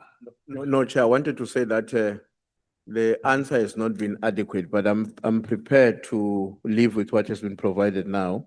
And during my tenure, I can expand on this issue so that I don't completely divert the proceedings as led by the evidence leaders. Thanks. I'm sorry to do this to you, Chair, but also to put it on record that in his affidavit, paragraph 6, he says, I came from the UK to live in South Africa in 1989, because he was trying to create a different impression that he came here in 1995. He came to live here in 1989 and he had business interest here way before 1989. It is in his own affidavit. Yeah, we will come to that. Just note it down, Mr. O'Sullivan, because. Yes, Chairman, I didn't say. No, don't respond. I'm Okay. just saying, note it down because we now have three dates. We have 1982, the year of the application of your handwritten letter and the letter of Mr. Watterson.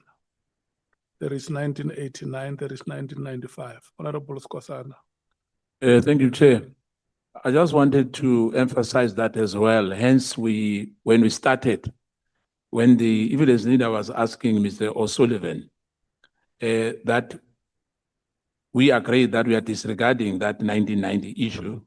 Hence, the letter was read for us here that in 1982, he applied for a work permit and the work permit was rejected. And I just wanted to remind him quickly that you remember that, your friend who was an MP, Mr. Watson, what you said just now is contrary to what when he made an application trying to help you to get a work permit in this country, for you to, in fact, a permanent resident, for you to settle permanent in South Africa, that he said that you are the most educated, intelligent, and a very conservative political attitude which you can add to white community in this country. Now, the letter was written to Director General van der Merwe. Do you remember that?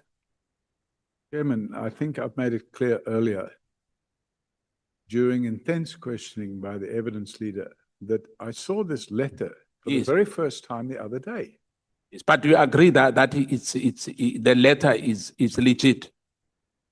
The letter is what? Is legit. Legitimate.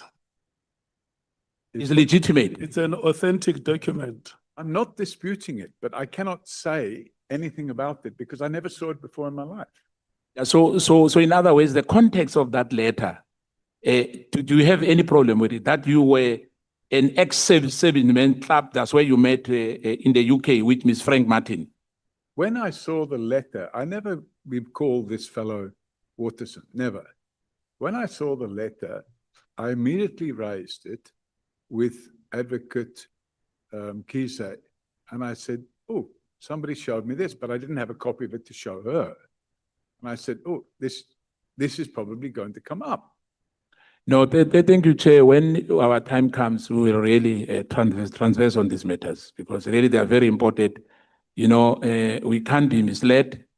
And I mean, Mr. O'Sullivan knows exactly what we are talking about here. Since 1982, not 1997 or 1996 or 1990. Thank you. Honorable Skosana, Mr. Paul O'Sullivan, he asked you whether you are happy with the motivation that is made in that letter for you to get a permanent residence. There is a motivation that you are educated, you are intelligent, you are a conservative, and you are an ex-service officer, you can be very useful to the wide community of this country. Yeah. Are you happy with that motivation? No, Chairman. Okay. Honorable Ngola. No, Chair, I was actually coming to the very same point that I find the evidence by the witness very much gravely contradictory. You would have made an example of the 1982 thingy, and amidst that, he completely lost his memory when asked and pressed on the issue of the citizenship. When pressed by the evidence leader, I then moved on and spoke about 1987 November. In paragraph 6 is 1989. Then when asked by Advocate Mkhize, it's now 1994 and 1995. So I think it suffices that we follow up that process we said we'll undergo, because if we take what has been accused before us, it's gravely contradictory, and it actually puts a particular image about the credibility of the witness in front of us. But I think we'll endure and try to get to the bottom of it. Thank you very much. Chairman, I can respond immediately to that. I never said in my affidavit that I became a citizen in 1989. I applied for permanent residence. I only got my citizenship in 1995. And I probably didn't bother putting that in the affidavit, or I forgot to put it in the affidavit, but I can assure you I was a permanent resident. I never became a citizen in 1989. I never had a South African passport until 1995. Chair, maybe let's take Mr. O'Sullivan on what he has written in his affidavit. The English here is very simple. In 1989, due to my investment in property, I successfully applied for permanent residence as a person of independent means. Successfully applied. That's what the English in your affidavit is saying. For permanent residence. Not for citizenship, for permanent residence. There's a big difference between the two. When you get your ID book, Chairman, your last 3 digits in the ID book, if you're permanent resident, it's my ID number then ended in 185. It now ends in 085 because I'm a citizen. Let's proceed. Kabazel, Thank you, Chair. you have shown us the patience of a mother. I think I've just broken this. Thank you, Chair. Chair, I'd just like to confirm, and also just for the purposes of the record, that Mr. O'Sullivan on Sunday evening did contact me to say that there may be a letter which he did not have in his possession, which I did not have sight of, and certainly did not know the contents of the letter. But he did mention that there's a letter in circulation on social media, but we could not do anything about that letter until we got possession of it this morning. So I confirm that for the record, that you did contact me. Yes, I contacted you because it made me realize, oh, there's something going on here. I've already done my affidavit. If I'd have recalled what happened 42 years ago, Chairman, I would have included it in my affidavit, but I never expected, but I immediately contacted the evidence leader and discussed it with her. Okay, so Mr. O'Sullivan, we are now at page 20, at paragraph 21 of your affidavit. Uh-huh. Could you explain how you came to be appointed as the Group Executive Aviation Security at Airports Company South Africa, AXA, in early 2001?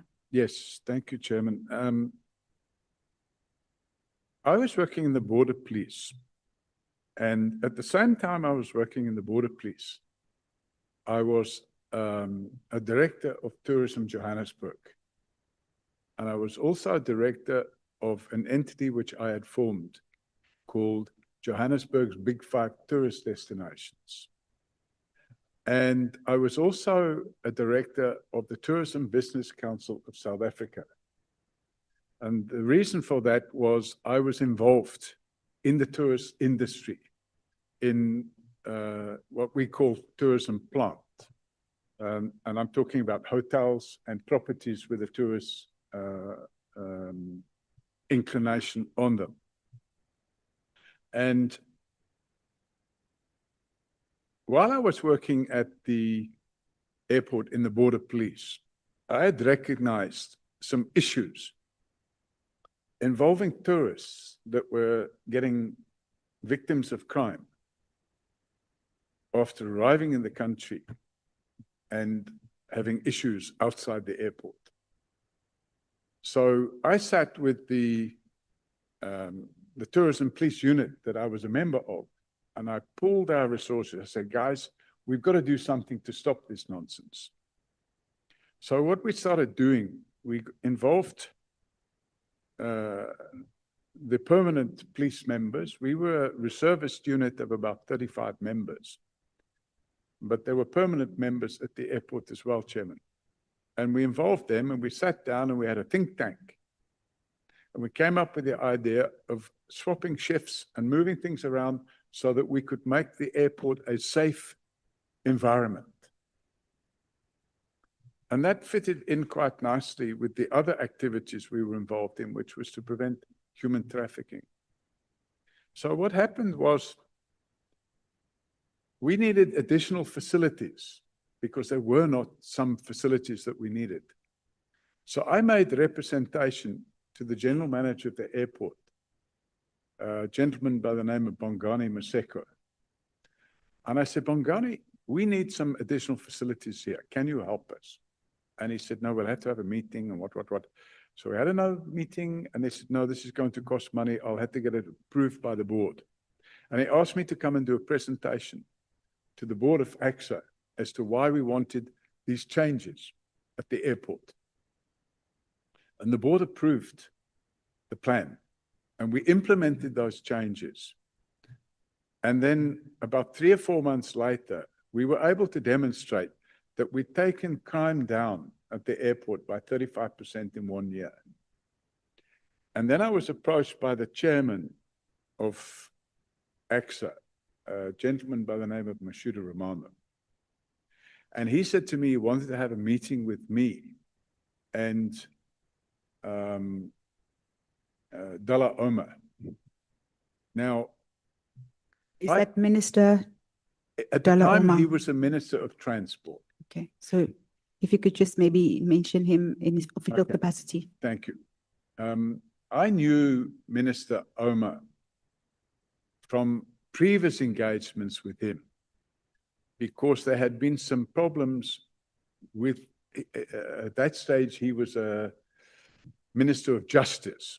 And while he was Minister of Justice, we'd had some problems with the policing at Johannesburg Central Police Station.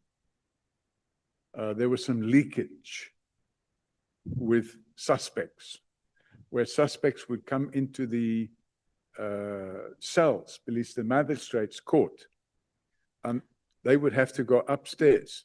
I'm sorry to interject, Mr. O'Sullivan, but I am now referring to your time at AXA. Yes. We've passed the time as a reservist Sorry. at So then, Worcester Square. Mashuda Romano said to me that he wanted me to meet with Minister Dalla Omar. So, and he said the reason he wanted me to meet with him was he wanted me, they were going to create a position on the board of Airports Company South Africa. And that position would be Group Executive Aviation Security. And he had given an undertaking to Minister Omar that when he was appointed chairman of AXA, Minister Omar had asked him to ensure that if he made any new appointments at a senior level within AXA, that the appointments should not be white people. So he then introduced me to who I already knew, Minister Omer. And we had a coffee at the airport. And he explained to Minister Omer the things that we had been able to achieve with bringing down crime at the airport. And then both he and Minister Omer invited me to apply for a new position, which they were going to create, which was this position, Group Executive, Aviation Security. Did you interview for the position? Yes, Chairman, they published an article, what do you call it, an advertisement in the Sunday Times, and they told me I would have to apply for it, which I did. And I was shortlisted with 2 other persons, and then there was an interview, and they took a decision to appoint me. At paragraph 22, you talk about the normal hiring process. Is that what you're referring to after you were invited to apply for this newly created role, That's correct, Chairman. which coincidentally, you also were the successful candidate? That's correct. Okay. What was your mandate at AXA? My mandate was, Before Chair. sorry, There are 2 hands here, Honorable Skosana, Honorable Malem. Thank you, Chair. It's very short. I wanted to find out the issue of parallel. What do you mean parallel? There was you were approached before the job was advertised, am I right? they told me that they intended to create such a position, and they would be placing an advertisement in the Sunday Times. And that when they place the advertisement in the Sunday Times, they would like me to apply for it because they like the work that I had done at the airports with the Yeah. border police. Yeah, if I hear you well, you said that they didn't want to appoint a white person, am I right? That's what you said earlier? So, no, I didn't say they didn't want to appoint a white person. I said that when Mashuda Romano was made the chairman of Airports Company, he had agreed with the Minister of Transport that he would not appoint a white person into any senior position Yes. on the board of AXA. Right. Now, my last one on that, clarity on this parallel. When you said to the evidence leader, when she asked you about the parallelism of that advertisement, I didn't hear you well.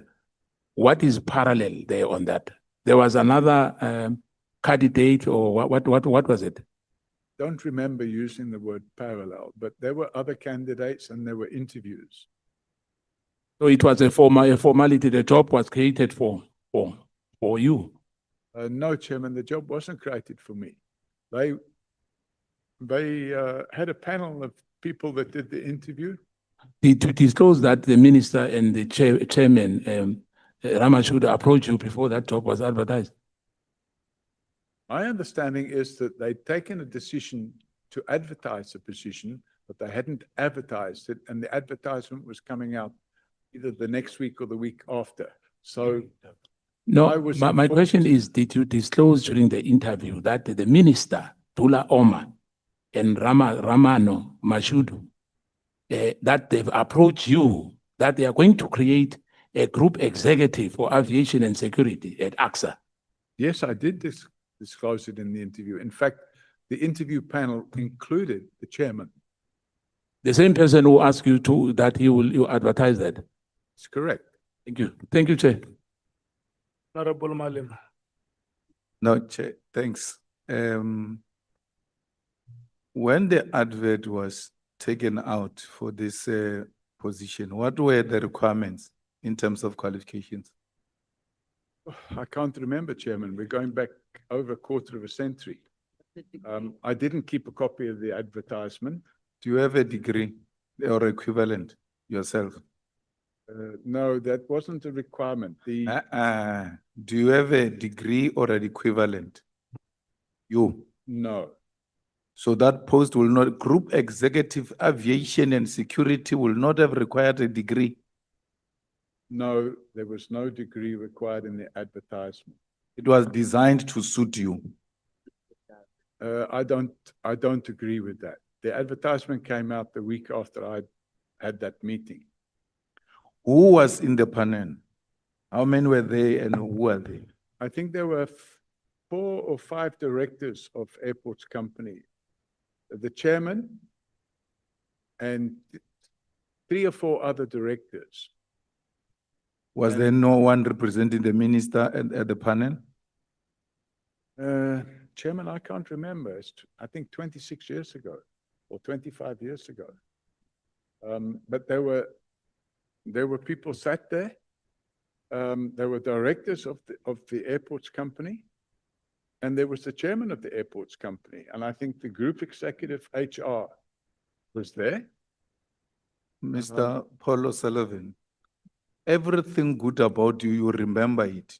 For sure, you even remember the flight number you came with here. But if something is not of your favor or interest, all of a sudden we're told, yes, it's 26 years ago, it's 30 years ago. But you have detailed every achievement you have made. You remember everything that suits you, that is good about you. There is a panel, you're being interviewed for such a senior position. Was there no one there representing a minister? Chairman, when I went in for the interview, I didn't ask, where are you from, where are you from, where are you from, where are you from? There were 4 or 5 people there. I can remember the name of Monsieur Romano. There was another gentleman who was a white person. He was a director of the Airports Company representing Aeroporti di Roma, who was a shareholder. And to my knowledge, there was somebody there, but I don't remember who was representing the other shareholder, which was the government of South Africa. And then there was the HR director. And that's it. I can't, I mean. Did you have any qualification or any practical experience that has to do with aviation? I've been a pilot for 40 years and been a pilot for 40 years. For 40 years? Yes. So you are a qualified pilot? 40 years. I'm asking, are you qualified pilot? I've been a qualified pilot for 40 years. You went to school to be a pilot? Yes. I own my own aircraft. I live that. That I understand. But school, because those people of pilots go to school and then they have to do some hours. Have you done all of that? I've done all of that. And then you had security experience, because it's aviation and security. I have that experience. I went on a course in the United States to learn specifically about aviation security, because I wanted to understand. There's an organization called ICAO, which is the International Civil Aviation Organization.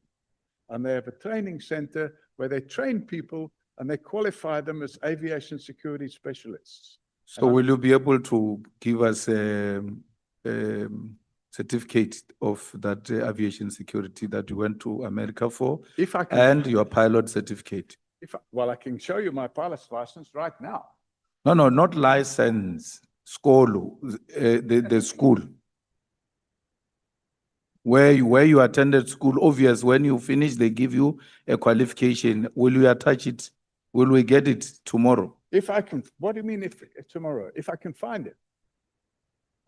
2 things, please try to find them.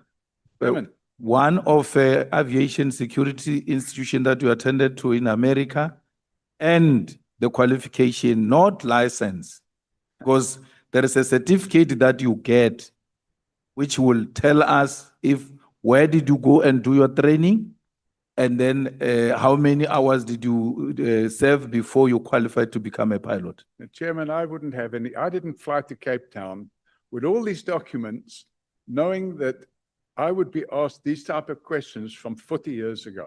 The reality of the situation is, and there is my pilot's license. I have a pilot's license. I didn't buy it on the street corner. I did my training. I have my own aircraft. I fly my own aircraft on a regular basis. You know, I wouldn't know if you bought it at your own street corner if you don't give me the qualification. The ticket doesn't say anything. When it comes to academic qualifications, that ticket you are showing me doesn't mean anything. I want certified documents that come from a recognizable institution that confirms that you went training to become a pilot and you passed the certain levels of the requirements, and the institution in America to check if that institution is recognizable institution and its qualification is recognizable. And we need both, even if it's not tomorrow, Chair. We need to, because here is a post, we're being told he can't remember what were the requirements. He doesn't have a degree or post-matric qualification. It says he went to aviation security to some institution and all of that. We need to see all of that, to see if indeed there was some element of qualification closer to this post that was specifically created for him. Honorable Nomvalo. Yeah, thanks, Chair. No, I just want to confirm one or two things. So, Mr. O'Sullivan, you said you were approached by Ramano and Mr. Dula Oma, correct? no, I didn't say that. I said I was approached by Mr. Romano, who wanted a meeting. Ramano and Who wanted a meeting with the Yes. minister. And So he they arranged a said meeting, and then I met them. Bonani says they are not related. No, I know he's not talking about the Ramano we have here. But what I want to check is, so then they persuaded you to apply, correct? They said you must consider They invited me to apply. to apply. Yes. And then were you vetted before you were Pardon me? considered for the job? Were you vetted? I don't know what their internal mechanisms were, but I'm assuming they carried out the normally. No, my question, I think, should start like this. The first job that you did was being a detective at the airport, which was a national key point, correct? Correct. The airport was the national key point. What was your responsibility Worked in the border police there. as a police? Yes. Were you vetted? No. So you worked as a police at the airport, which was a national key point, without being vetted. They may have vetted me. I don't know, but I was a reservist. So you had no a clearance certificate. My knowledge, not. Okay, no, thank you, Chair. Honorable James, you will be the last and we. Thank you, Chair. I'll save my questions for later, but I just need clarity. In 1997, when you got this paid job, was it as the group executive or was it at border control management? I didn't hear what job? The job when you started, you said earlier on in 1997 was your paid job at the airport. All right. You were dealing with drug-related trafficking and working at border control. I'm trying to understand, was it a paid job via SAPS or was it this group executive job? Then no, Chair. I was a police reservist. You were police reservist, I was a police reservist at the airport. working at border control. Border police, not border control. Border police. Border control was carried out by the immigration department. So you were police reservist responsible for drug trafficking. No, Chairman, I wasn't a police service responsible for drug trafficking. I was a police reservist in the border police. And we were involved in a lot of activities, which included human trafficking, drug He's saying that. prevention. It was crime prevention. Okay, I'm gonna leave it for later. And then also, just to make 100% certain, you have no other qualifications, nothing. You don't have any law qualifications, engineering, nothing, No, completely unqualified. completely. Nothing in law, nothing in engineering. That's correct. I'll get back to this later. Matric, do you have a matric? We don't have matric. where I went to school. That's a South African qualification. Anything equivalent to a matrics? Of course I have. What is that? We call it O-levels and A-levels, but I mean, we're talking about 40 years ago, so, or 50 years ago. You were group executive. No qualifications. Of course, I had qualifications. With all respect, Chairman, you know, being an engineer doesn't fit in with group executive aviation. Point, a aviation security auditor. I was a person that carried out aviation security audits. So I had all that training and all those skills. I'm going to leave it at that, Mr. O'Sullivan. You must remember what you told this committee now when I come back later. And this is why it was very important for you to have a CV as part of your statement. Then we wouldn't have been having this. How was that? Thank you, Chair. Mr. O'Sullivan, just for purposes of my clarity, you've just testified that you have no degree. That's correct. Okay. Earlier, you testified that you have an electrical engineering degree. No, I never said I had a degree. I had a high national certificate, which is just one step below the degree. So you do have a post O-levels qualification. Absolutely, yes. And what is that qualification? Engineering, electronic engineering. Electronic engineering. It's a high national certificate. Where did you obtain it? Manchester. Manchester Technikon. Correct.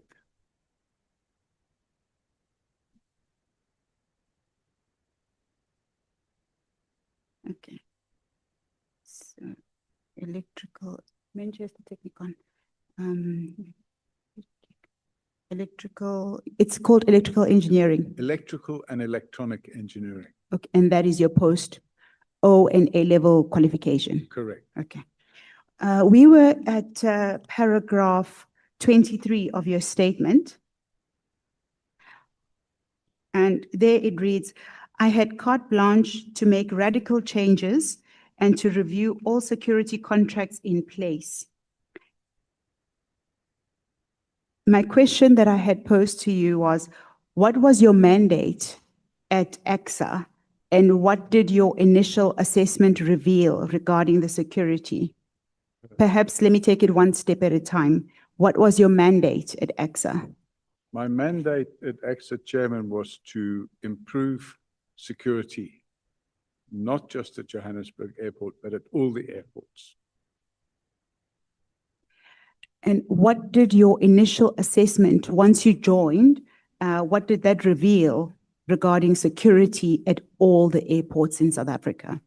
My initial assessment, Chair, revealed that the security wasn't up to the standard it should be, and that there was corruption within the service provider environment.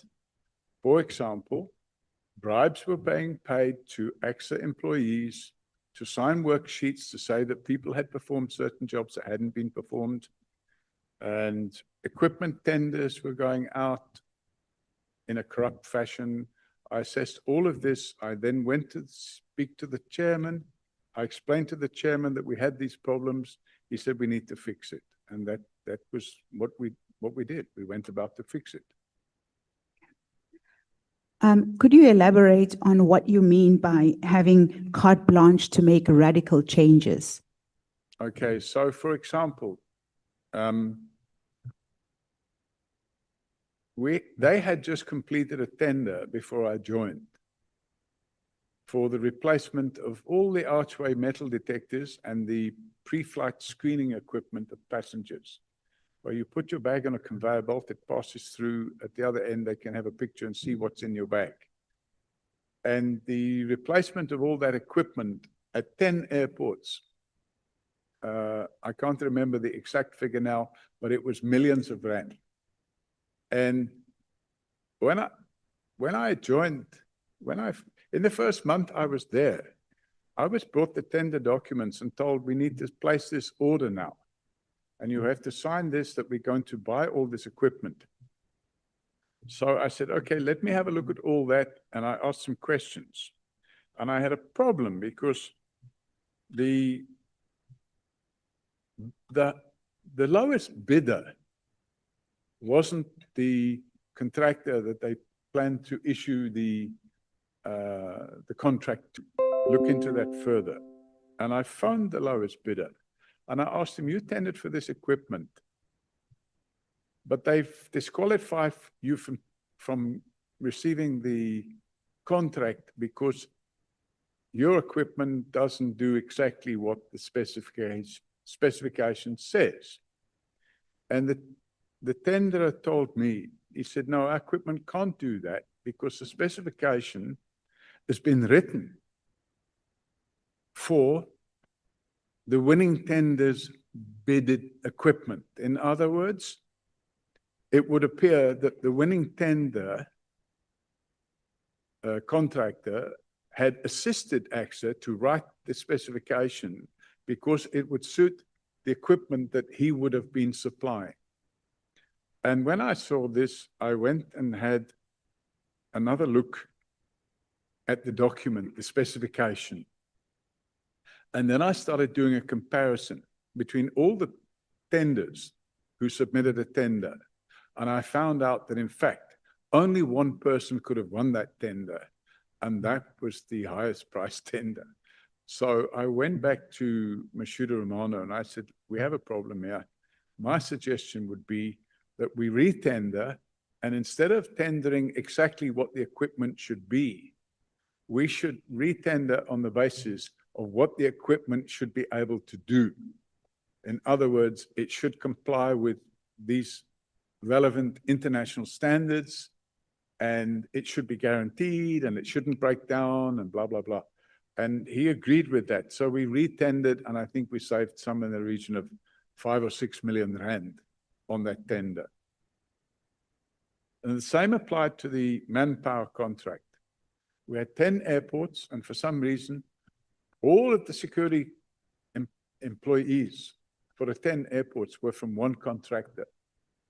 And when I analyzed the scope of the tender and the work that was being performed, I found discrepancies. And the discrepancies I found was, I would go there, for example, out of hours, not during normal working hours. I would go there outside normal working hours. And we had the tender documents, so we knew how many security personnel we should expect to find at each security checkpoint in the airport.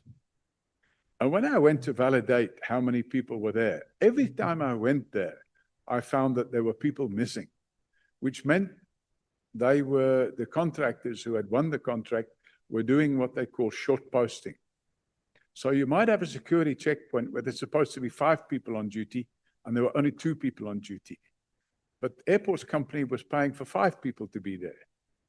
So over a period of, I think, 2 months or 3 months, I think we sent 22 breach letters, or 21 or 22 breach letters to the contractor. And the breach letter stipulated what the tender said, what the contract said, and it said, by the way, on this date at this time, we found the following, and we listed the defects in the supply. Then what we did, we carried out an audit of the personnel that they had employed. And the specification stated that the workforce had to consist of a certain grade of security officer. You have what they call grade A, grade B, grade C, grade D, grade E, like this. And at certain positions, the person would have to be a grade C. At certain position, it would have to be a grade B. At another position, it would be acceptable to have a grade D. And when we did an audit of the security staff that they had, not only did we find people missing from their posts, and they weren't missing because they'd gone away, they were missing because they'd never been there in the first place. And then we found that their qualifications were not in keeping, and some of them were not even registered as security guards at all. Okay. To that end, you actually, in your affidavit at paragraph 23 and 24, mention a specific contract and contractor as an example. That's correct, Chairman. A company called Kusalani Security and Risk Management. How did you deal with that contract? This is the company that supplied approximately 5,000 heads around the 10 airports. And we issued them with 2021 breach letters. And the breach letters we kept issuing more or less every 2 or 3 days. There was a breach letter being issued. So I was really getting on top of these people. And then I happened to be in the United States when 911 took place. And I was shocked at what could happen if aviation security didn't go according to plan. So when I came back, I met with the chairman and I said, look here, I think what we don't need in South Africa right now is a 911 or something of that equivalent. We need to get rid of this contractor, and instead of having one contractor doing all the airports, my suggestion is that we have a different contractor at every airport so we don't have all our eggs in one basket. The chairman agreed, and then we started a process to cancel the contract and to bring in new contractors. Okay, following the cancellation of the Koselani contract, you opened a criminal docket. Correct. What did the investigation uncover regarding payments to senior? Why did you open a criminal docket? We opened the criminal docket because, Chairman, I invited the contractor to supply us with proof of their VAT registration and proof of their VAT payments, and they refused to supply it. So I opened the criminal docket not only for that, but some of the employees of the contractor had come to me privately and told us that their employer was deducting UIF, pension contributions, and when they asked for a certificate to show that their pensions had been paid up, they could not provide such a certificate. So I opened a docket alleging fraud in respect of VAT, UIF, and pension contributions. And the investigation resulted in the CEO of the company going on trial, and he ended up getting 5 years in prison. We are at paragraph 25 of your statement. What did this investigation for which you opened dockets uncover regarding the payments to senior AXA employees? Okay, so Chairman, we found that within the security environment, the security department of Airports Company, we found 1 or 2 people that approached me, and they said to me, listen, you know, I even took sworn statements from them because they said on such and such a date, they were given an envelope which they had to pass on to this person, and so on and so forth. So I went to the chairman, Mashudu. I said, Mashudu, we have a problem here. We need to get into this.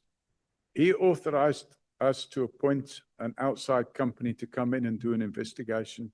And that company, we pointed them in the right direction. That company provided evidence of bribes that were being paid to AXA employees to sign off worksheets that people have been at work when they hadn't been at work, what we call ghost employees. And the bribes have been paid. So all those people ended up getting suspended and then dismissed. In those days, Chairman,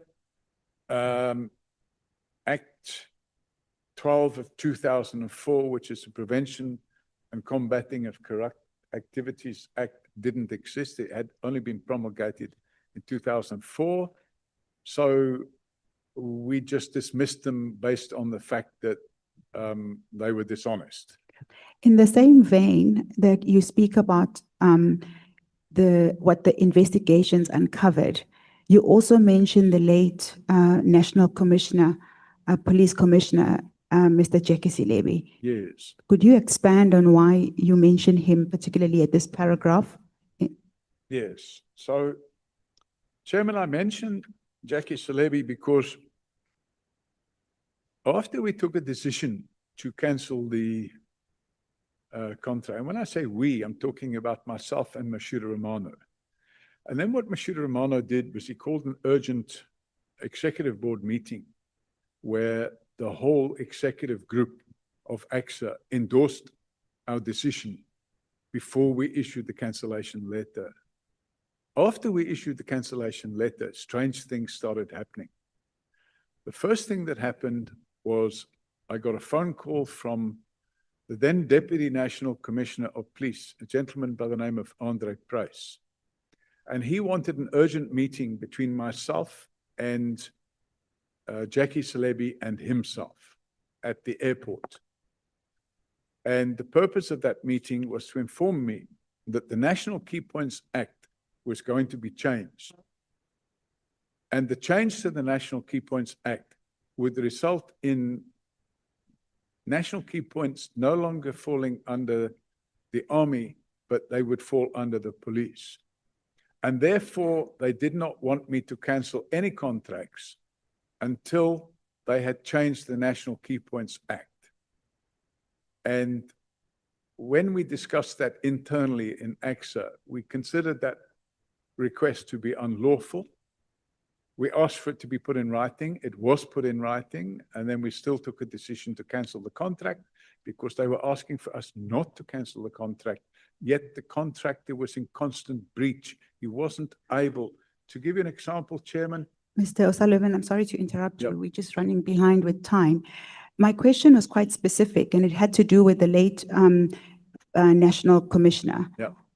Could you just expand specifically on what you uncovered in the investigation in relation to him? So, Chairman, what I uncovered was that he was a friend of the CEO of Kusalani Security, a very close friend.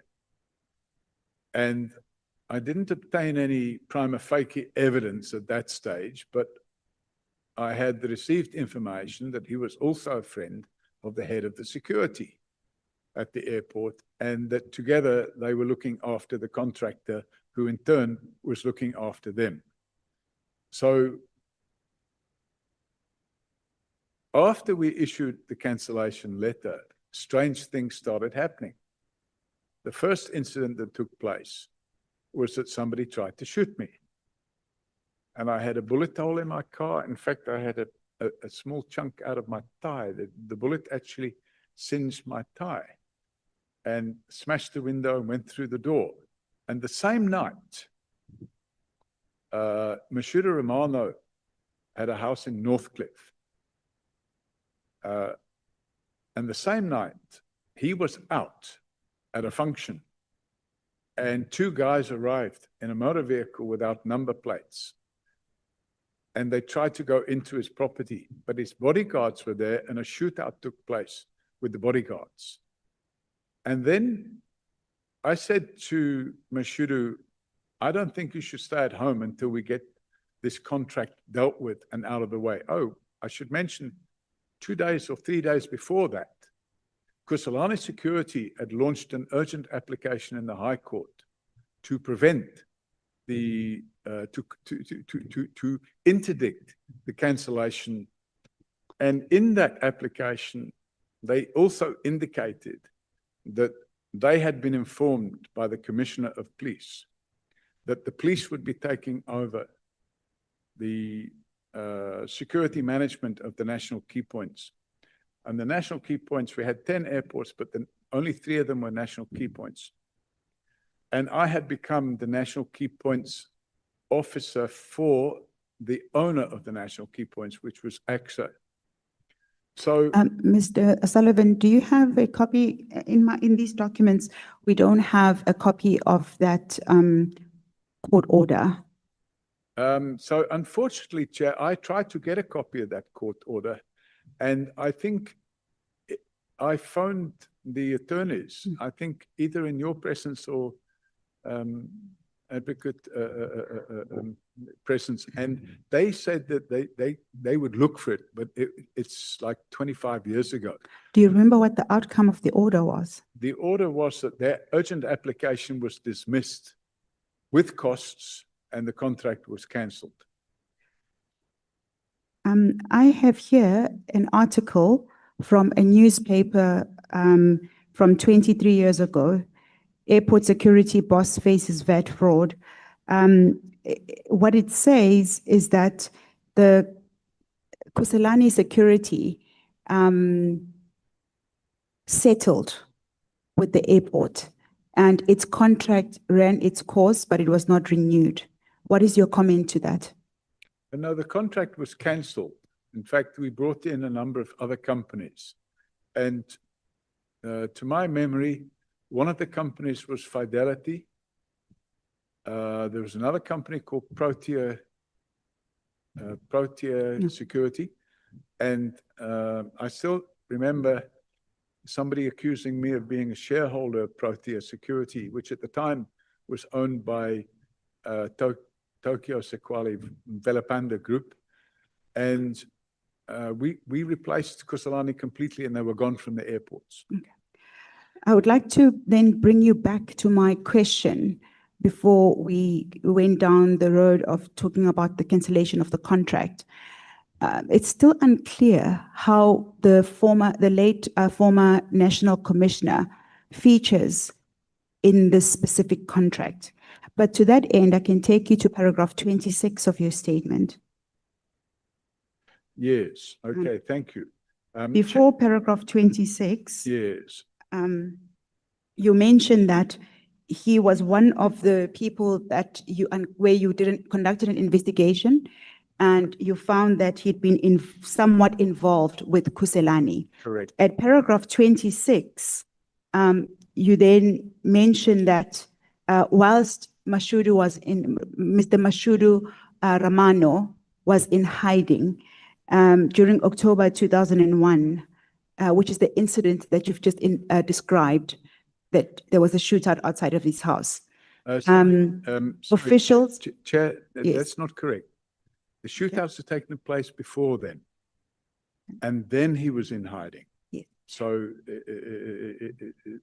That's what I'm intimating, Yes, that okay. whilst he was in hiding after the shootout. after the shootout. Yes. Yes. Whilst he was in hiding after the shootout, during October 2001, police officials reporting to Silebi tracked Romano to the hotel he was staying at.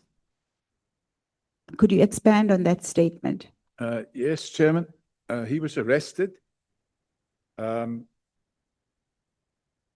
detained as allegedly being an illegal immigrant.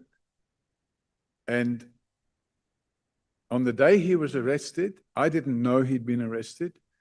In the afternoon, I think in those days, the Mail and Guardian used to come out on a Friday or Thursday. I can't remember exactly what day it is.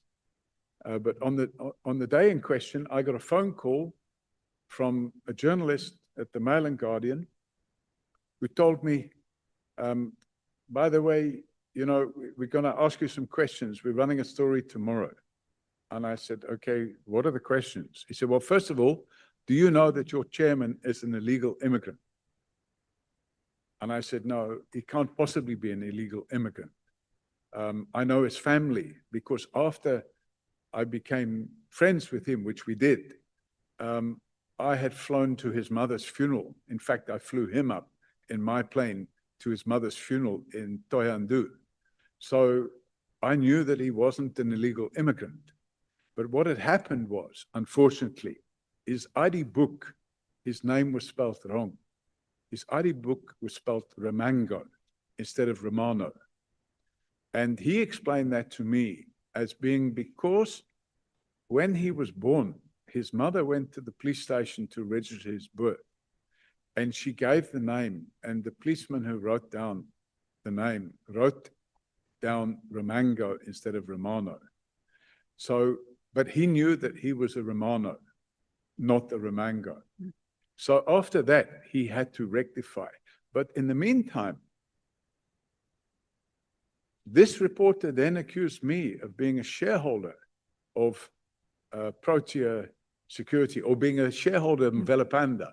And I said, no, that's rubbish. He said, I've got your bank statements here. Your bank statement shows that you received R500,000 last week or the week before. Did you receive R500,000 from Yeah, Velapande? No, not from, I'd sold some shares. Okay. So To Velapande? No, I had nothing to do with Velapande. I'd sold some unit trusts, in fact, shares. I'd sold some unit trusts. So, you know, you buy and sell, and you know, that's how it works. So I had nothing to do with Mvelapanda at all. And so I said this to the journalist, and the next day there was a headline in the Mail and Guardian that Mashuda Romano was arrested and detained for being a legal immigrant. And by the way, in the morning, I got a phone call from Mashudu.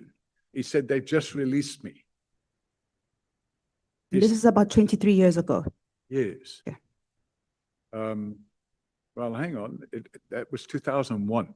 Yes, about 25 25 years ago. Yeah. Okay. Oh, 24 years ago, because it was, I think, October 2001. Okay. And he said, they've just released me. And I said, thank God, I've been trying to get hold of you. I said, thank God, I've been trying to get hold of you. What happened? And then he gave me this explanation that I've just given you now about the Romango, the Romano, and so on and so forth. Your role at this point, you'd been now at EXA for a couple of months. How involved was your role? I mean, you started, you've testified that you basically did an audit of all the contracts, and you found that there were irregularities. You cancelled a number of the contracts. So it was one big contract. But you mentioned a number of others that were also That quite. was equipment then. Yeah. That wasn't a contract, that was a tender.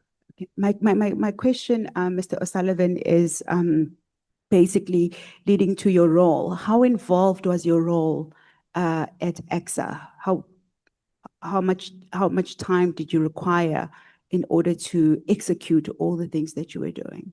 Well, I hit the ground running, and I spent literally 7 days a week there doing this.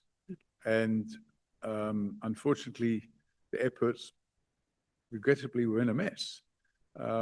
If I had to tell you, in the first 4 months of my being at Airports Company, we had multiple robberies, including airside robberies, where bandits came into the airport and held up people that were unloading cash and diamonds from a KLM flight.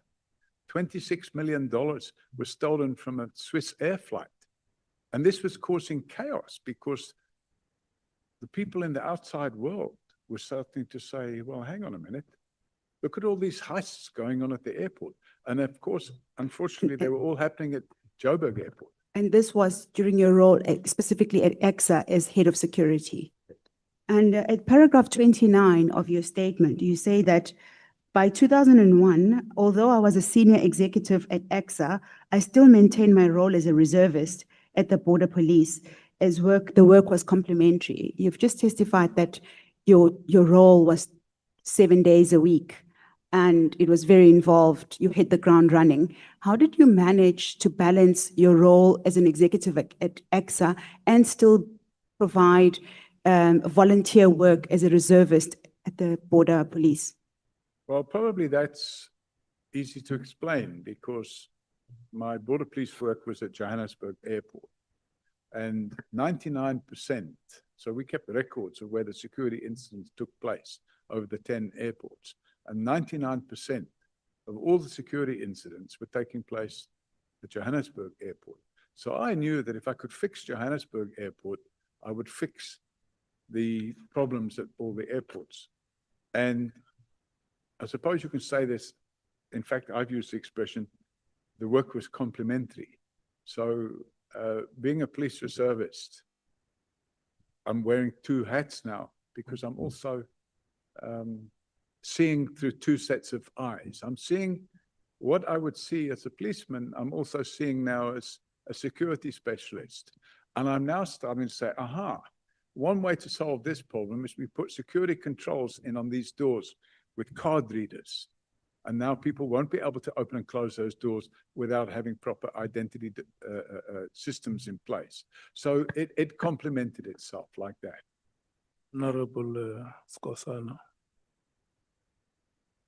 Chair, thank you. Mr. Oliver, I just want you to clear this up.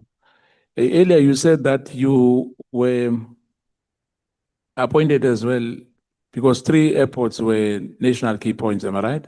Right. And you are now a national key point official. Correct. Without being vetted. Well, I think at that stage, they didn't require vetting. It only came later.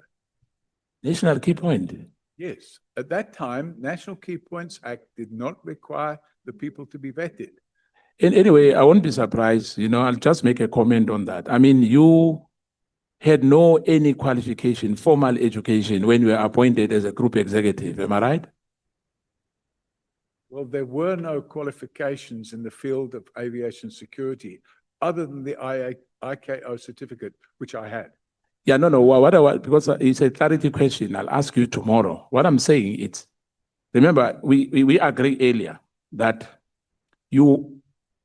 the post was advertised, that's what you said. Correct. And the requirements, you don't know, you don't remember what were the requirements? 26 years ago, there was an advertisement. A person had to be competent at the job and had to demonstrate a proven knowledge of aviation security. I can't remember what else. Yeah, it's fine, because remember that they recruited you from property development and tourism company. You had no experience of that. And as well, No, earlier, sorry, just. you had no experience of security. Yes, I had experience of security. That forensic security you're talking about, your company. Pardon? Your company. The experience was from your company. Airports company, you mean? No. I'm saying the experience you had, was it from your own company? Chairman, I had worked as a country manager for Chubb Security. Yes, I'm aware. It says so, yes. Yeah, and you were running your property development company and the tourism company Well, at the same time. the tourism company's chairman were non-executive positions. Yes. I wasn't running those companies. They would have had executives that ran those companies.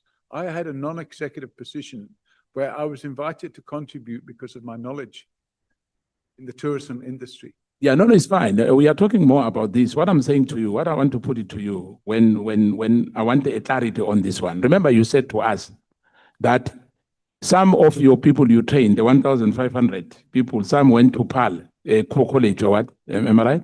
No, I went to PAL. Only you. It might have been some of the others who went there, but they did their training in Johannesburg. Yeah, but at the later stage, I wanted that only for you to say to us that the each which is asking you now, I think on paragraph 29, where you said you put up 70 hours and 80 hours at border policing, between board roles, it doesn't make sense. Why not? You said there were 13 airports, am I right? No, 10 airports. 10 airports, yes, the three were. And now you were able to run that as well and the border. I worked 70 to 80 hours a week. By the way, still do. When? Okay, honorable member, let's proceed. Okay, it's fine. We'll see tomorrow, Chair. Thank you. Honorable Malema. Thanks, Chair. The evidence leader is leaving a very important point. She tried to ask you about Jegis levy in relation to the cancellation of that big contract. And you have not said anything except that funny things started happening to you, and policemen that are reporting to him, I would imagine, it's a national commissioner of police report to him, went to arrest Ramano, and they said no, he's an illegal foreign. So I don't know. I don't see where does Jegis levy get in relation to this cancellation of this contract. Okay, I'll repeat what I said earlier, Chairman, which is that Jackie Salebi attended a meeting which had been arranged by Andre Price, who at the time was the Deputy National Commissioner for Operations. And the purpose of the meeting was to inform AXA that this is after we sent a letter of cancellation to Kusalani Security. It was like 3 days later. The purpose of the meeting was to inform us that he, Jackie Salebi, was going to arrange for the cabinet to take a decision to move the National Key Points Act responsibility from army to police. And because of that, he wanted a situation where the current incumbent, namely Kusalani Security, would not be fired, but they would still be in place. Their contract would not be terminated. So as a result of that, as I said earlier, we had a meeting internally in AXA, and a decision was taken that we could not accede to that request for a number of reasons, and the main reason being that they were undersupplying on the posts, they were committing fraud, they were committing corruption, and they were leaving gates open, and they were allowing major security issues to take place. No, at the I airport. understand that. I want to know, did Jackie Levy say with his mouth, do not cancel a Kusalani security contract in Yes. that meeting? Yes, What evidence do we have about that? it was a meeting, I didn't record it. I The didn't. minutes, Pardon? are the minutes of that meeting? There were letters sent. I 25 years ago, I don't have those letters now.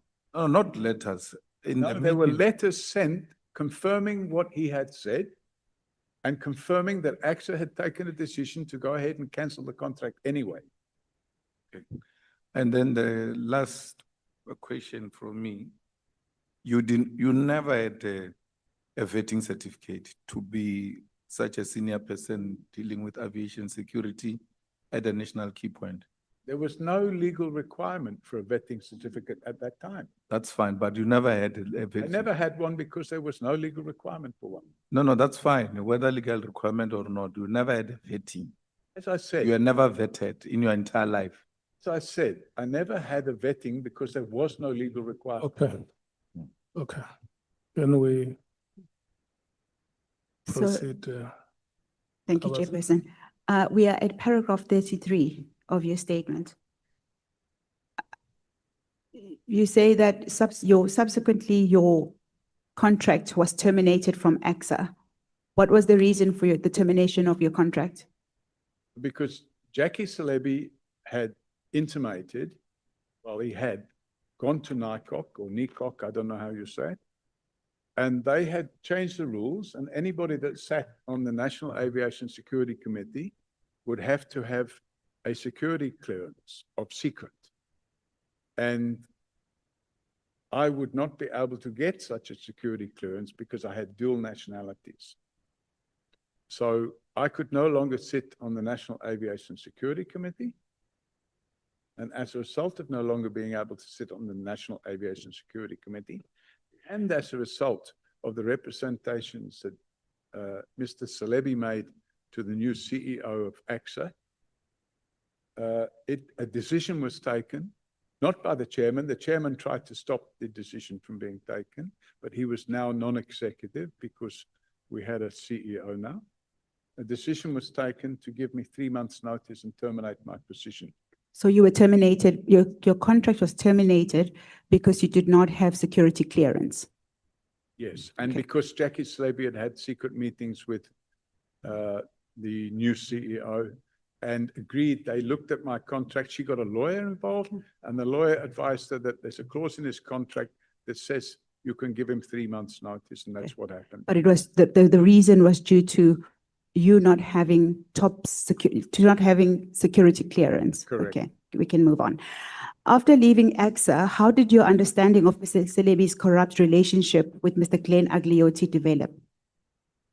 So whilst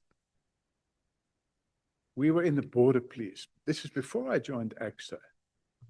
So I remember an incident, it must have been, Just specifically the relationship between Mr. Celebi and that's what I'm talking about. Glenn Agliotti, if we can Yes. just limit So it to that. While I was in the border police, we had a consignment of counterfeit goods that came in, and the consignment of counterfeit goods was being brought in by Glenn Agliotti. If you could be specific about what those counterfeit goods were?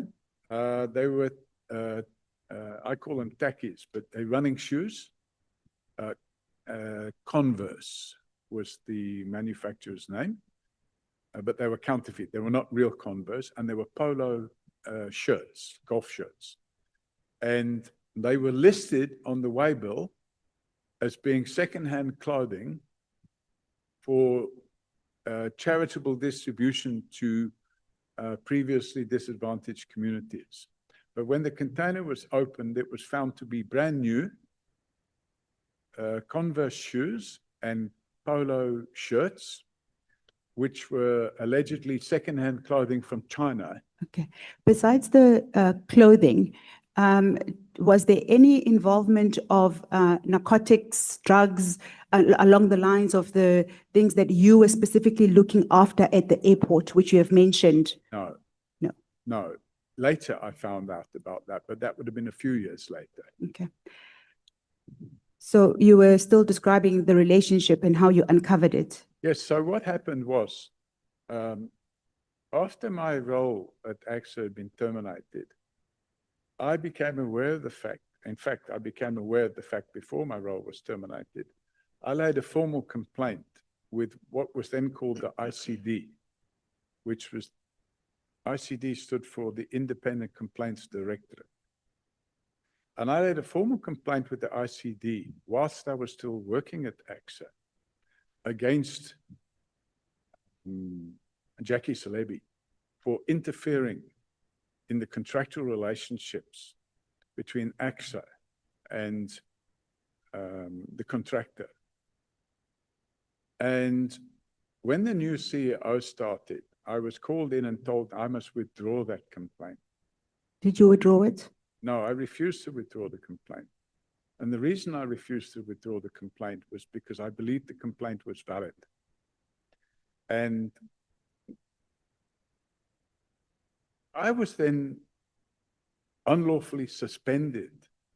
But at this point, Mr. O'Sullivan, with all due respect, you've now been terminated. Your contract has been terminated. Before I was terminated, I was unlawfully suspended. Okay, but we are now at the point, I'm sorry to interject. I don't mean to rush you. It's just time is not on our side. In the timeline of where we are in the testimony, you have left AXA and you are now investigating Mr. Celebi, even though you've left AXA. And that's where we are in the testimony. If you could just expand on that. Okay, so Chairman, after I left AXA, I went back and carried on with my property developments. Actually, I was still involved with that anyway. I started building houses for sale again. This developed, I think, 2 developments in Bedford View, and I built some houses in Kempton Park and some others in Dainfern. But while I was doing all that, I decided to look into Jackie Celebi because I was aware, I had no evidence, but I was aware of this relationship between him and Nolan Grenier. Him and? Nolan Grenier. Okay. He was the CEO of Kusalani Security. And I considered that a corrupt relationship. So I arranged a meeting with, I'd made this complaint with ICD, first of all. Secondly, after leaving AXA, I lodged a formal complaint with what was then called the Scorpions.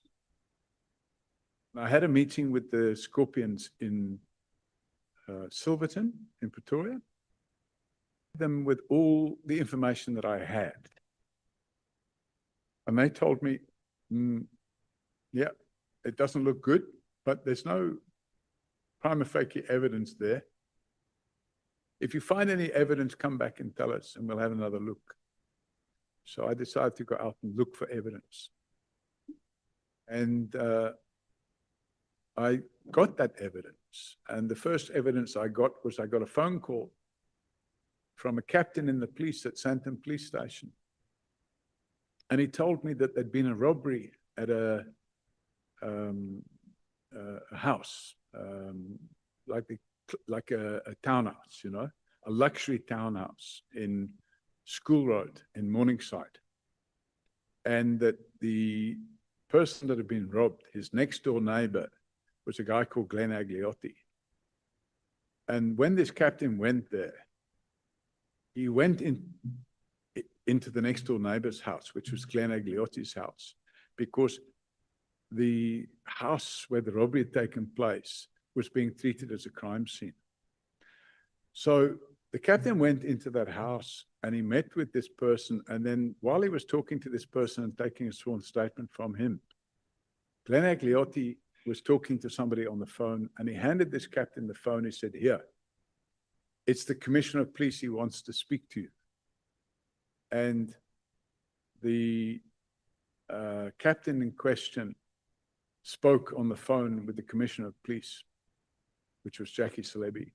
And Jackie Celebi told him, and that's what he put into a sworn statement. What was the name of the captain?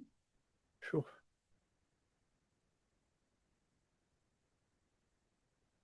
I can't remember. Do we have any supporting evidence Yes, I don't to have that it, but it's effect? on the docket. Okay. So the Scorpions obviously ran with the investigation because it wasn't just that. There were a number of things that came together.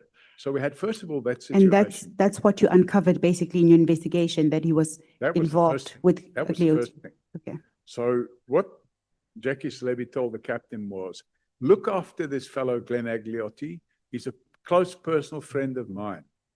I then remembered that several years earlier, when I was in the Border Police before joining AXA, that we'd had this consignment of clothing, this What you described earlier. yes, the counterfeit goods. And we had detained the goods and I'd arrested Glenn Agliotti. And you then leave it. And the next thing You had arrested him as a reservist? I'm just yes, in that capacity, okay? yes. Okay, can we? And I Honorable Nomvalo. Yeah, no, thanks, Chair. No, Mr. O'Sullivan, may you please extricate me from this confusion? Earlier, when I asked you about security clearance, you confirmed that you did not have it. And then when the council asked you about your dismissal, you said, should I wait for you? Can I proceed? thank you. When the council asked you about your dismissal, and then you confirmed that you, Thank you. when the council asked you about your dismissal, and then you confirmed that you were dismissed by Jackie Celebi, by Mr. Jackie Celebi, because you had no security clearance. And the justification, according to your logic, for not having a clearance, a security clearance, is that there was no legal requirement at the time. Is that correct? So almost correct. Yeah. Now, what precipitates my confusion here is that I find it very ironic that Mr. Celebi can dismiss you on the basis of a requirement which is not prescribed by the law. So Chairman, I can explain that. First of all, Jackie Celebi didn't dismiss me. No, terminated your contract. He didn't terminate my contract. My contract wasn't a contract with the police. My Yes. contract was a contract with Airports Company South Africa. And what happened was Jackie Celebi first attempted to have the National Key Points Act changed so that the National Key Points would report to the police. And the next thing he did, he went to NICOC, and he got them to change the regulations so that everybody that sat on the National Aviation Security Committee would have to have security clearance. So they brought in a new regulation. And I couldn't meet that regulation because I didn't have security clearance.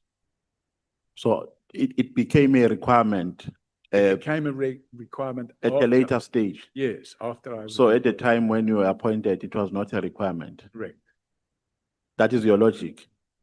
That's a fact. Oh, thank you, Chair.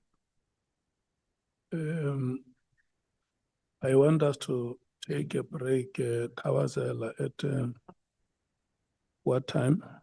I think this part is almost done. So I think we should be done by past to take a break. Okay.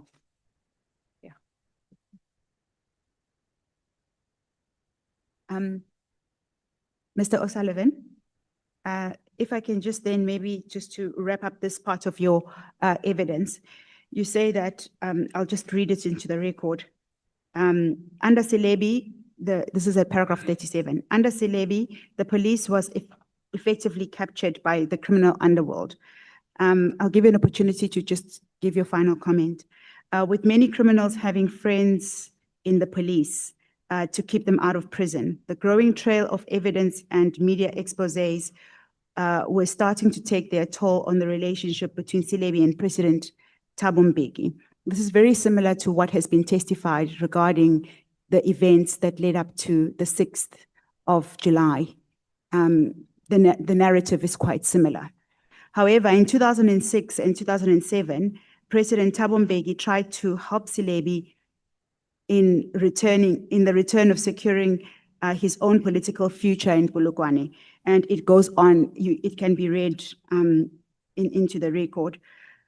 The question that I have specifically in relation to that paragraph, just to be, for the sake of completion, you then go on to say that prior to December 2007, there was a coordinated effort by President Mbeki and an overseas-based agent, Mr. Andre Pienaar, to save Celebi on the one hand, yet arrest and charge Zuma on the other hand. They failed. President Mbeki and Pienaar's plans fell apart at the ANC elective conference in Polokwane. And you complete your paragraph by stating that the disbanding of Scorpions was intended to curtail high-profile corruption investigations, particularly with regard to those near and dear to the senior politicians.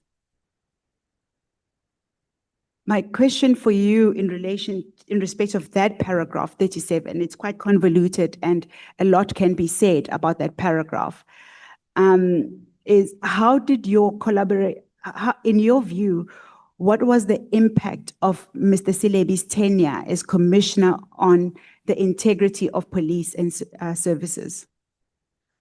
Chairman, I became aware of appointments that were being made in the police of individuals being promoted into positions that they weren't suitable for. For example, Richard Ndluli was made the national head of crime intelligence. There were other appointments. I can't remember the names of the people now, but people were being appointed that weren't qualified. And I think it became apparent that from the evidence and the statements I took, that these things were happening because we had a corrupt chief of police. So I intensified I didn't believe that South Africa would benefit from having a corrupt chief of police.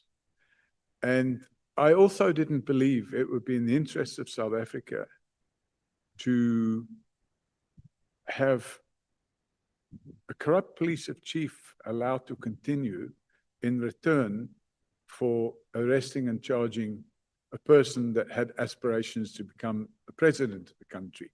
For example, Jacob Zuma.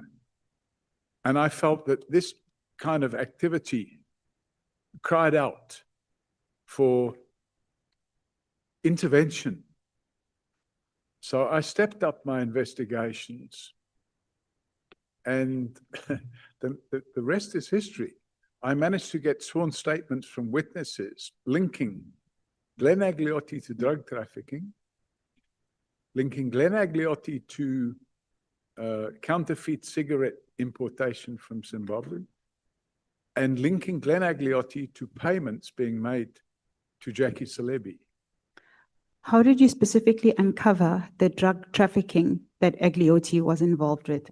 Could you expand? Sorry, Chair, before that. On a point of correction, Richard Ndluli came head of crime intelligence under President Zuma and Nathi Mthethwa, not under President Mbeki. Sorry, Chairman, Richard Ndluli was appointed not national head of crime intelligence. Thank you for assisting me there. He was appointed provincial head of crime intelligence in Gauteng by Jackie Celebi. Thank you for pointing that out to me.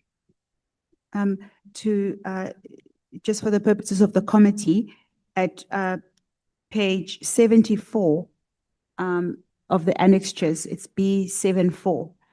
You have enclosed a report which details the specific persons that you say were involved in the various criminal activities. However, my question to you at this stage is, you say that you uncovered drugs, drug trafficking. Correct. In the timeline where we are, you have left your role as head of security at AXA. You are now back in business and also doing reservist work. No, How, yes, I Okay. was no longer reservist, Chair. Because Jackie Celebi terminated my role as a police reservist. And he inspired the need to terminate my role as head of aviation security. So I had no police work after that. what were you doing at the time? Property development. What, you say that you were investigating various things. Why were you investigating as a property developer? Because I wanted to live in a country where there was a rule of law. I wanted to live in a country where a person who did his job well wouldn't be fired because somebody wants to commit the offense of corruption without being caught. I wanted to live in a country where security contracts were not given to the person that paid the highest bribe, but they were given to the company best suited to provide the service. And that would make the airport safe. I didn't want to live in a country where something tragic should happen, for example, like 911. I didn't want to live in a country where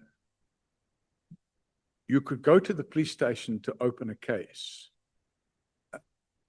and the criminal that committed the offense would get away with it because he paid a bribe to the police. I realized by 2003 that we were on a slippery slope, and the best way to get off that slippery slope was to bring back some ethics into the police. Yeah. You were at the point, I actually derailed you by asking a different question, but you were about to explain what you uncovered, how you uncovered. It's not necessarily specifically about Glenn Agliotti, but it's more about your investigative work into drug trafficking. And you were about to expand on how you managed to uncover drug trafficking, which Glenn Agliotti had been involved in. Yes, Chairman, obviously you get somebody phones you, gives you information. I think it became common knowledge that I was looking into Jackie Celebi. And you sniff around and you get information, but you can't prove anything. But somebody gave me a tip-off that actually, if you want information, this fellow Glenn Agliotti is involved in drug trafficking, and this is how he does it. But I had no evidence. So I decided to go and get that evidence. And I was given the name of the company and the name of the person that managed the company that imported the narcotics and distributed the narcotics. So once I had that information, I then realized, well, hang on a minute. I can go to that company and see if they can provide evidence. So I arranged a meeting. It just coincidentally happened. It sounds like you stumbled upon that Yes. evidence, but in Yes. fact, you were investigating the former commissioner. Correct. Okay. So it just so happened that when I was a police reservist, I had been running a drug-free schools project in my spare time. And that drug-free schools project resulted in us, a team of us, going around all the schools and explaining to the children how drugs are bad for you. When did you start that project? That would have been the mid-90s. Whilst you were a reservist? Correct. Okay.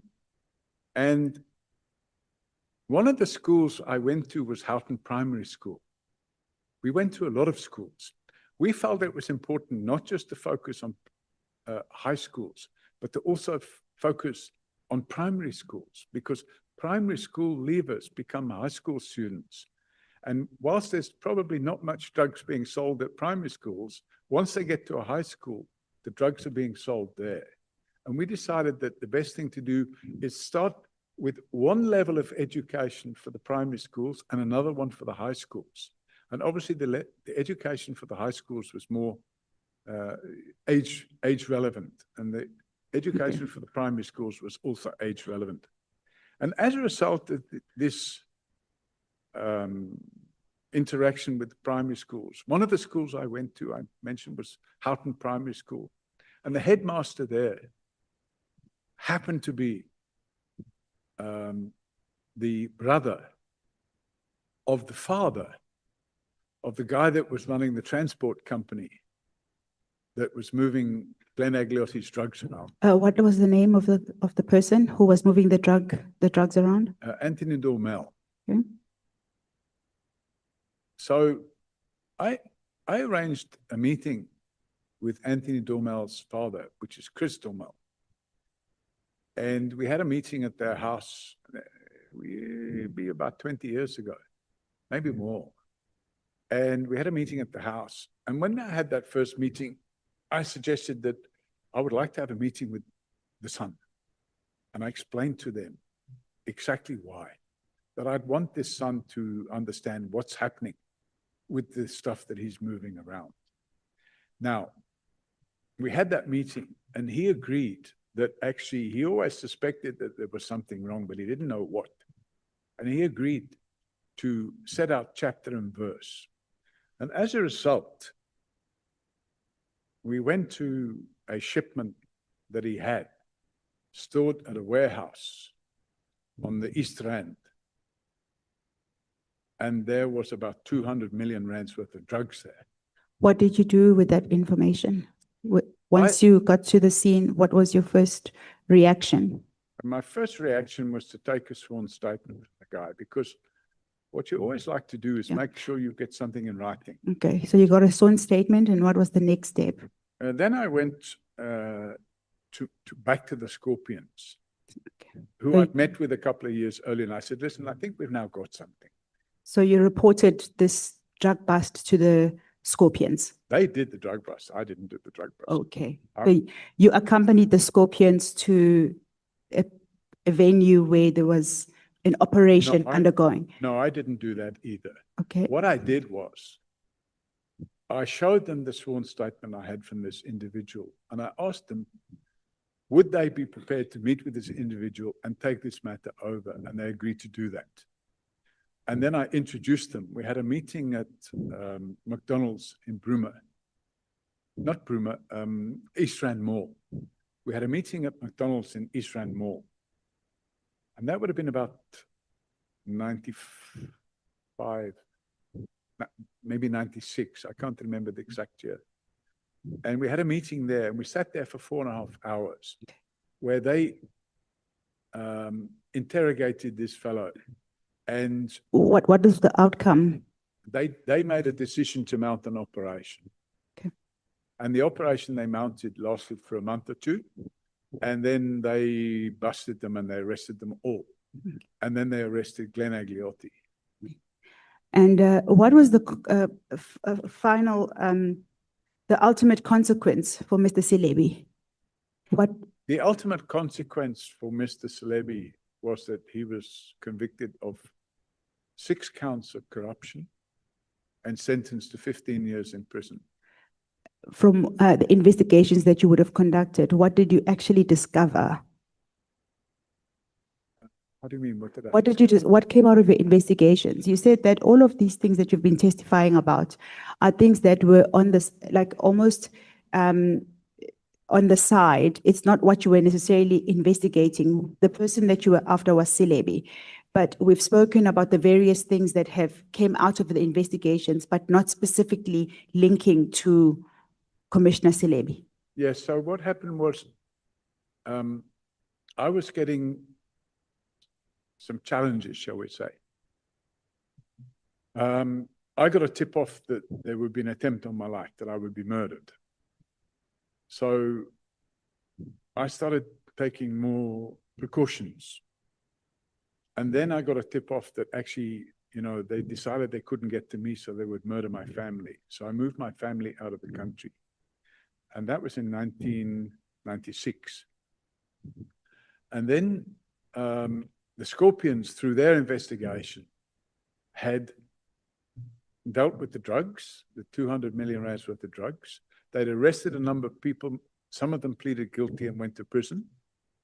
They arrested and charged Glenn Agliotti, and they arrested and charged another gentleman by the name of Clinton Nassif, and they entered into plea bargain agreements where they agreed to plead guilty in terms of Section 105A of the Criminal Procedures Act. They agreed to plead guilty and get a suspended sentence and then give evidence about other activities. And the other activities they gave evidence about were the payments that they had made to Jackie Celebi. Okay. At page 14, at the top of your statement, you say, based on the case I had assembled against him, speaking about Celebi, the then President Kgalema Motlanthe terminated Celebi's contract. In 2010, Celebi was convicted and sentenced to 15 years. This sentence, this paragraph implies that it was as a result of the investigation that you had conducted against Mr. Celebi. Yeah, Is that correct? Perhaps that's a little bit too much, because in fact, what I had done, I carried out an investigation which triggered the production of the evidence which led to Jackie Celebi being arrested and charged. Okay. So if it's like anything else, I had started work which became the catalyst for the criminal charges which he faced. What was the motivation for you investigating him? As I said earlier, Chairman, I wanted to live in a country where there's a rule of law. I didn't want to live in a country where a chief of police could be so corrupt that he could enter into an agreement that would assist a sitting president to arrest and charge a future possible president. Because I felt that that was like completely wrong, regardless of what and at the time, I didn't know the then who became President Zuma, I didn't know him from a bar of soap. So I had no knowledge. Would it be fair to say that as a result of Mr. Celebi not granting you security clearance, you then investigated him? What would your comment be to that statement? Yeah, I think that's not correct. And the reason it's not correct is because it's like a domino effect, isn't it? If you don't do this, this will happen, then that will happen, then that will happen, then that will happen. He was going behind my back and having secret meetings with a view to having me dismissed. Why? Because we refused to kowtow to this idea of allowing his friend. In fact, I went a step further. The criminal case I opened against his friend resulted in his friend going to prison for 5 years. So he just badly wanted me out of the way. And because of the lawlessness of that conduct over 2 or 3 years, I just decided, no, the country doesn't need a commissioner of police who's involved in that type of criminal activity. So I took it upon myself to do the preliminary investigations. And when I handed it to the Scorpions on a plate in 1990, whatever, 5 or 6, there were prima facie evidence, but there was more than that. Would you say there's a relationship between Commissioner Celebi's arrest and the disbandment of the Scorpions? I'd say absolutely, without a doubt. Part of the problem, Chairman, is that the Police Service Act makes it clear that no police official may be an active politician. And at the time Jackie Celebi was the Commissioner of Police, he was also a member of the National Executive Committee of the ANC. So now suddenly the rules relating to the Police Service Act were being flouted. And not only that, you heard about all these so-called spy tapes. And the spy tapes make it clear that there was a concerted effort on the part of certain persons, one of them being the then head of the Scorpions, a chap by the name of Leonard McCarthy. Because the spy tapes show his conversations with a person by the name of Andre Pienaar, who was based in London. It demonstrated that their plan, and they used code words, but it was all unpacked quite nicely. And they used these code words to show that actually we must get Celebi off the hook and get Zuma on the hook. And in the process, the problem they had was this individual by the name of O'Sullivan. And in those spy tapes, it states categorically, let's not worry about O'Sullivan. We'll bring somebody in that will deal with him decisively. Now, I thought, wow, this is heavy stuff. So I felt that, no, I did the right thing. The country should benefit from a police service with an honest chief of police. And that's what I expected to see. Because if you have an honest chief of police and a hardworking chief of police, you would expect that the people, that the whole thing ripples down and you have a good police service. Thank you, Mr. O'Sullivan. Lastly, you say that you got this information from spy tapes, but you were no longer a police reservist. You were also no longer the head of security at AXA. In what capacity were you able to access these spy tapes? No, well, I didn't access the spy tapes. What happened was, I'm trying to remember her name now. Nomkhobo Jiba. She was the acting national director of public prosecutions. And after Jackie Celebi had been arrested, she was suspended. And she was suspended before his trial had got cracking. She had been suspended. Now, we have to turn the clock back a little bit, because before Jackie Celebi had been criminally charged, they had gone to see the president. The Scorpions had gone to see the president to say, we have a warrant of arrest for the commissioner of police. It wasn't the Scorpions, sorry. It was the National Director of Public Prosecutions, a gentleman by the name of Vusi Pakoli. And he went to see the president together with Garinel, who was the provincial head of the Scorpions. And they went to see the president and they said, we have this warrant which has been issued. And before we execute the warrant, we wanted to inform you as a courtesy that we intend to arrest the commissioner of police. And Thabo Mbeki then had a meeting with Bridget Mbandla, who was the Minister for Justice. And the Minister of Justice immediately suspended Vusi Pakoli. And then after this suspension, the provincial head of crime intelligence was instructed by Jackie Celebi to start tapping the phones.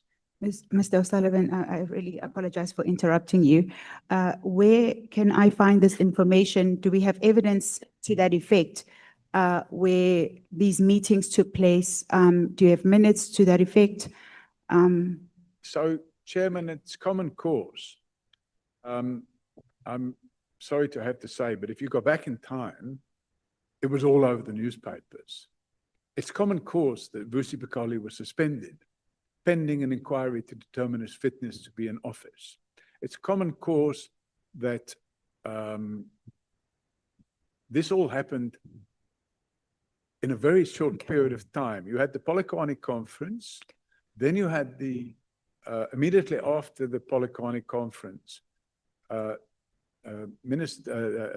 President Mbeki was still the president. Thank you, Mr. O'Sullivan. Just to bring you back to what the question actually was, the question was, how did you get to know about the conversations that were spyware was used. That was the specific question. They were published in the media. Okay, thank you. I think either the Mail and Guardian or the Times. They were Thank you. published and they quoted from it. So you read them in the media? And not only that, I spoke to the journalist. Okay. And he sent me a copy of the tapes, not the tapes, but the transcript of the tapes, because they, But that, your source basically was the media. That was the Correct. question. Thank you. Thank you, Chairperson. Thank you so much, Abazel. Honorable members, let me take this opportunity to recognize the following honorable members who have joined us, who have come to support the work that the committee is doing. Honorable Mautwe, the Chief Whip of the EFF in the National Assembly. Honorable Noluchungu, Honorable Mkalipi, Honorable Matiase, Honorable Nehaus, Honorable Ntangwini, and Honorable Makesini, the Chief Whip of the EFF in the NCOP. I recognize you, Honorable Kobe, from Action SA, and we want to thank you so much for the support that you are giving to the committee, honorable members. You were with us in the morning, Honorable Mkalipi, and you still found it reasonable to come back in the afternoon. We want to thank you so much. We are going to take a break now. And thank you so much, Advocate Mkiza, for leading evidence in the latter part of the session. We are going to take a break and we will come back for the final session, which will run from 18 hours until 19 hours. And I'm going to plead with honorable members that you can see that we are moving at a snail pace. And what this does is it reduces our time for interaction with the witness tomorrow. We are still on paragraph 38 of 175 paragraphs statement. And this does not bode well for us. If we can still try and allow the evidence leaders to run through the statement so that tomorrow we have sufficient time to engage with the witness. May we please rise and leave the chambers and come back at 6 o'clock.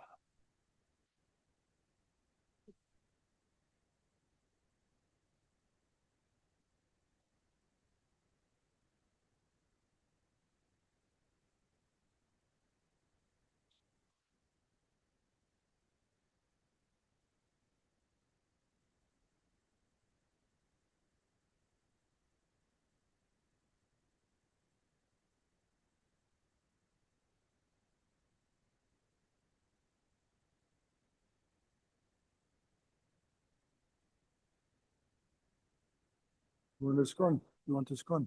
huh? You want to scone? No, I don't eat stuff like that. No, no.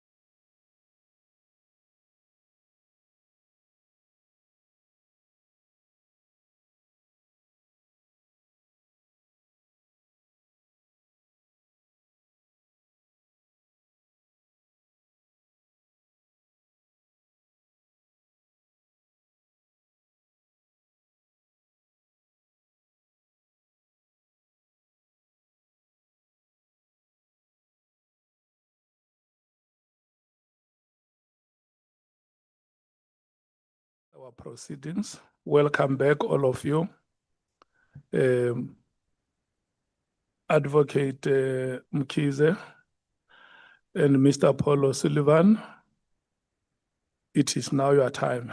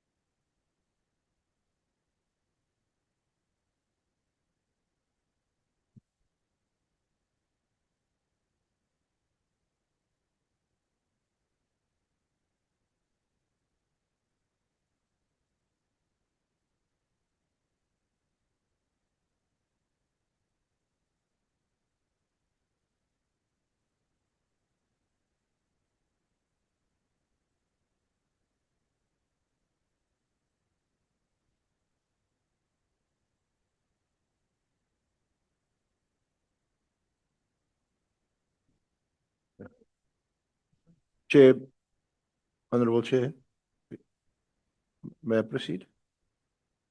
Yes, Sorry, I have long announced that the time is now yours. Thank you. Thank you, Honorable Chair, honorable members. Mr. O'Sullivan, just in the sessions we've had thus far,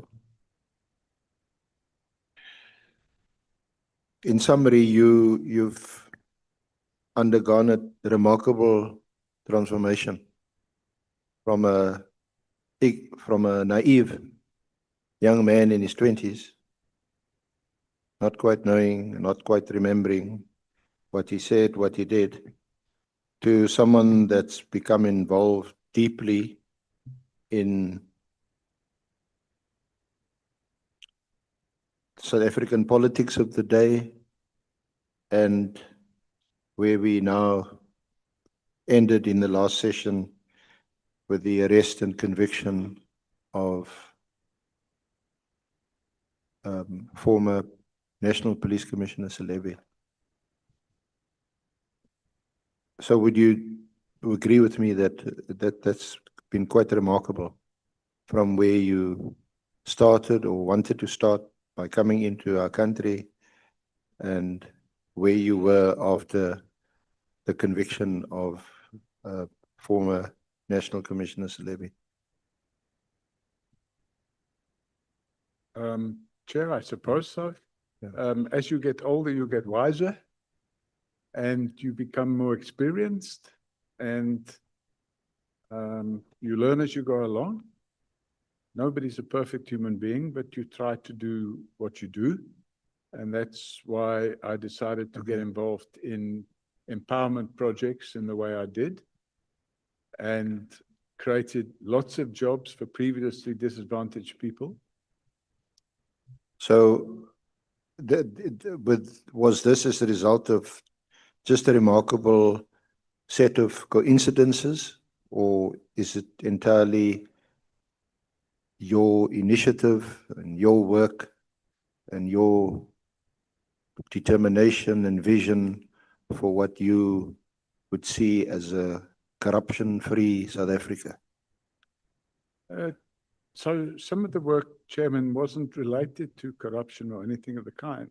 I did a lot of work in the tourism development arena, which, yeah, I committed myself in a very strong way to opening up tourism in Soweto by sitting down with owners of tourism plant in Soweto, and by generating increased footfall. I think between 98 and 99, we were able to increase tourist traffic to Soweto by 47%. And I felt that part of the solution to the problems in South Africa was to create lots more work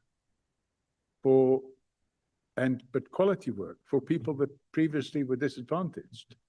And even though I myself had never been involved in this tragic event called apartheid, I believed that as a white person, I could and should try to do something that will improve the lives of all South Africans.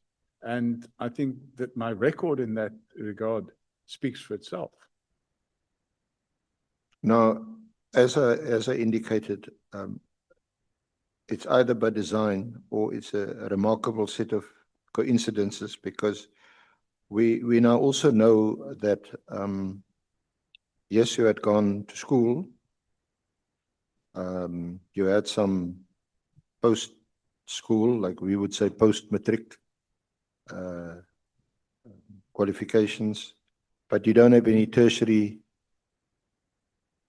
education, university qualifications. So was it just on the job that you learned to become a crime buster? I had no tertiary qualifications in the what you call crime busting field. However, I did study the necessary training to become a certified fraud examiner, which You went to the States also to. I did some of the training here and some of the training in the States. So there were a few courses that you could do in the States, but then you can do a lot of it online. And to become a certified fraud examiner, the exams and everything are recognized as NQF level 7, which is the equivalent of a bachelor's degree. And the staff that work for me, they've gone through that same process. And to write that, you either need just a matric or O levels. Yes, you need to have been able to demonstrate that you've worked in that arena. You can't just go and sit the exams without having worked in that field. And I had been working in the fraud investigation field for a number of years. Okay. You weren't a witness in the Jackie Selebi trial? No, I wasn't a witness because I didn't witness any of the corruption that took place. I didn't witness the drug trafficking that took place. What I did was I got information about it and I was able to get the witness. Yeah, you kickstarted the investigation. You took your file or folder to the then NPA and I think to Gerrie Nel, and did they then complete or conclude the investigation? That's correct. In fact, when I first went to them, they sent me packing. They said, no, you need to come back with some evidence. If you can't give us any evidence, we can't just work on the basis that you suspect this or you suspect that. So you need to go away and get evidence. So I went away and I got that evidence. So when I came back to them, I didn't have just the drug trafficking. I also had a sworn statement from the captain in the police in Sandton, who had interacted with Glenn Agliotti. I also had the details of the counterfeit goods, which I had previously been involved in, but I didn't have the case number or anything, but I knew that he was involved in the counterfeit goods. And then, of course, I'd managed to get the transport company that was moving the goods around. I also managed to get a jeweler, a person that manufactures jewelry. And I managed to get this jeweler who was living in another country. He'd left South Africa. I managed to get this jeweler and I flew to see him. And he gave a sworn statement about a particular person that went into his shop and paid for watches that Jackie Selebi then came and picked up. So I managed to get all that sort of information. So you gave the leads to the prosecutors, they followed up and then collected other corroborating Yes. evidence and Yes. witnesses, yeah. But And- you yourself, you weren't involved in that further investigation or at the trial itself? No, you see, Chairman, I don't have the ability, for example, like they would have, to pull cellular phone records that shows who was talking to who and when they were talking and where they were and all that sort of stuff. Only the police have that ability. I don't have the ability to pull the bank records of those people. They need Section 205 subpoenas to be able to pull those bank records. So they were able to go and put all the pieces of the jigsaw together based on the evidence that I supplied to them. And obviously there was a lot of work involved in that. I believe they had a team of people working on it for a very long time. And they were able to actually do a raid and seize the 200 million rands worth of drugs. So clearly on your own, with your own, or on your own devices or with your own team, you would not have been able to secure the conviction of the former National Commissioner. Not at all. It would have been impossible because I'm not a prosecutor. I don't have access to the state's machinery to go and do those things. Yeah. So and the reason why I asked those questions by way of background or entry into the next section that we're going to look at is on page 14, paragraph 39, your investigative work into the SAPS and the NPA. Because you then say that on or about 2011, 2012, but I'm reading from paragraph 39, in the aftermath of the Celebi trial, and for several years thereafter, you've attempted a mopping up exercise whereby you identified and opened cases against senior persons in the criminal justice system that I could see had engaged in criminal activity and would reduce the rule of law. And in the next paragraph, you name certain people that you had identified, and then subsequently also multiple prosecutors and senior corrupt officials. And so you then embark on this so-called mopping up exercise. So you went on a crusade. And did you go do that on your own? Were you assisted by persons both inside the criminal justice system and outside? How did you go about doing that? Can you just summarize for us? Chairman, opening a docket is just one step. After you open the docket, that's not the end of it. Somebody has to take that forward and then adduce further evidence and make a decision as to whether or not there'll be a prosecution. Yeah. And what I noted was that during the Celebi trial, a number of people got hands-on involved to try and prevent the successful trial and conviction of Jackie Celebi. And I won't say it was a crusade, but I realized that after the Jackie Celebi trial, the Scorpions were disbanded, and then those people were still in their jobs. And I thought, wow, nobody seems to be taking any action against them. So I decided to open dockets against them. And I So just repeat that and clarify. No, you jump from the Scorpions were disbanded. We know that was 2008, 2009. I think 2010. 2020, was it effective 2010? Yes. And then those people are still in their jobs. You're not referring to people who were actually the Scorpions. No. You're talking to other officials. Yeah, so I've named them here. So what I saw, Chairman, was that, for example, some of these people gave evidence at the trial of Jackie Celebi, but they didn't give evidence for the state. They gave evidence for the defense. And I was quite shocked to see this.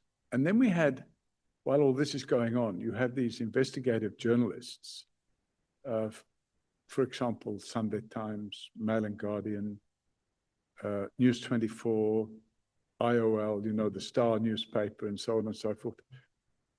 What had started happening was stuff was coming out of the woodwork, which clearly implicated those people.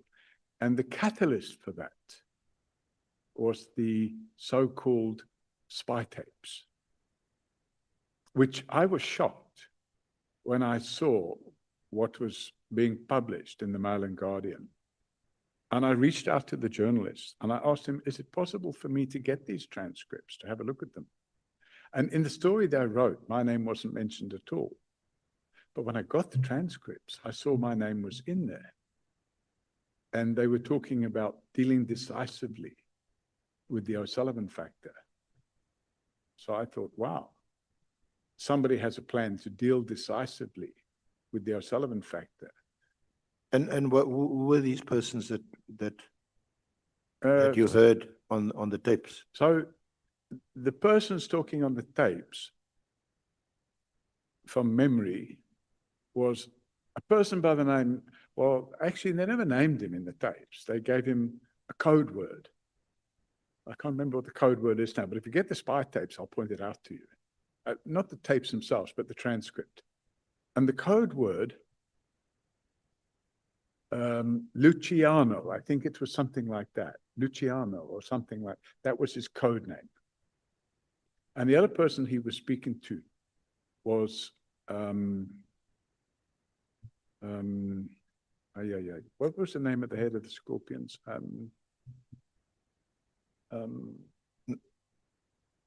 Of the Scorpions. Leonard McCarthy. Leonard McCarthy. That's it. Sorry. Just try to remember. So it was Leonard McCarthy and this Luciano, who I later found out was Andre Pina. And I also found out that Andre Pina had previously apparently been a boss agent during the apartheid era. So, and he was living in London. So I reached out to him and I said, hey, what's been going on here? And he denied everything, of course. But the journalists published that it was him. And he was the one that said, don't worry about the O'Sullivan factor. Because what Leonard McCarthy had said was, because what Andre Pina, who's not a state employee at all in any way, shape or form, he was referencing number one. And number one, he gave him a code name. Now, I can't remember which was which, but there were two code names. One was O'Wood, and the other one was O'Jan. And one of them was the president, the then president, Thabo Mbeki, and the other one was Jackie Selebi. And then they had another name for Jacob Zuma. And they talked about how they were going to manipulate things. And their plan was to get Jackie Selebi off the hook and get Jacob Zuma on the hook. And this would never have been found out except for when Vusi Pikoli was suspended, Jackie Selebi, the Minister of Justice then, Minister Bridget Bandler, she gave instructions to a person called Mokoteri Mpshe, who became the acting NDPP. She gave instructions to Mokoteri Mpshe to make sure that the warrants of arrest for Jackie Selebi would be withdrawn. And this is before Polokwane. And my understanding is that the magistrate that had signed the warrants refused to unsign them. He said, you can't come to me and ask me to issue a warrant of arrest and then tell me we've changed our mind, we need to cancel it. He said, you need to bring an application to court to cancel it. And then what happened, Jackie Celebi allegedly was worried that the Scorpions might go rogue and execute the warrant of arrest and arrest him anyway. So they started an investigation. When I say they, the police, they started an investigation. This DPCI didn't exist then. This was in 2007, late 2007. They started an investigation, and in order to get wiretaps, they made an application in terms of the legislation to tap the phone of Leonard McCarthy. And while they were tapping the phones, under the auspices that they wanted to arrest and charge the Gauteng head of Scorpions, Gerrie Nel, who actually in January 2008 was arrested. And we'll come back to the people that were involved in that later, because that's another very interesting story. But what happened was, those spy tapes were put in place by Richard Ndluli, and nobody knew about the spy tapes at all. But after Polokwane, they now they had a problem.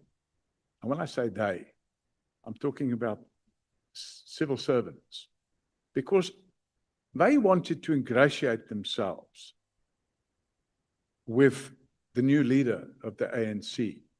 And that would mean they would need to, Kgalema Motlanthe had been appointed president after Thabo Mbeki had been recalled by the ANC. And then what they wanted to do was to clear the smoke relating to Jacob Zuma. So Goth, not Goth, I'm trying to remember his name. His surname was Hully, Zuma's lawyer. Yes, I know who you're talking about. Is it Richard Hully? Michael Hully. Michael Okay. Hully. So Michael Hully called a meeting with Mokotedi Mshay, and he sat there and he played the voice recordings and gave him a copy of the transcripts of the voice recordings. And Mokotedi Mshay took a decision that the conduct in pursuing criminal charges against Jacob Zuma was unlawful, and he withdrew and set aside the criminal charges against Jacob Zuma. Now, that was from those spy tapes. But the spy tapes played another role, because Nomgabo Jiba had been suspended for giving evidence in favor of the defense in the prosecution of Jackie Celebi. So she managed to persuade Richard Ndluli to come and testify at her disciplinary inquiry. And he produced the same transcripts and said that the decision to suspend both her and Lawrence Mwebe were unlawful. And these spy tapes proved it. But then the problem was, Mokotedi Mshay had now withdrawn criminal charges. As a result of the withdrawal of the criminal charges, if history is looked at, a year later, Jacob Zuma became the president, because now there were no longer a cloud hanging over his head. So now you had this situation where after that happened, I can't remember if it was a DA or somebody else, but somebody then brought an application. Yeah, there were several applications relating to this part. Yes. But can we just fast forward, because you know, I was starting at 2011, 2012 when you Yes. sort of So embarked that on all this. happened then. Yes, That yes. happened then. And Yeah. then I opened dockets. In 2012, I opened a criminal docket against Nongoba Jibe, Lawrence Mwebi, Prince Mokateri, who was at that stage an employee at the National Prosecuting Authority. And there were one or two others, but they were the principal people that I opened the docket against. And I alleged that they had committed the offense of perjury and that they committed an offense in terms of Section 32 of the National Prosecuting Authority Act, in that they had interfered unlawfully. Another person's name was Manzini. Another person's name was, he was the head of crime intelligence. He was Richard Mdluti's boss. Anyway, I opened docket against all of these people, a single docket, because I felt that it would be appropriate that they would have to explain their conduct during the Celebi trial and the latter end of the investigation, the Celebi investigation. And as a result of opening that docket, I then found out that actually they had opened the docket against me. So now they say, okay, we're now going to open a docket against you. And that's what they did.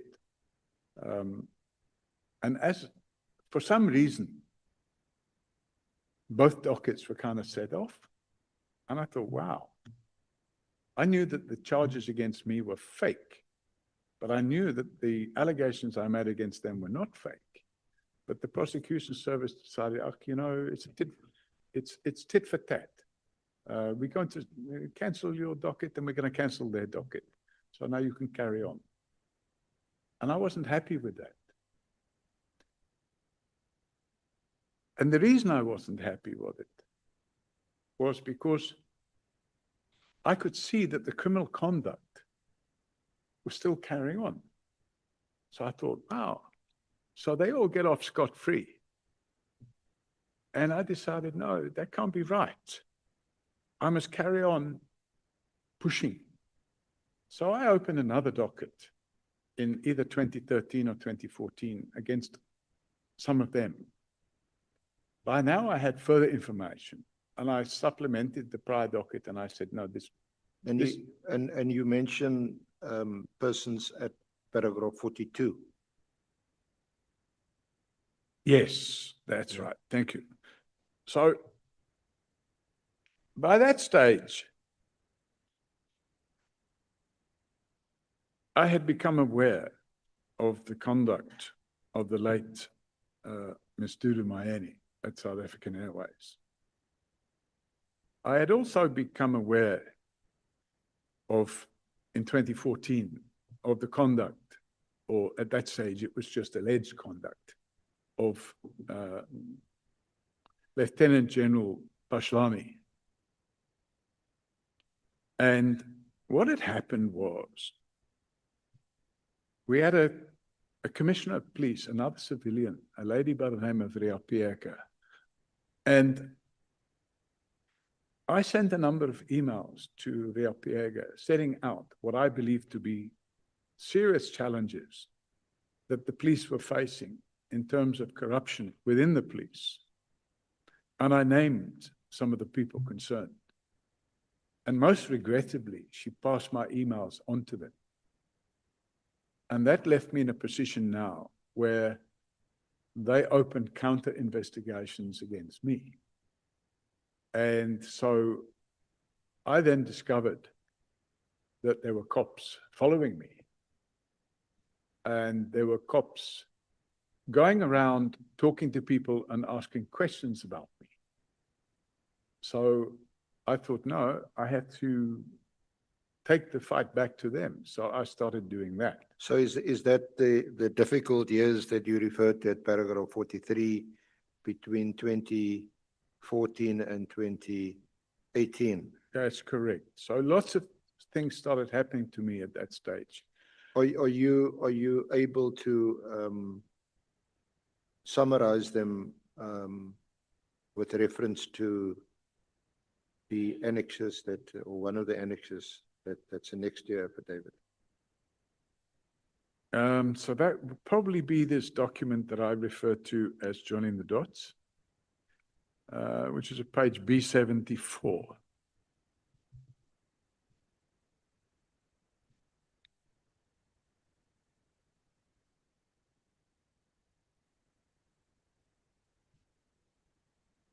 Yes.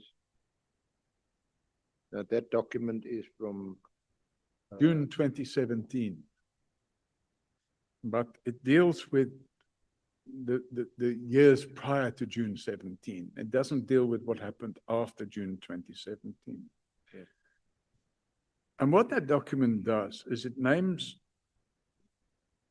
a number of the individuals which I believed at that stage had infiltrated the criminal justice system. And I named them and I explained where I believed they fitted in to this, this infiltration process. Just pause there. See the report, joining the dots, confidential report on page 74.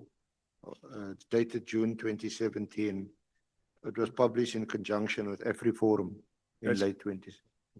That's correct. In fact,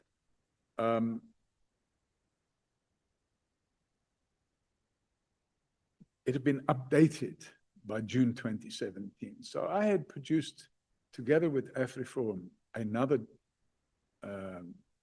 report called Joining the Dots. And that would have been 6 months or 7 months earlier. But by June 2017, we had more information. We had more understanding of what I considered to be, well, I wasn't on my own in considering it. By that stage, the then public protector had issued a report, and the report was called State of Capture.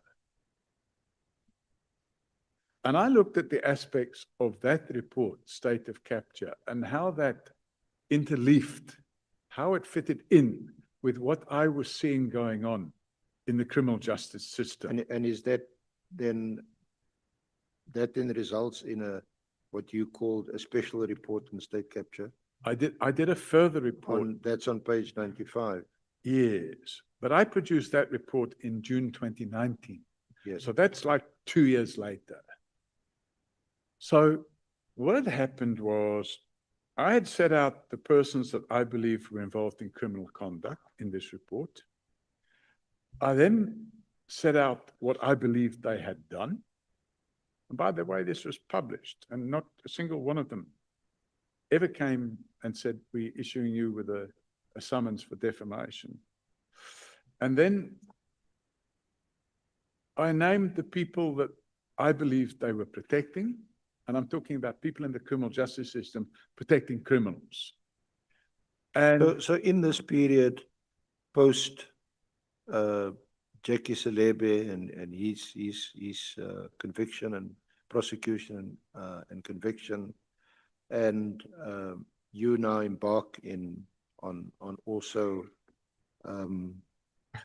pursuing the persons that you've mentioned in your affidavit, quite a number of them senior officials in the criminal justice system, prosecutors, officials.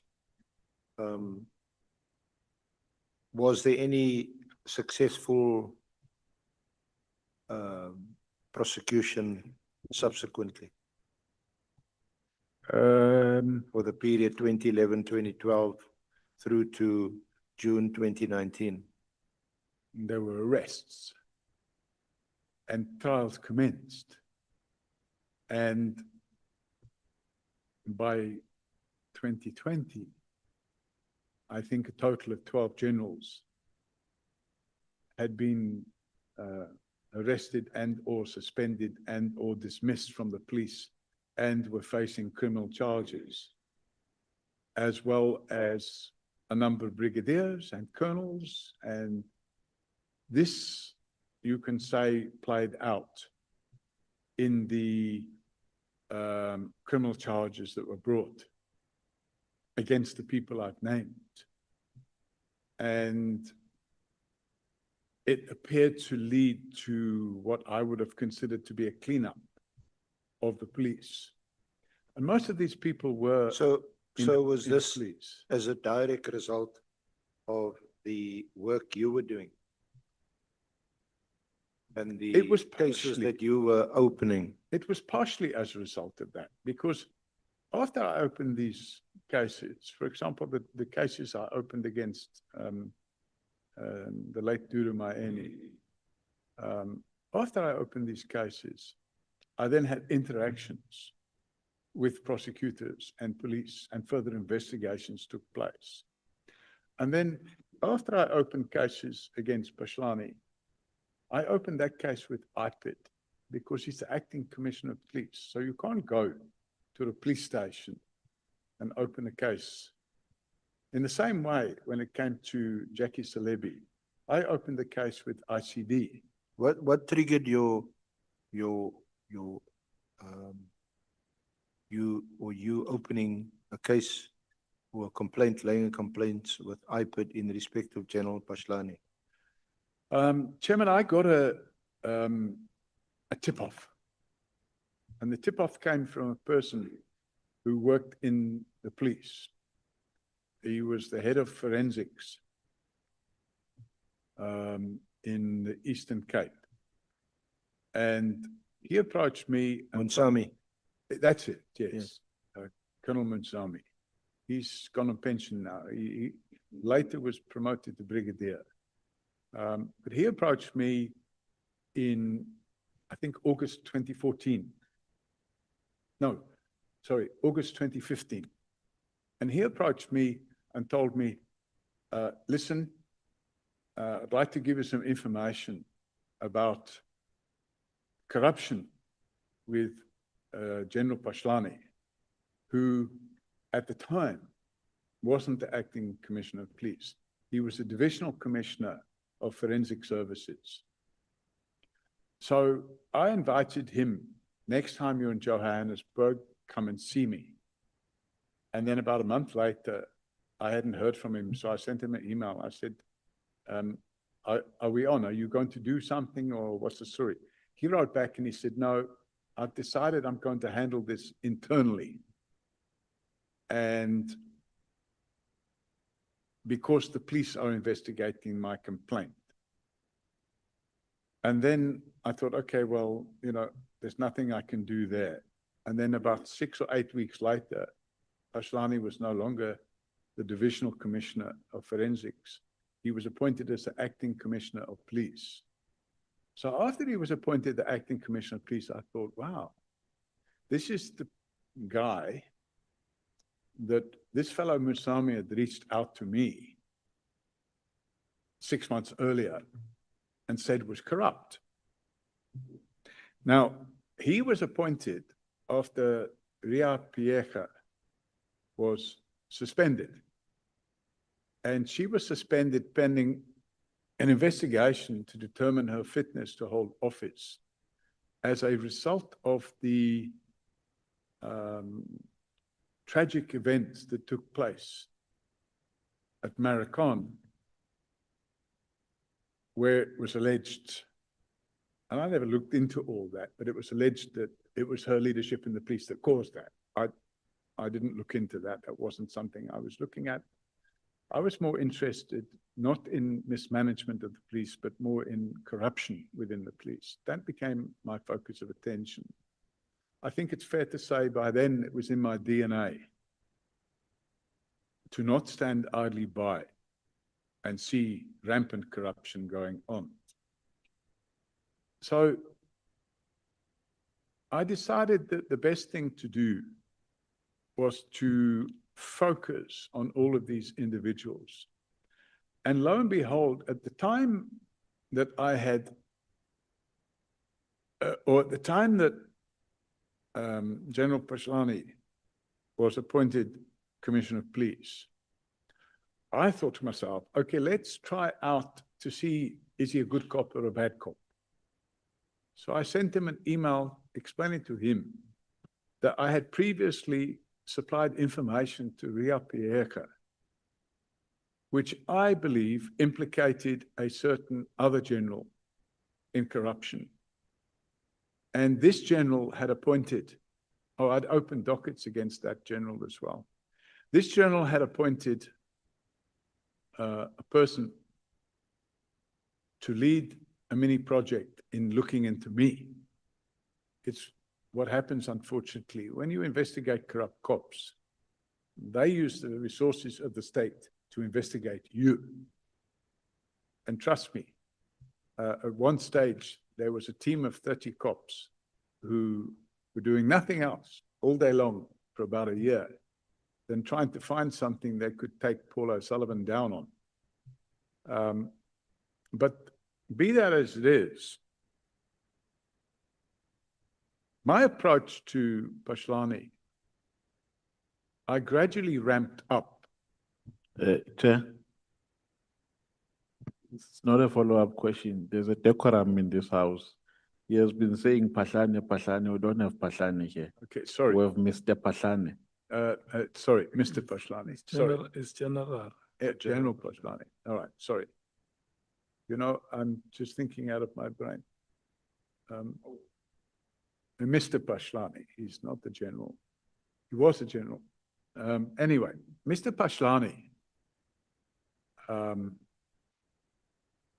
Now the problem with that interruption is it's broken my chain of thought. What was I saying? Oh, yes, yes. So what had happened was I had asked Mr. General, he was a general then, I asked General Pashlani to take action to pick up where General Piega had left off and carry on with this investigation into what I considered to be corrupt senior police officials. Just pause. There's a letter, I think, that your attorneys wrote to then General Piega. And it's that letter you say that was passed on to, is it General or Brigadier Munu? Munu. Lieutenant General Munu. Can you, Chairman, can you ask, or sorry, can you point me in the direction of that document? Just help us that Furman letter. Yeah, the letter that from then is wrote 23 years. Okay, you can continue. In the meantime, I'll get some help to find it. It's not in the reference. Okay, yet. so I in fact have serialized everything on my computer.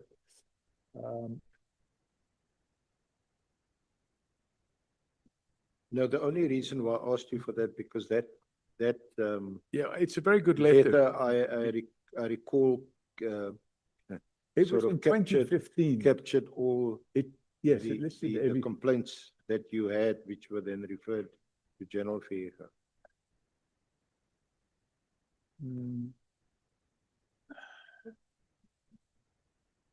No, it's here's the.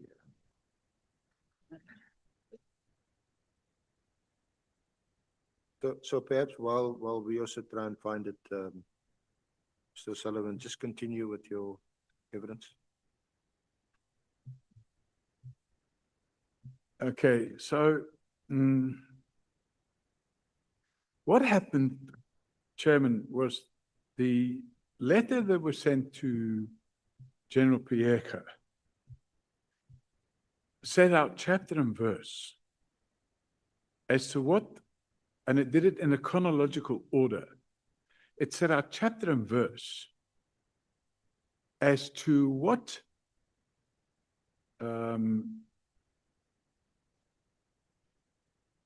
General Munu had been doing.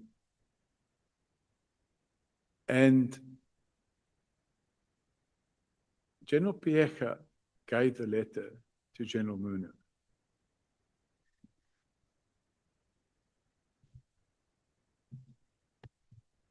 And that became a bit of a problem because the effect of that was that I think the letter is included in the flock docket. It's an annex to the flock docket. B143. Pardon me? B143 is the docket. It was probably about B184 somewhere. Ah, here we go.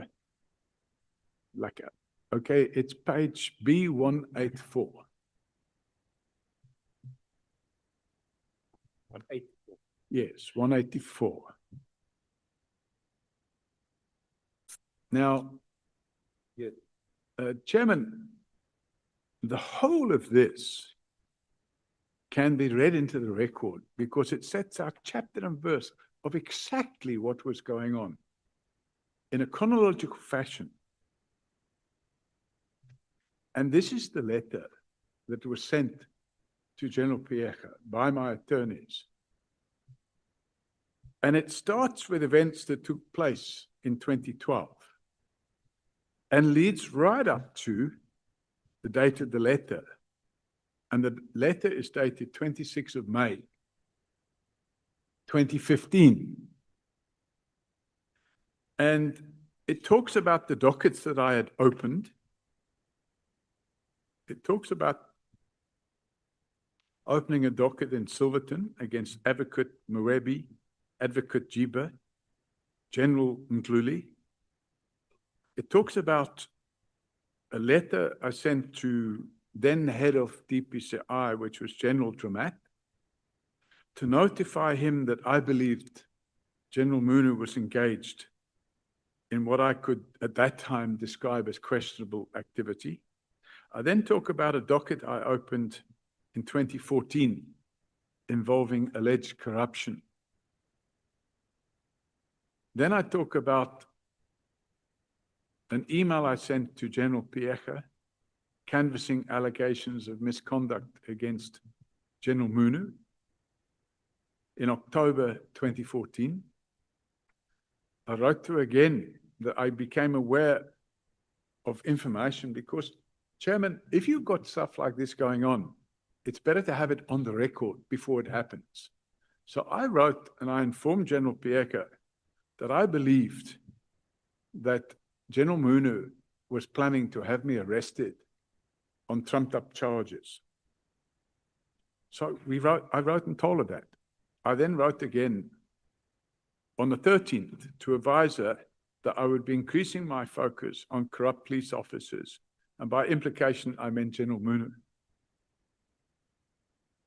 I then received a response on the 25th of October 2014 from General Piecha informing me that she had forwarded my complaint to General Munu. And I considered that to be, shall we say, defeating the ends of justice, because here you are making a complaint against a general that you consider to be possibly corrupt. And the next thing, the person you complained to, which is that general's boss, supplies him with a copy of the complaint. I then wrote to her again, and this time I now started involving IPID, because I thought to myself, well, if I'm just going to complain to the Commissioner of Police, and she's going to share my complaint with the person of interest, I must now involve IPID. So I wrote to her again, and I copied IPID. And that was at the beginning of 2015. Is that at the time when Robert McBride was the executive director of IPID? That's correct. So I think he had been just about appointed around about that time, or just before then. I can't remember. And when you referred the complaints to IPID and McBride was the executive director, did you know him at the time? No, I didn't know him before I referred these complaints to him. In fact, I only get to know him after he was appointed. I got a phone call from a journalist one day telling me that IPID had issued an apology to me.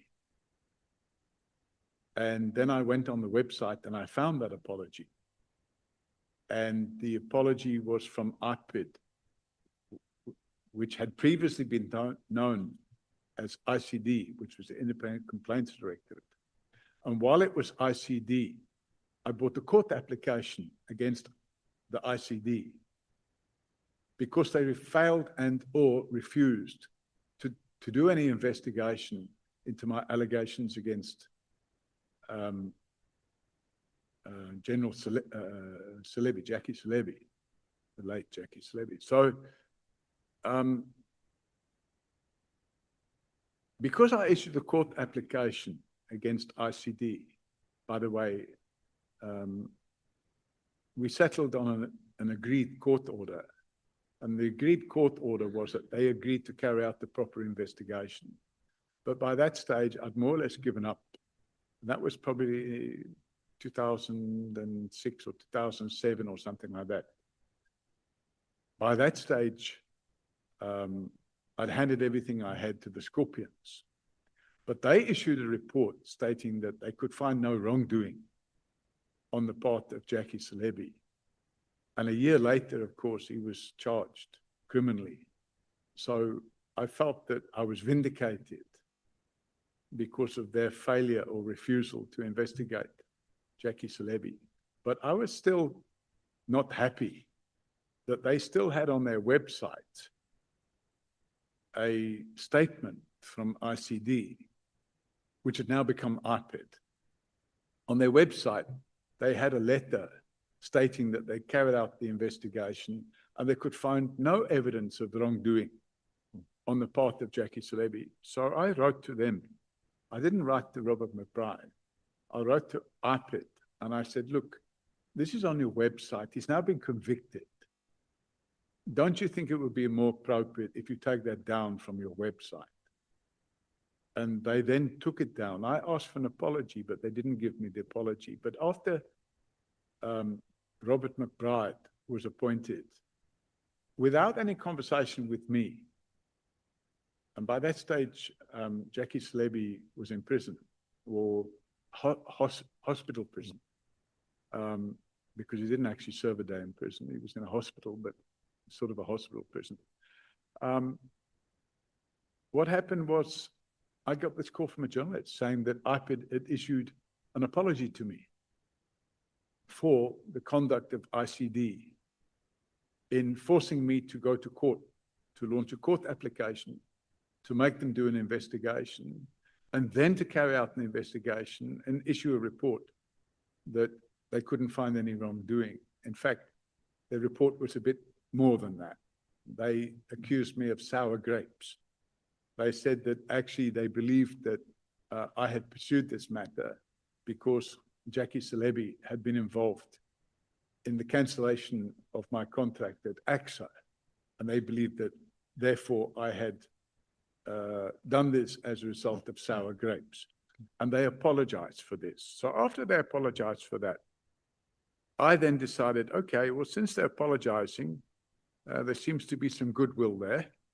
So I then dragged them into my email exchanges with General Piega. And lo and behold, she was then suspended. But before she was suspended, I had meetings then with IPID. And I had the meeting at IPID, and that was the first time I met Robert McBride. And when I had the meeting with him, I sat down and explained to him everything that had been going on with these various emails to General Piega and what I believe to be the criminal conduct of all these other interrelated parties. And he then indicated that he would carry out an investigation. But I just left my, I didn't do any further work on it. I left my Lever Arch files with him. And that would have been late 2014, early 2015. I think probably January 2015, something like that. And then what happened? if I recall correctly, it was either February or March 2015. Oh, I should mention that by this stage, I'd also had meetings with Anwar Dramat, General Dramat, who was the head of DPCI. And I had brought to him documentation that implicated a gentleman by the name of Radovan Krejcir in unlawful conduct. Mr. O'Sullivan, so how do you get these or procure these appointments with high-level officials, either in the police, with the Hawks, with IPID? I reach out to them and I say, listen, I would like to have a meeting with you. And, you know, obviously they have the right to say, no, we don't want to meet with you. But in this case, they agreed to meet with me. So I didn't say I want a meeting with you. You know, it's nothing cagey about it at all. I just say, listen, there's stuff going on. You're the head of DPCI, and I think you need to know. You need to know a relationship between this fellow Radovan Krejcir and certain generals in crime intelligence. And I met with him and I explained to him what was going on. And then I explained to him where I believed General Muna fitted into the picture. And I need to point out that I had a motive for doing this because Radovan Krejcir had tried to murder me several times, actually. On the 9th of January, 2014, Radovan Krejcir was in jail and he was bringing a bail application. And I'd heard that he was bringing a bail application. So I put some evidence together and I went to see the prosecutor.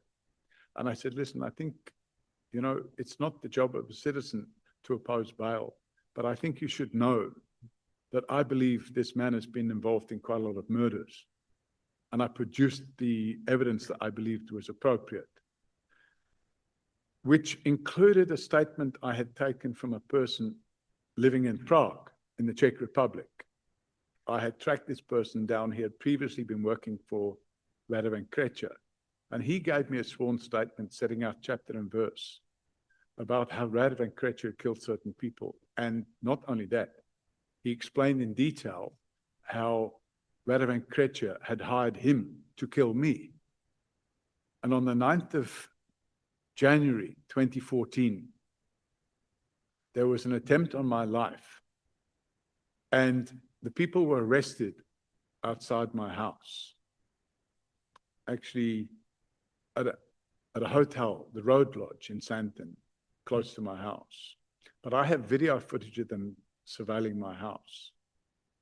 And a chap by the name of, can't remember his first name, but he had a nickname, Killer Kimber.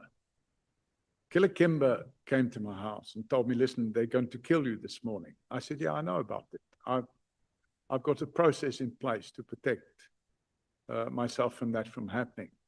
So what happened was they ran an operation. I had already a person inside that crime syndicate who didn't want to be involved in what they were doing and had come to me and told me what was going on. And they arrested all of them. And when they arrested all of them, this person later gave me a sworn statement, which that sworn statement was supplied to General Paslani, implicating General Muna, because the individual that had been arrested, who was in fact a 204 witness, had implicated General Muna because one of the co-accused of him with Radovan Krejcir had told to him, because after they'd been arrested, General Muna came on the crime scene and started taking their photographs with his cell phone.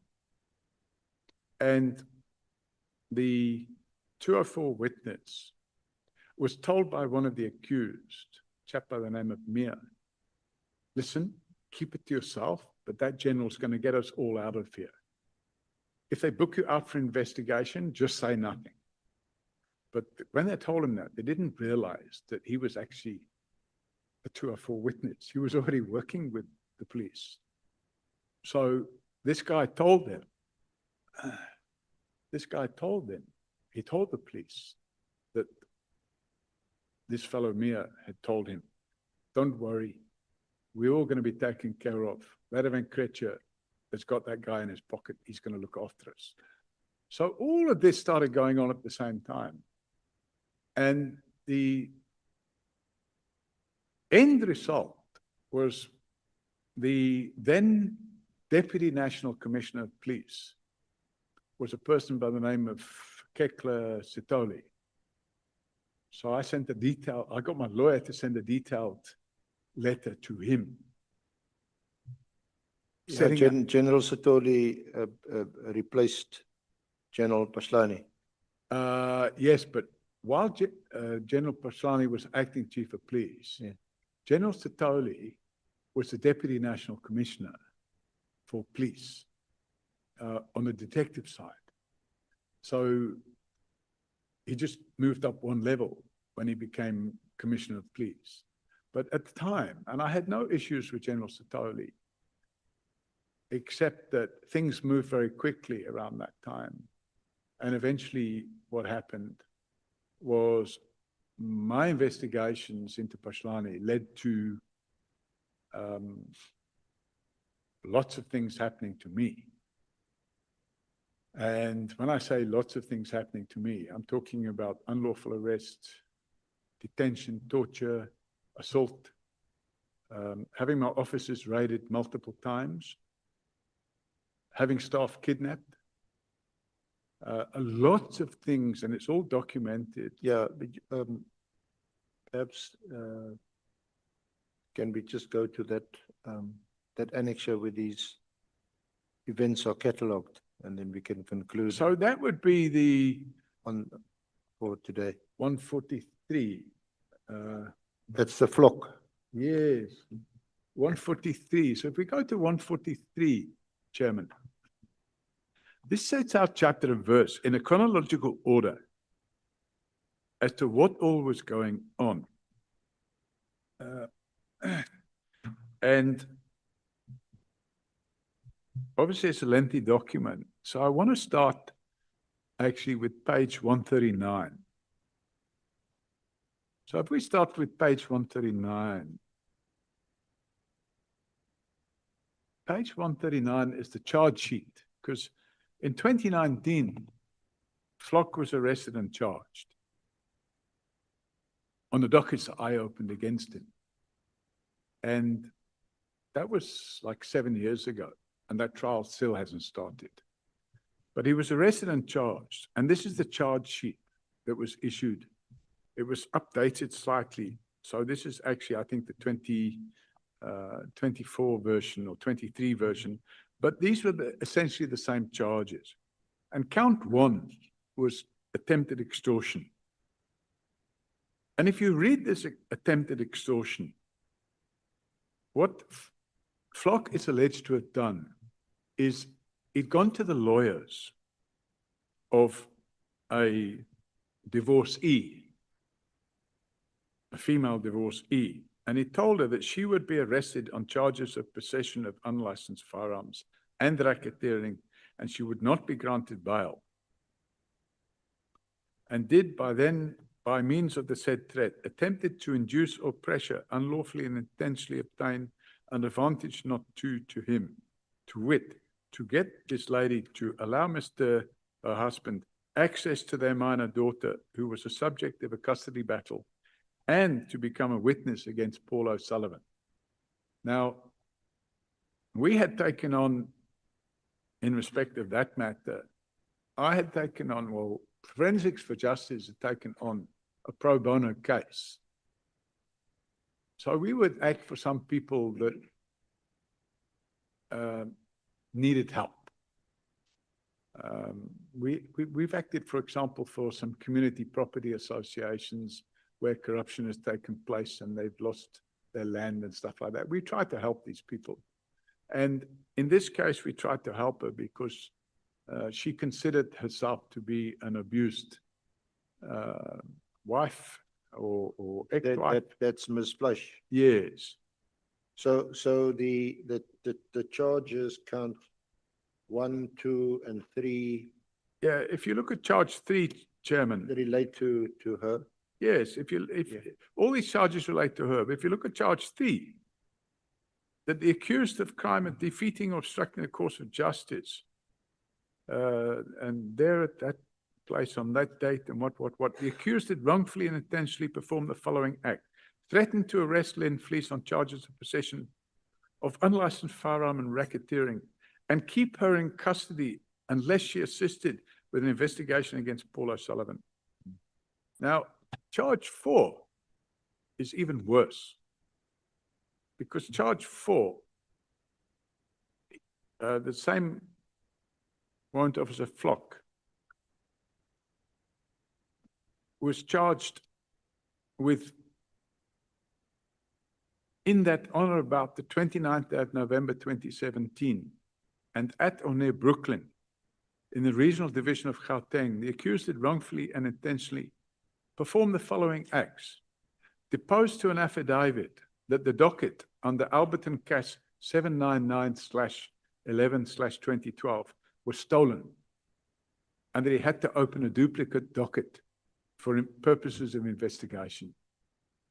And whereas the accused, when he acted aforesaid, well knew that he signed for the original docket, and that by opening a duplicate docket, he intended that his actions would have the following results or consequence: that a different decision be made than what was initially decided by the prosecution, and thus so doing the accused defeated or obstructed the administration of justice. In fact, that docket was a case that was opened against myself and one of my staff.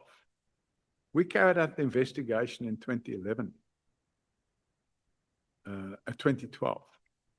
And that investigation was for a deceased estate. And the allegation was that the person of interest had stolen 6.5 million rand from the deceased estate. And during the course of our investigation, we had cause to go and visit the person of interest to say that, look, we have these allegations, we'd like to get your version of events. And, if you didn't steal the money, it's fine, but if you did steal the money, maybe you should put it back, because you would face criminal charges. So, as I mentioned to you earlier, if you're investigating criminals, quite a lot of them like to think, oh, I can get this guy off my back, I'll open a counter investigation. So he opened a docket in Alberton in November under that number 799/11/2012. And that accused person alleged that I had said to him, if you pay me 3 million, we'll let the case go away. But he was a bit silly, because I had one of my staff with me, a forensic specialist was with me, a lady by the name of Melissa Naidu. And as a standard procedure, we tape recorded the discussion. So nothing of the kind was said. So I did a warning statement because I did a statement because the investigating officer of the case from Alberton Police Station phoned me and said, listen, this guy's opened a case against you. We need to get your statement. So I said, no problem. And I went and I gave him a copy of the docket we'd opened against that person of interest, alleging theft of 6.5 million rand. And the prosecutor took a decision not to prosecute on the docket the counter investigation that had been opened against us. But Flock wasn't happy with that. And he worked with another prosecutor, and they took a decision based on a new docket that had been created on the basis that the old docket had gone missing. Meanwhile, it hadn't gone missing. They were able to get evidence that he'd gone and taken that docket and made a sworn statement saying that the docket had been stolen. In fact, in his sworn statement, he alleged that I'd stolen the docket, but he'd forgotten that when he went to the police station, he refused to sign for it. And they said, no, you must sign. He said, then you must phone the commissioner, which at the time was General Pashlani. They said, no, if you want me to sign for it, you must phone the commissioner. And the guy, instead of phoning the commissioner, he just entered on the system that this fellow had come along and taken the docket and refused to sign for it, but it was on the system. So now they knew he had taken that docket. Yes, then in the annexure that It follows. it follows at 143. Yep. Your sworn statement, you then also catalog. I catalog everything in detail. So we Yeah. talk about this, this fellow Flock. Yeah. And then if I go to page 146, because obviously anybody can read the whole thing, but I just want Yeah, to no, I just want us to. highlight that the we can important conclude on areas. If I this, go yeah. to page 146, paragraph 46 to 156. 146. Page 146, paragraph 9. I've said Cratchit shot Jackson dead on 2010-05-03 at Smith's house rented in Kempton Park, and together with the corrupt general in crime intelligence. And the importance of this is very important because I found out who that corrupt general was and I opened the docket against him. And his name is not mentioned in here. I think he's deceased now. His name was Joey Mabasa. So then what happened was this fellow Cyril Beaker was murdered. Then we go to page 148, paragraph 14. I explain in detail here where General Muna fits in the relationship with Radovan Krejcir. And we talk about the undercover agent who was arrested with the people that were trying to kill me on the 9th of January, 2014. So they walked into a trap. They were all caught. Now, after that, I explain the link between Flock and Munu, because at the time, Flock was working in Munu's offices. And if you go to paragraph 18, which is on page 149, Yeah. I subsequently got a statement in 2016 from who was then a policeman, a warrant officer or captain, I can't remember, at Hartbeespoort Dam. His name was Gijsbert Coetzee.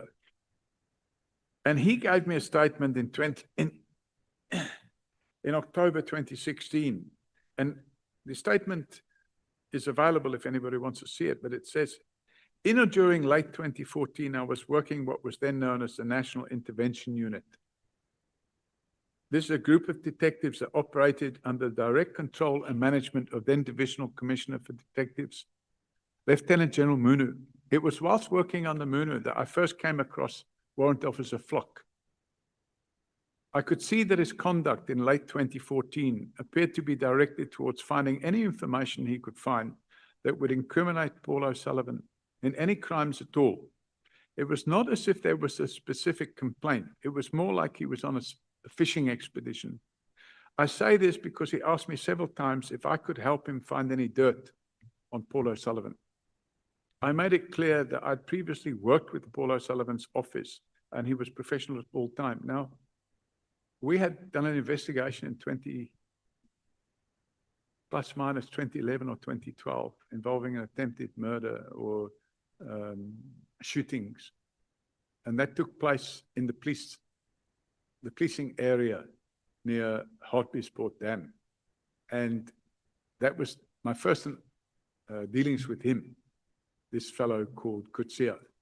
He was the investigating officer of that case. And the person that had not been murdered, but believed he was going to be murdered, had come to us and asked us to help. So this then led to me meeting Coetzee, and Coetzee then gave me the statement. So, Mr. O'Sullivan, these are all catalogued. Yes, it's very And, well catalogued. And if I go now to page 155. So you, then at one stage, and we started the interaction, cataloging the difficulties, problems that you were experiencing in the period after 2011 into 2014, 2015, and these are all contained in these documents. And they are dated and signed almost contemporaneously during that period. So it's not documents that you have now No. constructed after the event. No, in fact, Chairman, And then you were also then forced, as you described, you were forced into exile because of threats on your life and so on. no, I wasn't forced into exile, Chairman, no. What happened was But you went back to the UK. no, I go up and down all the time. I didn't go back to the UK. That was in 2006. I was earlier. Yes. Okay, then I'm mistaken. Sorry. In 2006, I got intelligence that I was going to be murdered. And then after a while, nothing happened. And then I got further intelligence that they were planning to kill my family. Yeah. So I moved the family out. Now, what took place round about this time was I had opened a docket in 2015, in March 2015, against Dudumai Eni, the then chairman of South African Airways. And the docket I opened against her resulted in a raid being carried out on my offices at the instructions of Muno by this fellow warrant officer Flock. They had a search warrant and they seized my computer, and that took place on the 15th of April 2015.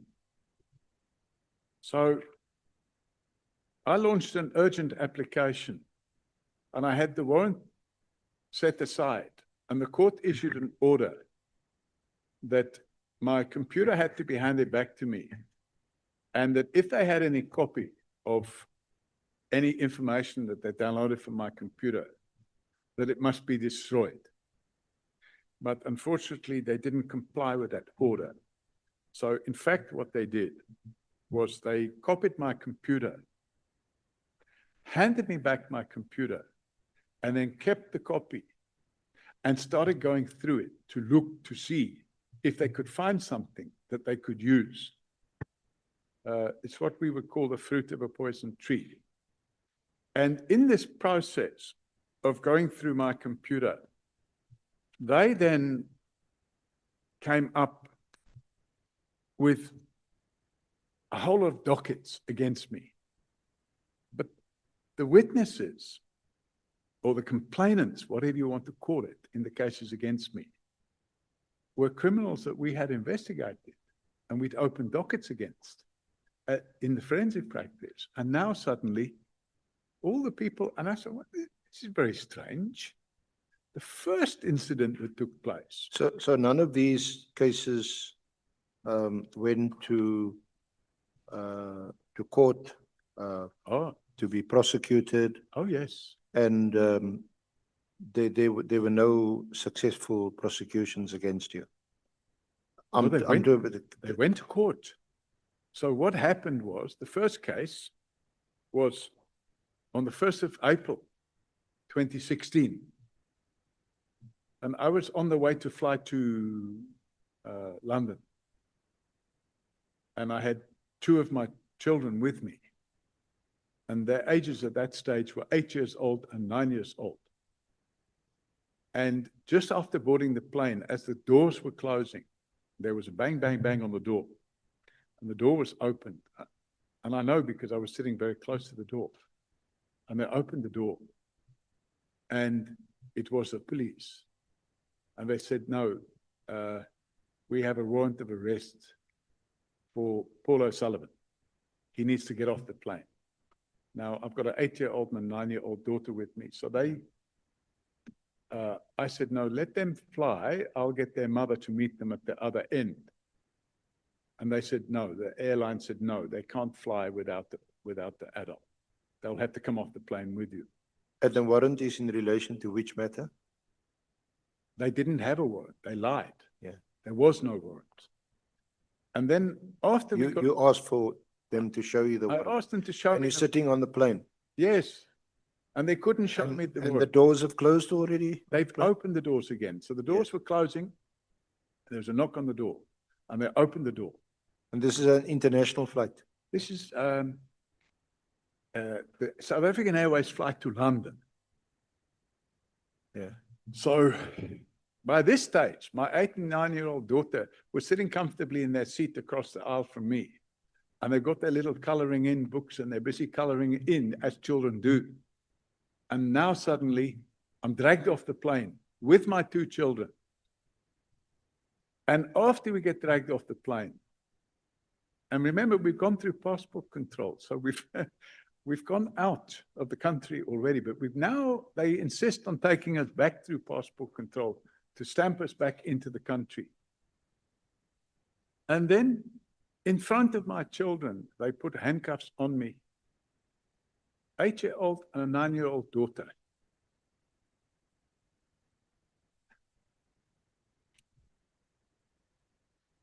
And then they assault me in front of my children. Then I call my wife to come and collect the children. After I call my wife to come and collect the children, my wife came there. Then they took my phone off me. And then they took the children away. My wife took the children away. Then they took me at 230 kilometers an hour to Pretoria Central Police Station. And they kept me in a rat-infested cell with excrement and sewage running across the floor. I couldn't sit down because there was no chair in the cell. There was nowhere to sit. And there's all this raw sewage on the floor. And I was kept there until the following afternoon. So it's now the 2nd of April. This is all very well documented, by the way. Extremely well documented in court papers. Because then what happened was I was moved from Pretoria Central. These court papers you're referring to are the court papers in the application brought? Yes. For your release? Not at that time. So what happened was, Chairman, after this, I was moved to another police station. And then I was moved to another police station. So they kept moving me. And the last police station I was at was Kempton Park. Now, the 1st of April in 2016 was a Friday. So I ended up at Kempton Park Police Station on the Monday. And my lawyers have now come there to bring an application for bail. And I'm told that I'm being charged with a breach of Section 26B of the Citizenship Act. In that, I used my Irish passport. Honorable James. Thank you, Chair. Chair, please help me understand. We brought this witness before us here today to respond to allegations that has been made by all the previous witnesses, like we have seen with all our other witnesses. They came here to respond to that. Mr. Paul O'Sullivan has come here today and basically pushing his agenda of all his success stories that we have to listen to here in the entire day. Not responding to anything that was leveled against him by any of the other witnesses. We are sitting here today listening to his success stories and dancing according to his music. Until what time do we intend sitting here when he has back issues and he has to leave at 7 o'clock? Tomorrow we're never ever going to get through the statement. This is a book that he has given to us based on what he thinks we should hear. And we're not here to be sitting and listening to him all day and night for 2 days. We're here to probe the allegations that's been leveled against him. For how much longer are we going to allow this? We can't have this. I'm looking at this long index that he has given us, miscellaneous matter, taxpayers fund for Japan, all this stuff. He's sitting here, most of the stuff isn't relevant. We don't want to know about his journey in life. Gods, thank you. Honorable Skosana. Yeah, at last, Chair. I just want to anchor Honorable James as well. When I raised my hand, Chair, because I remembered the 7 o'clock. So I didn't want you to close before I say this to Mr. Oso Sullivan, that all what we have, this bundle which we are having here, please, tomorrow, Chair, we need to have evidence. Because there's a lot of, I don't want to put it there, let me put it nicely.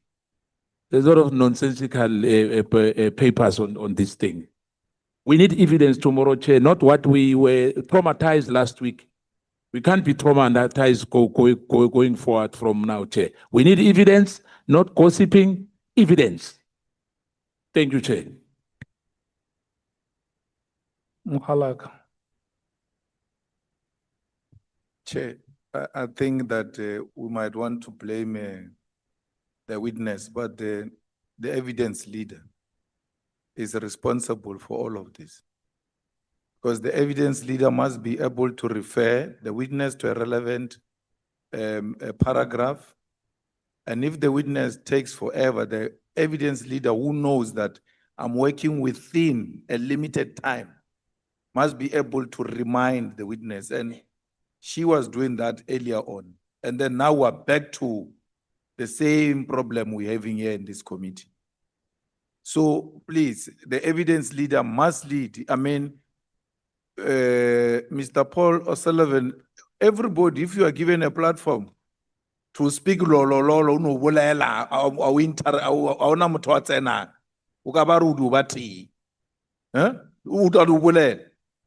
so if the evidence leader is not going to interrupt him and say, no, come back here, we're here, let's proceed this way, he's just going to speak. It's like we're in a podcast now. Advocate Arensa.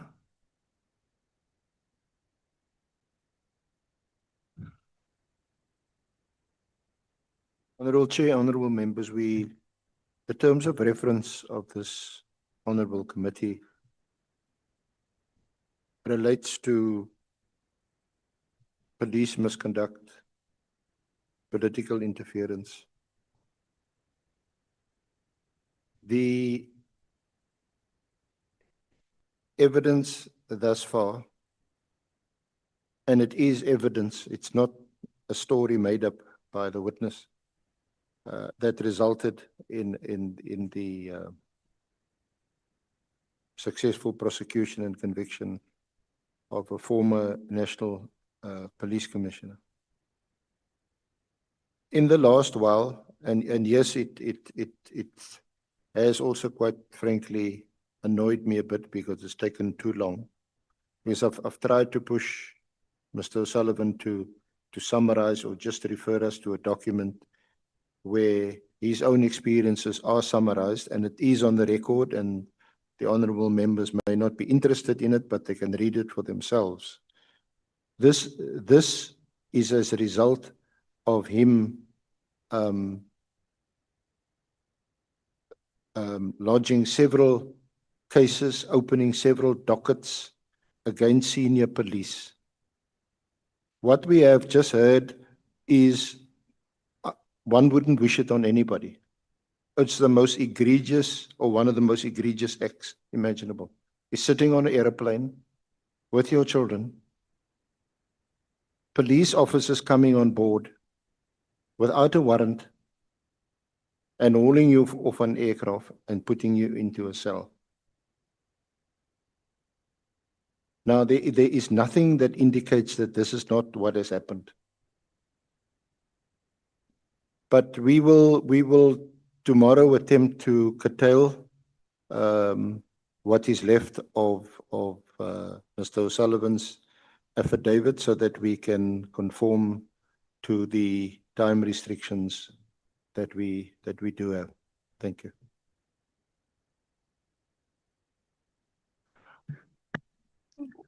How much time do you want tomorrow?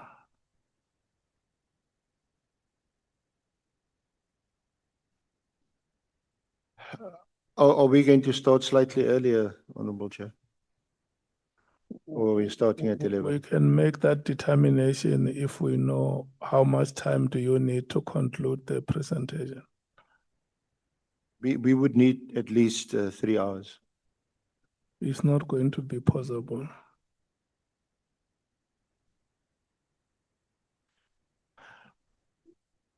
Let me tell you why I say it's not going to be possible. If we are going to finish at 19 hours tomorrow, it means we are going to start allowing members to ask questions at 2 o'clock.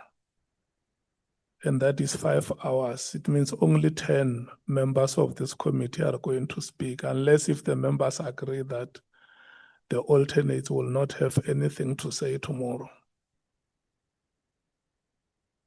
Because if you divide 5 hours by 10, it means you allocate each member 30 minutes from 2 o'clock until 19 hours. Those will only be the 10 members of the committee which will speak.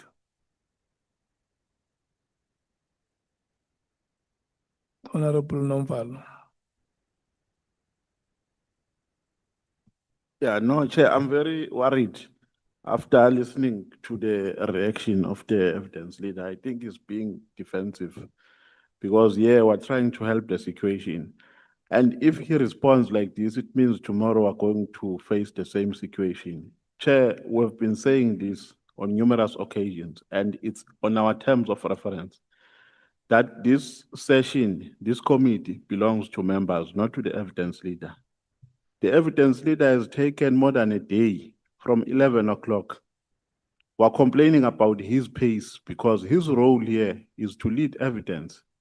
And he can apply many mechanisms to ensure that he moves at a very fast pace. Now he allows the witness to speak and to dwell on peripheral issues which are not even related to questions that have been asked by him.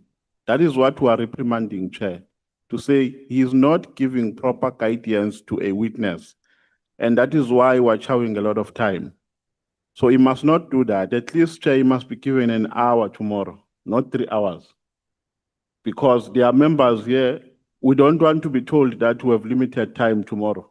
We also want to make a submission, Chair, that let's go back to a proposition that was made by Honorable Mateus and Honorable Sols, that our time must not include questions by a witness.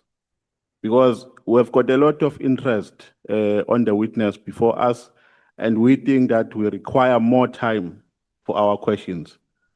So our 30 minutes must not include his responses, because you can see how he responds. So if our 30 minutes includes his responses, it means we might spend 5 minutes and he spends 25 minutes because he gives long answers to a greater extent which are peripheral and out of context.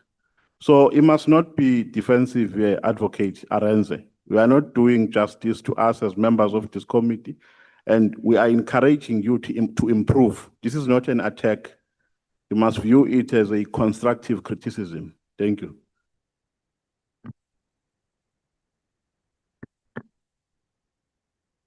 Honorable Malema.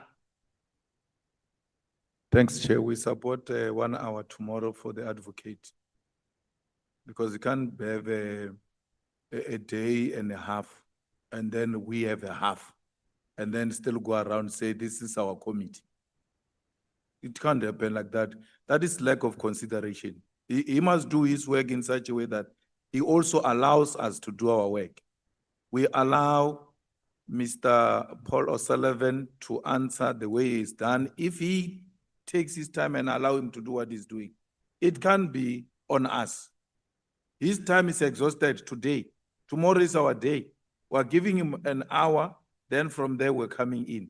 The story that Mr. O'Sullivan is telling us about his achievement is for today because he's speaking alone. We are coming tomorrow. This thing of telling us achievement ends today. Tomorrow we're going to have to answer the allegations that were made against him. So we will make sure he's going to answer those allegations that were made against him. Tomorrow is our day, please. 1 hour is enough. to summarize leading evidence, and then we must also have an opportunity. We can't look for Mr. Paul O'Sullivan. When he arrives here, we are being denied an opportunity to question him because a process being deliberately prolonged to an extent that when our time comes, we don't have an opportunity to ask proper questions because we are being rushed. Thanks. Do we still have members who want to speak before I close the meeting? Okay. We are going to start at 10 o'clock tomorrow. The presentation of evidence will be concluded by 11 o'clock tomorrow. 1 hour will be allocated. And then we are going to allocate full members. Each of the full members will have 40 minutes. And the alternates will have 15 minutes. That will be the order of proceedings tomorrow. And each of the members will be responsible for keeping their own time. Once we allocate, we start the clock. At the end of 40 minutes, the next speaker takes the microphone. There is nobody who will be blaming the chair to say, it's like you are sleeping on that chair. Once you see that it is your time to speak, you just say, Mr. Paul O'Sullivan, look at me, it's me now. Then you ask questions. I want to thank you so much, honorable members, for your patience. It has been a very long day. Thank our evidence leaders. Thank you once again, Mr. Paul O'Sullivan, and the staff of Parliament and the staff coming from political caucuses and members of the media. We have come to the end of today's proceedings. We want to thank those members of Parliament who have come to join us here and supported us all the way for the better part of the day. We also invite you to come back tomorrow if you are available. Members, I'm very sorry to do this. Can we, I don't know how fast can we get that? Can we get AXA to give us the advert of that position? Because it's a public document. Surely it must be somewhere. Our secretariat or the legal team must go and ask in between now and 10, where is the advert of the position Mr. Paul O'Sullivan occupied? Because it's very important. Thanks, Chair. okay. Thank you so much, Mr. Paul O'Sullivan. Chairman, am I to understand that instead of coming here to give evidence, I've come here to be interrogated on allegations made against me by criminals? Is that why I'm here? Because if that's why I'm here, I'm going to withdraw my cooperation. I'm not going to assist in a kangaroo court. I came here to give evidence about the corruption in the criminal justice system, which has resulted in the mess that we have in the criminal justice system today. And the false allegations that have been made against me will take, I don't know, a lot more than an hour to go through. And if it's going to be curtailed because people don't want to hear the truth, it means what we're actually doing is we're not allowing a witness to explain why this happened and why that happened. What I cannot contemplate is that everyone should think, oh, I woke up one day and decided to infiltrate IPID and infiltrate the police and infiltrate the National Prosecuting Authority, because that pack of lies has been peddled in this house by multiple witnesses who belong in prison. And because I've taken steps, as I'm entitled to do according to the law, to ensure that they face up to the criminal charges that have been opened against them, not just by me, but by others as well. it's imperative, in my opinion, Chairman, that the full story be given, not half the story, or I didn't come here just to defend myself against the allegations of these criminals. And if that's the only thing that this committee wants to hear, it's a problem, because the reality is that those allegations were only made against me because I took steps to hold them accountable for their criminal conduct. Thank you, Chair. Okay, let's do like this. Our Mr. Paul O'Sullivan, our dearest witness, we have invited you here to come and have a conversation with you.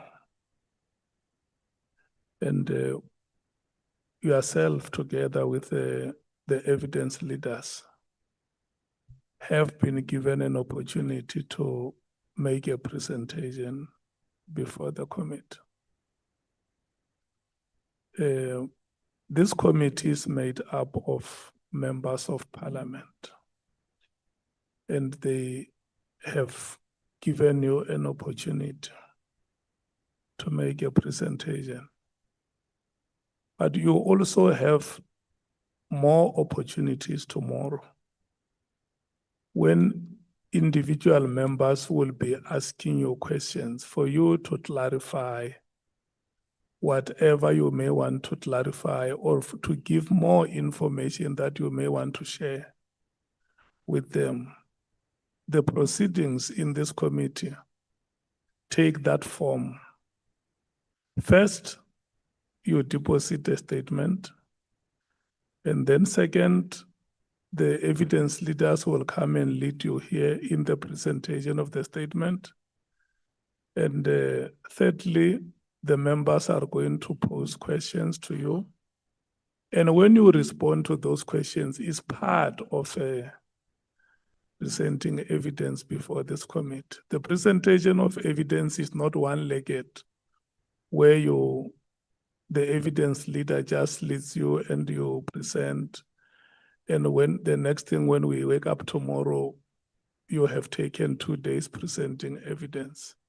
So you must not be worried. You are going to be afforded enough time tomorrow to respond to the questions that the honorable members are raising. If there is anything that you want to clarify, you will clarify during that time when you have that opportunity. So don't be worried that you will come here and leave. If there are allegations made about your involvement in IPID, whoever asks you about those allegations, you say, let me tell you what happened at IPID. This is what happened, then you explain. If somebody says there were the following allegations, like Honorable Malema requests that the advert must be brought here. In case there is something found in the advert which you will not have shared with us today, they are going to ask you those questions to say, but this advert required the following as minimum qualifications. And you have said to us that what you have is a higher certificate in electronics. How were you a suitable candidate? And then you explain the way you know it, or how the decisions were arrived at. And look, I still believe in your courage. You know, when you say to us that I will withdraw my cooperation, I'm looking at you, and when I look at you, you are old enough to be my father. Yes. I'm 51 years old. I will be 52 in April, and you are 70. I would have been a naughty teenager. So listen to me, my elder. As the chairperson of this committee, I want to learn best practices from you. We must learn the best values from you. There is no pulling out here. We walk this together. And because we have very much faith in your abilities, in your skills, in your experience. We will expect you to lead us tomorrow until we reach the finishing line. So let's cooperate. We are young. We want to learn from those who have experience. We want to learn from the best like you. So help us to walk this path as a belief. Chairman,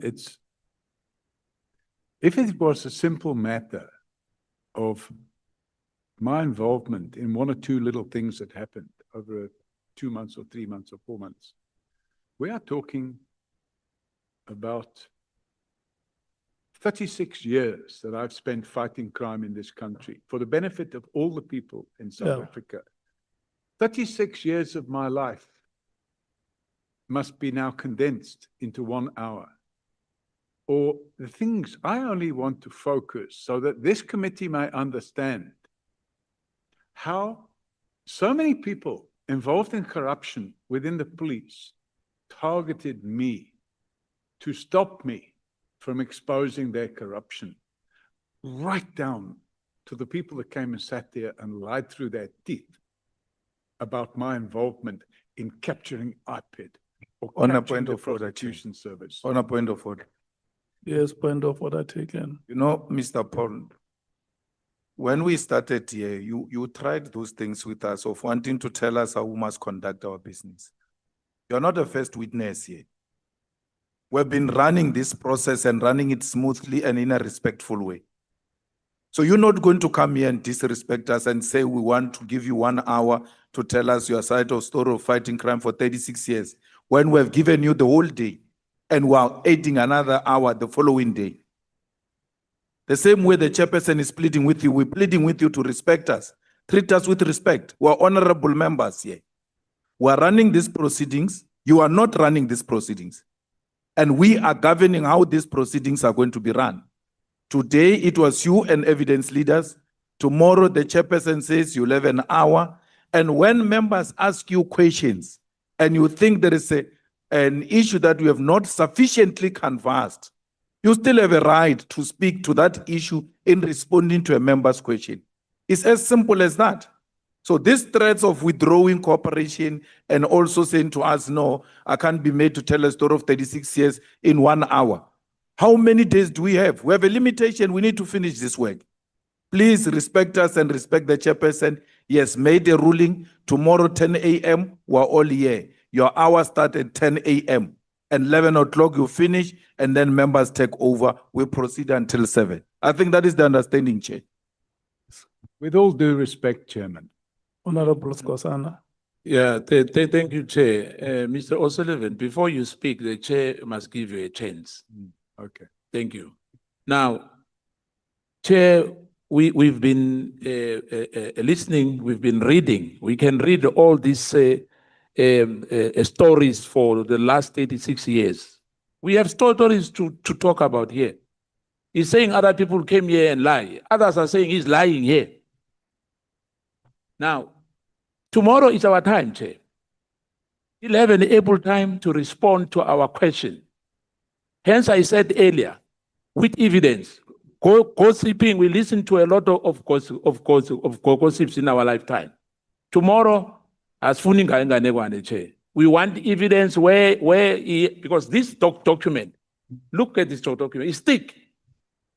We need evidence, Chair. We don't want to go out tomorrow here without getting evidence. That is the most voluminous statement ever. Thank you, Chair. Mr. Paul O'Sullivan. Chairman, what I've done today is I've started the process to explain how the criminal justice system was captured, not just by criminals, but also by politicians and people who should in fact be held accountable for the capture of the criminal justice system. Now, I've remained calm. I'm not shouting. I'm not being belligerent. And I expect, if my cooperation is going to continue, I don't expect people to start shouting at me. I expect to be shown courtesy and respect. Don't ask for respect if you're going to shout at me. If you're going to do that, I'm not going to respect you. I want to make it clear that Parliament, and I'm not talking about this committee, I'm talking about the whole of Parliament. Parliament has a duty, and the duty of Parliament not only is to run the country and make laws and legislation. Parliament has the power and authority to hold the Chair, on a point of order. executive authority. Can I rise? No, you are making him to undermine us. He's abusing us now, Can I rise on a point? lecturing us now. Uh, No, man. This is white supremacy at play, man. no, Plain. no, we must not do this, honorable members. We must not do this. Let's allow the witness to conclude. May you conclude your statement, Mr. O'Sullivan. Chairman, before I complete my statement, I need to point out that I will not accept my words being described as a display of white supremacy. I will not accept that. The honorable members may have privileges to say these things, but that doesn't mean I must accept those insults, and I will not. The reality is, as I was trying to say, is that Parliament has the power and authority to hold the executive, including cabinet ministers and organs of a state, accountable to it in terms of section 55(2) of the Constitution. Okay, I know it's fine. I heard you. This is how we are going to conclude the meeting. No, he's trying to do that training he did without qualifications. No, let's not go there, honorable members. Mr. O'Sullivan has done a consultation with our evidence leaders.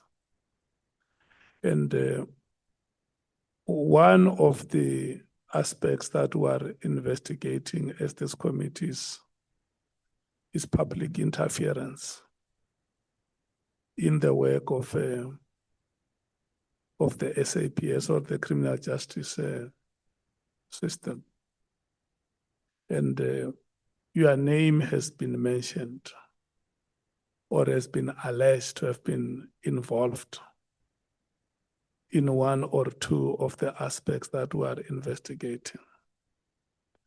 And I very much agree with you that Parliament has a right to play its oversight, bring the executive here. We practice what you call a parliamentary executive system in this country.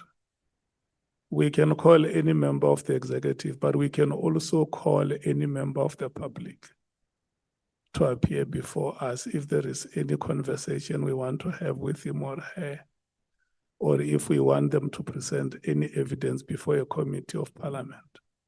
So this is what we're exactly doing with you. It's not a war talk. We had very good, very smooth proceedings today. We allowed you to present whatever evidence you wanted to present with us. We are going to conclude the presentation of evidence tomorrow at 11 o'clock. And then from 12 o'clock, we are going to take questions from members.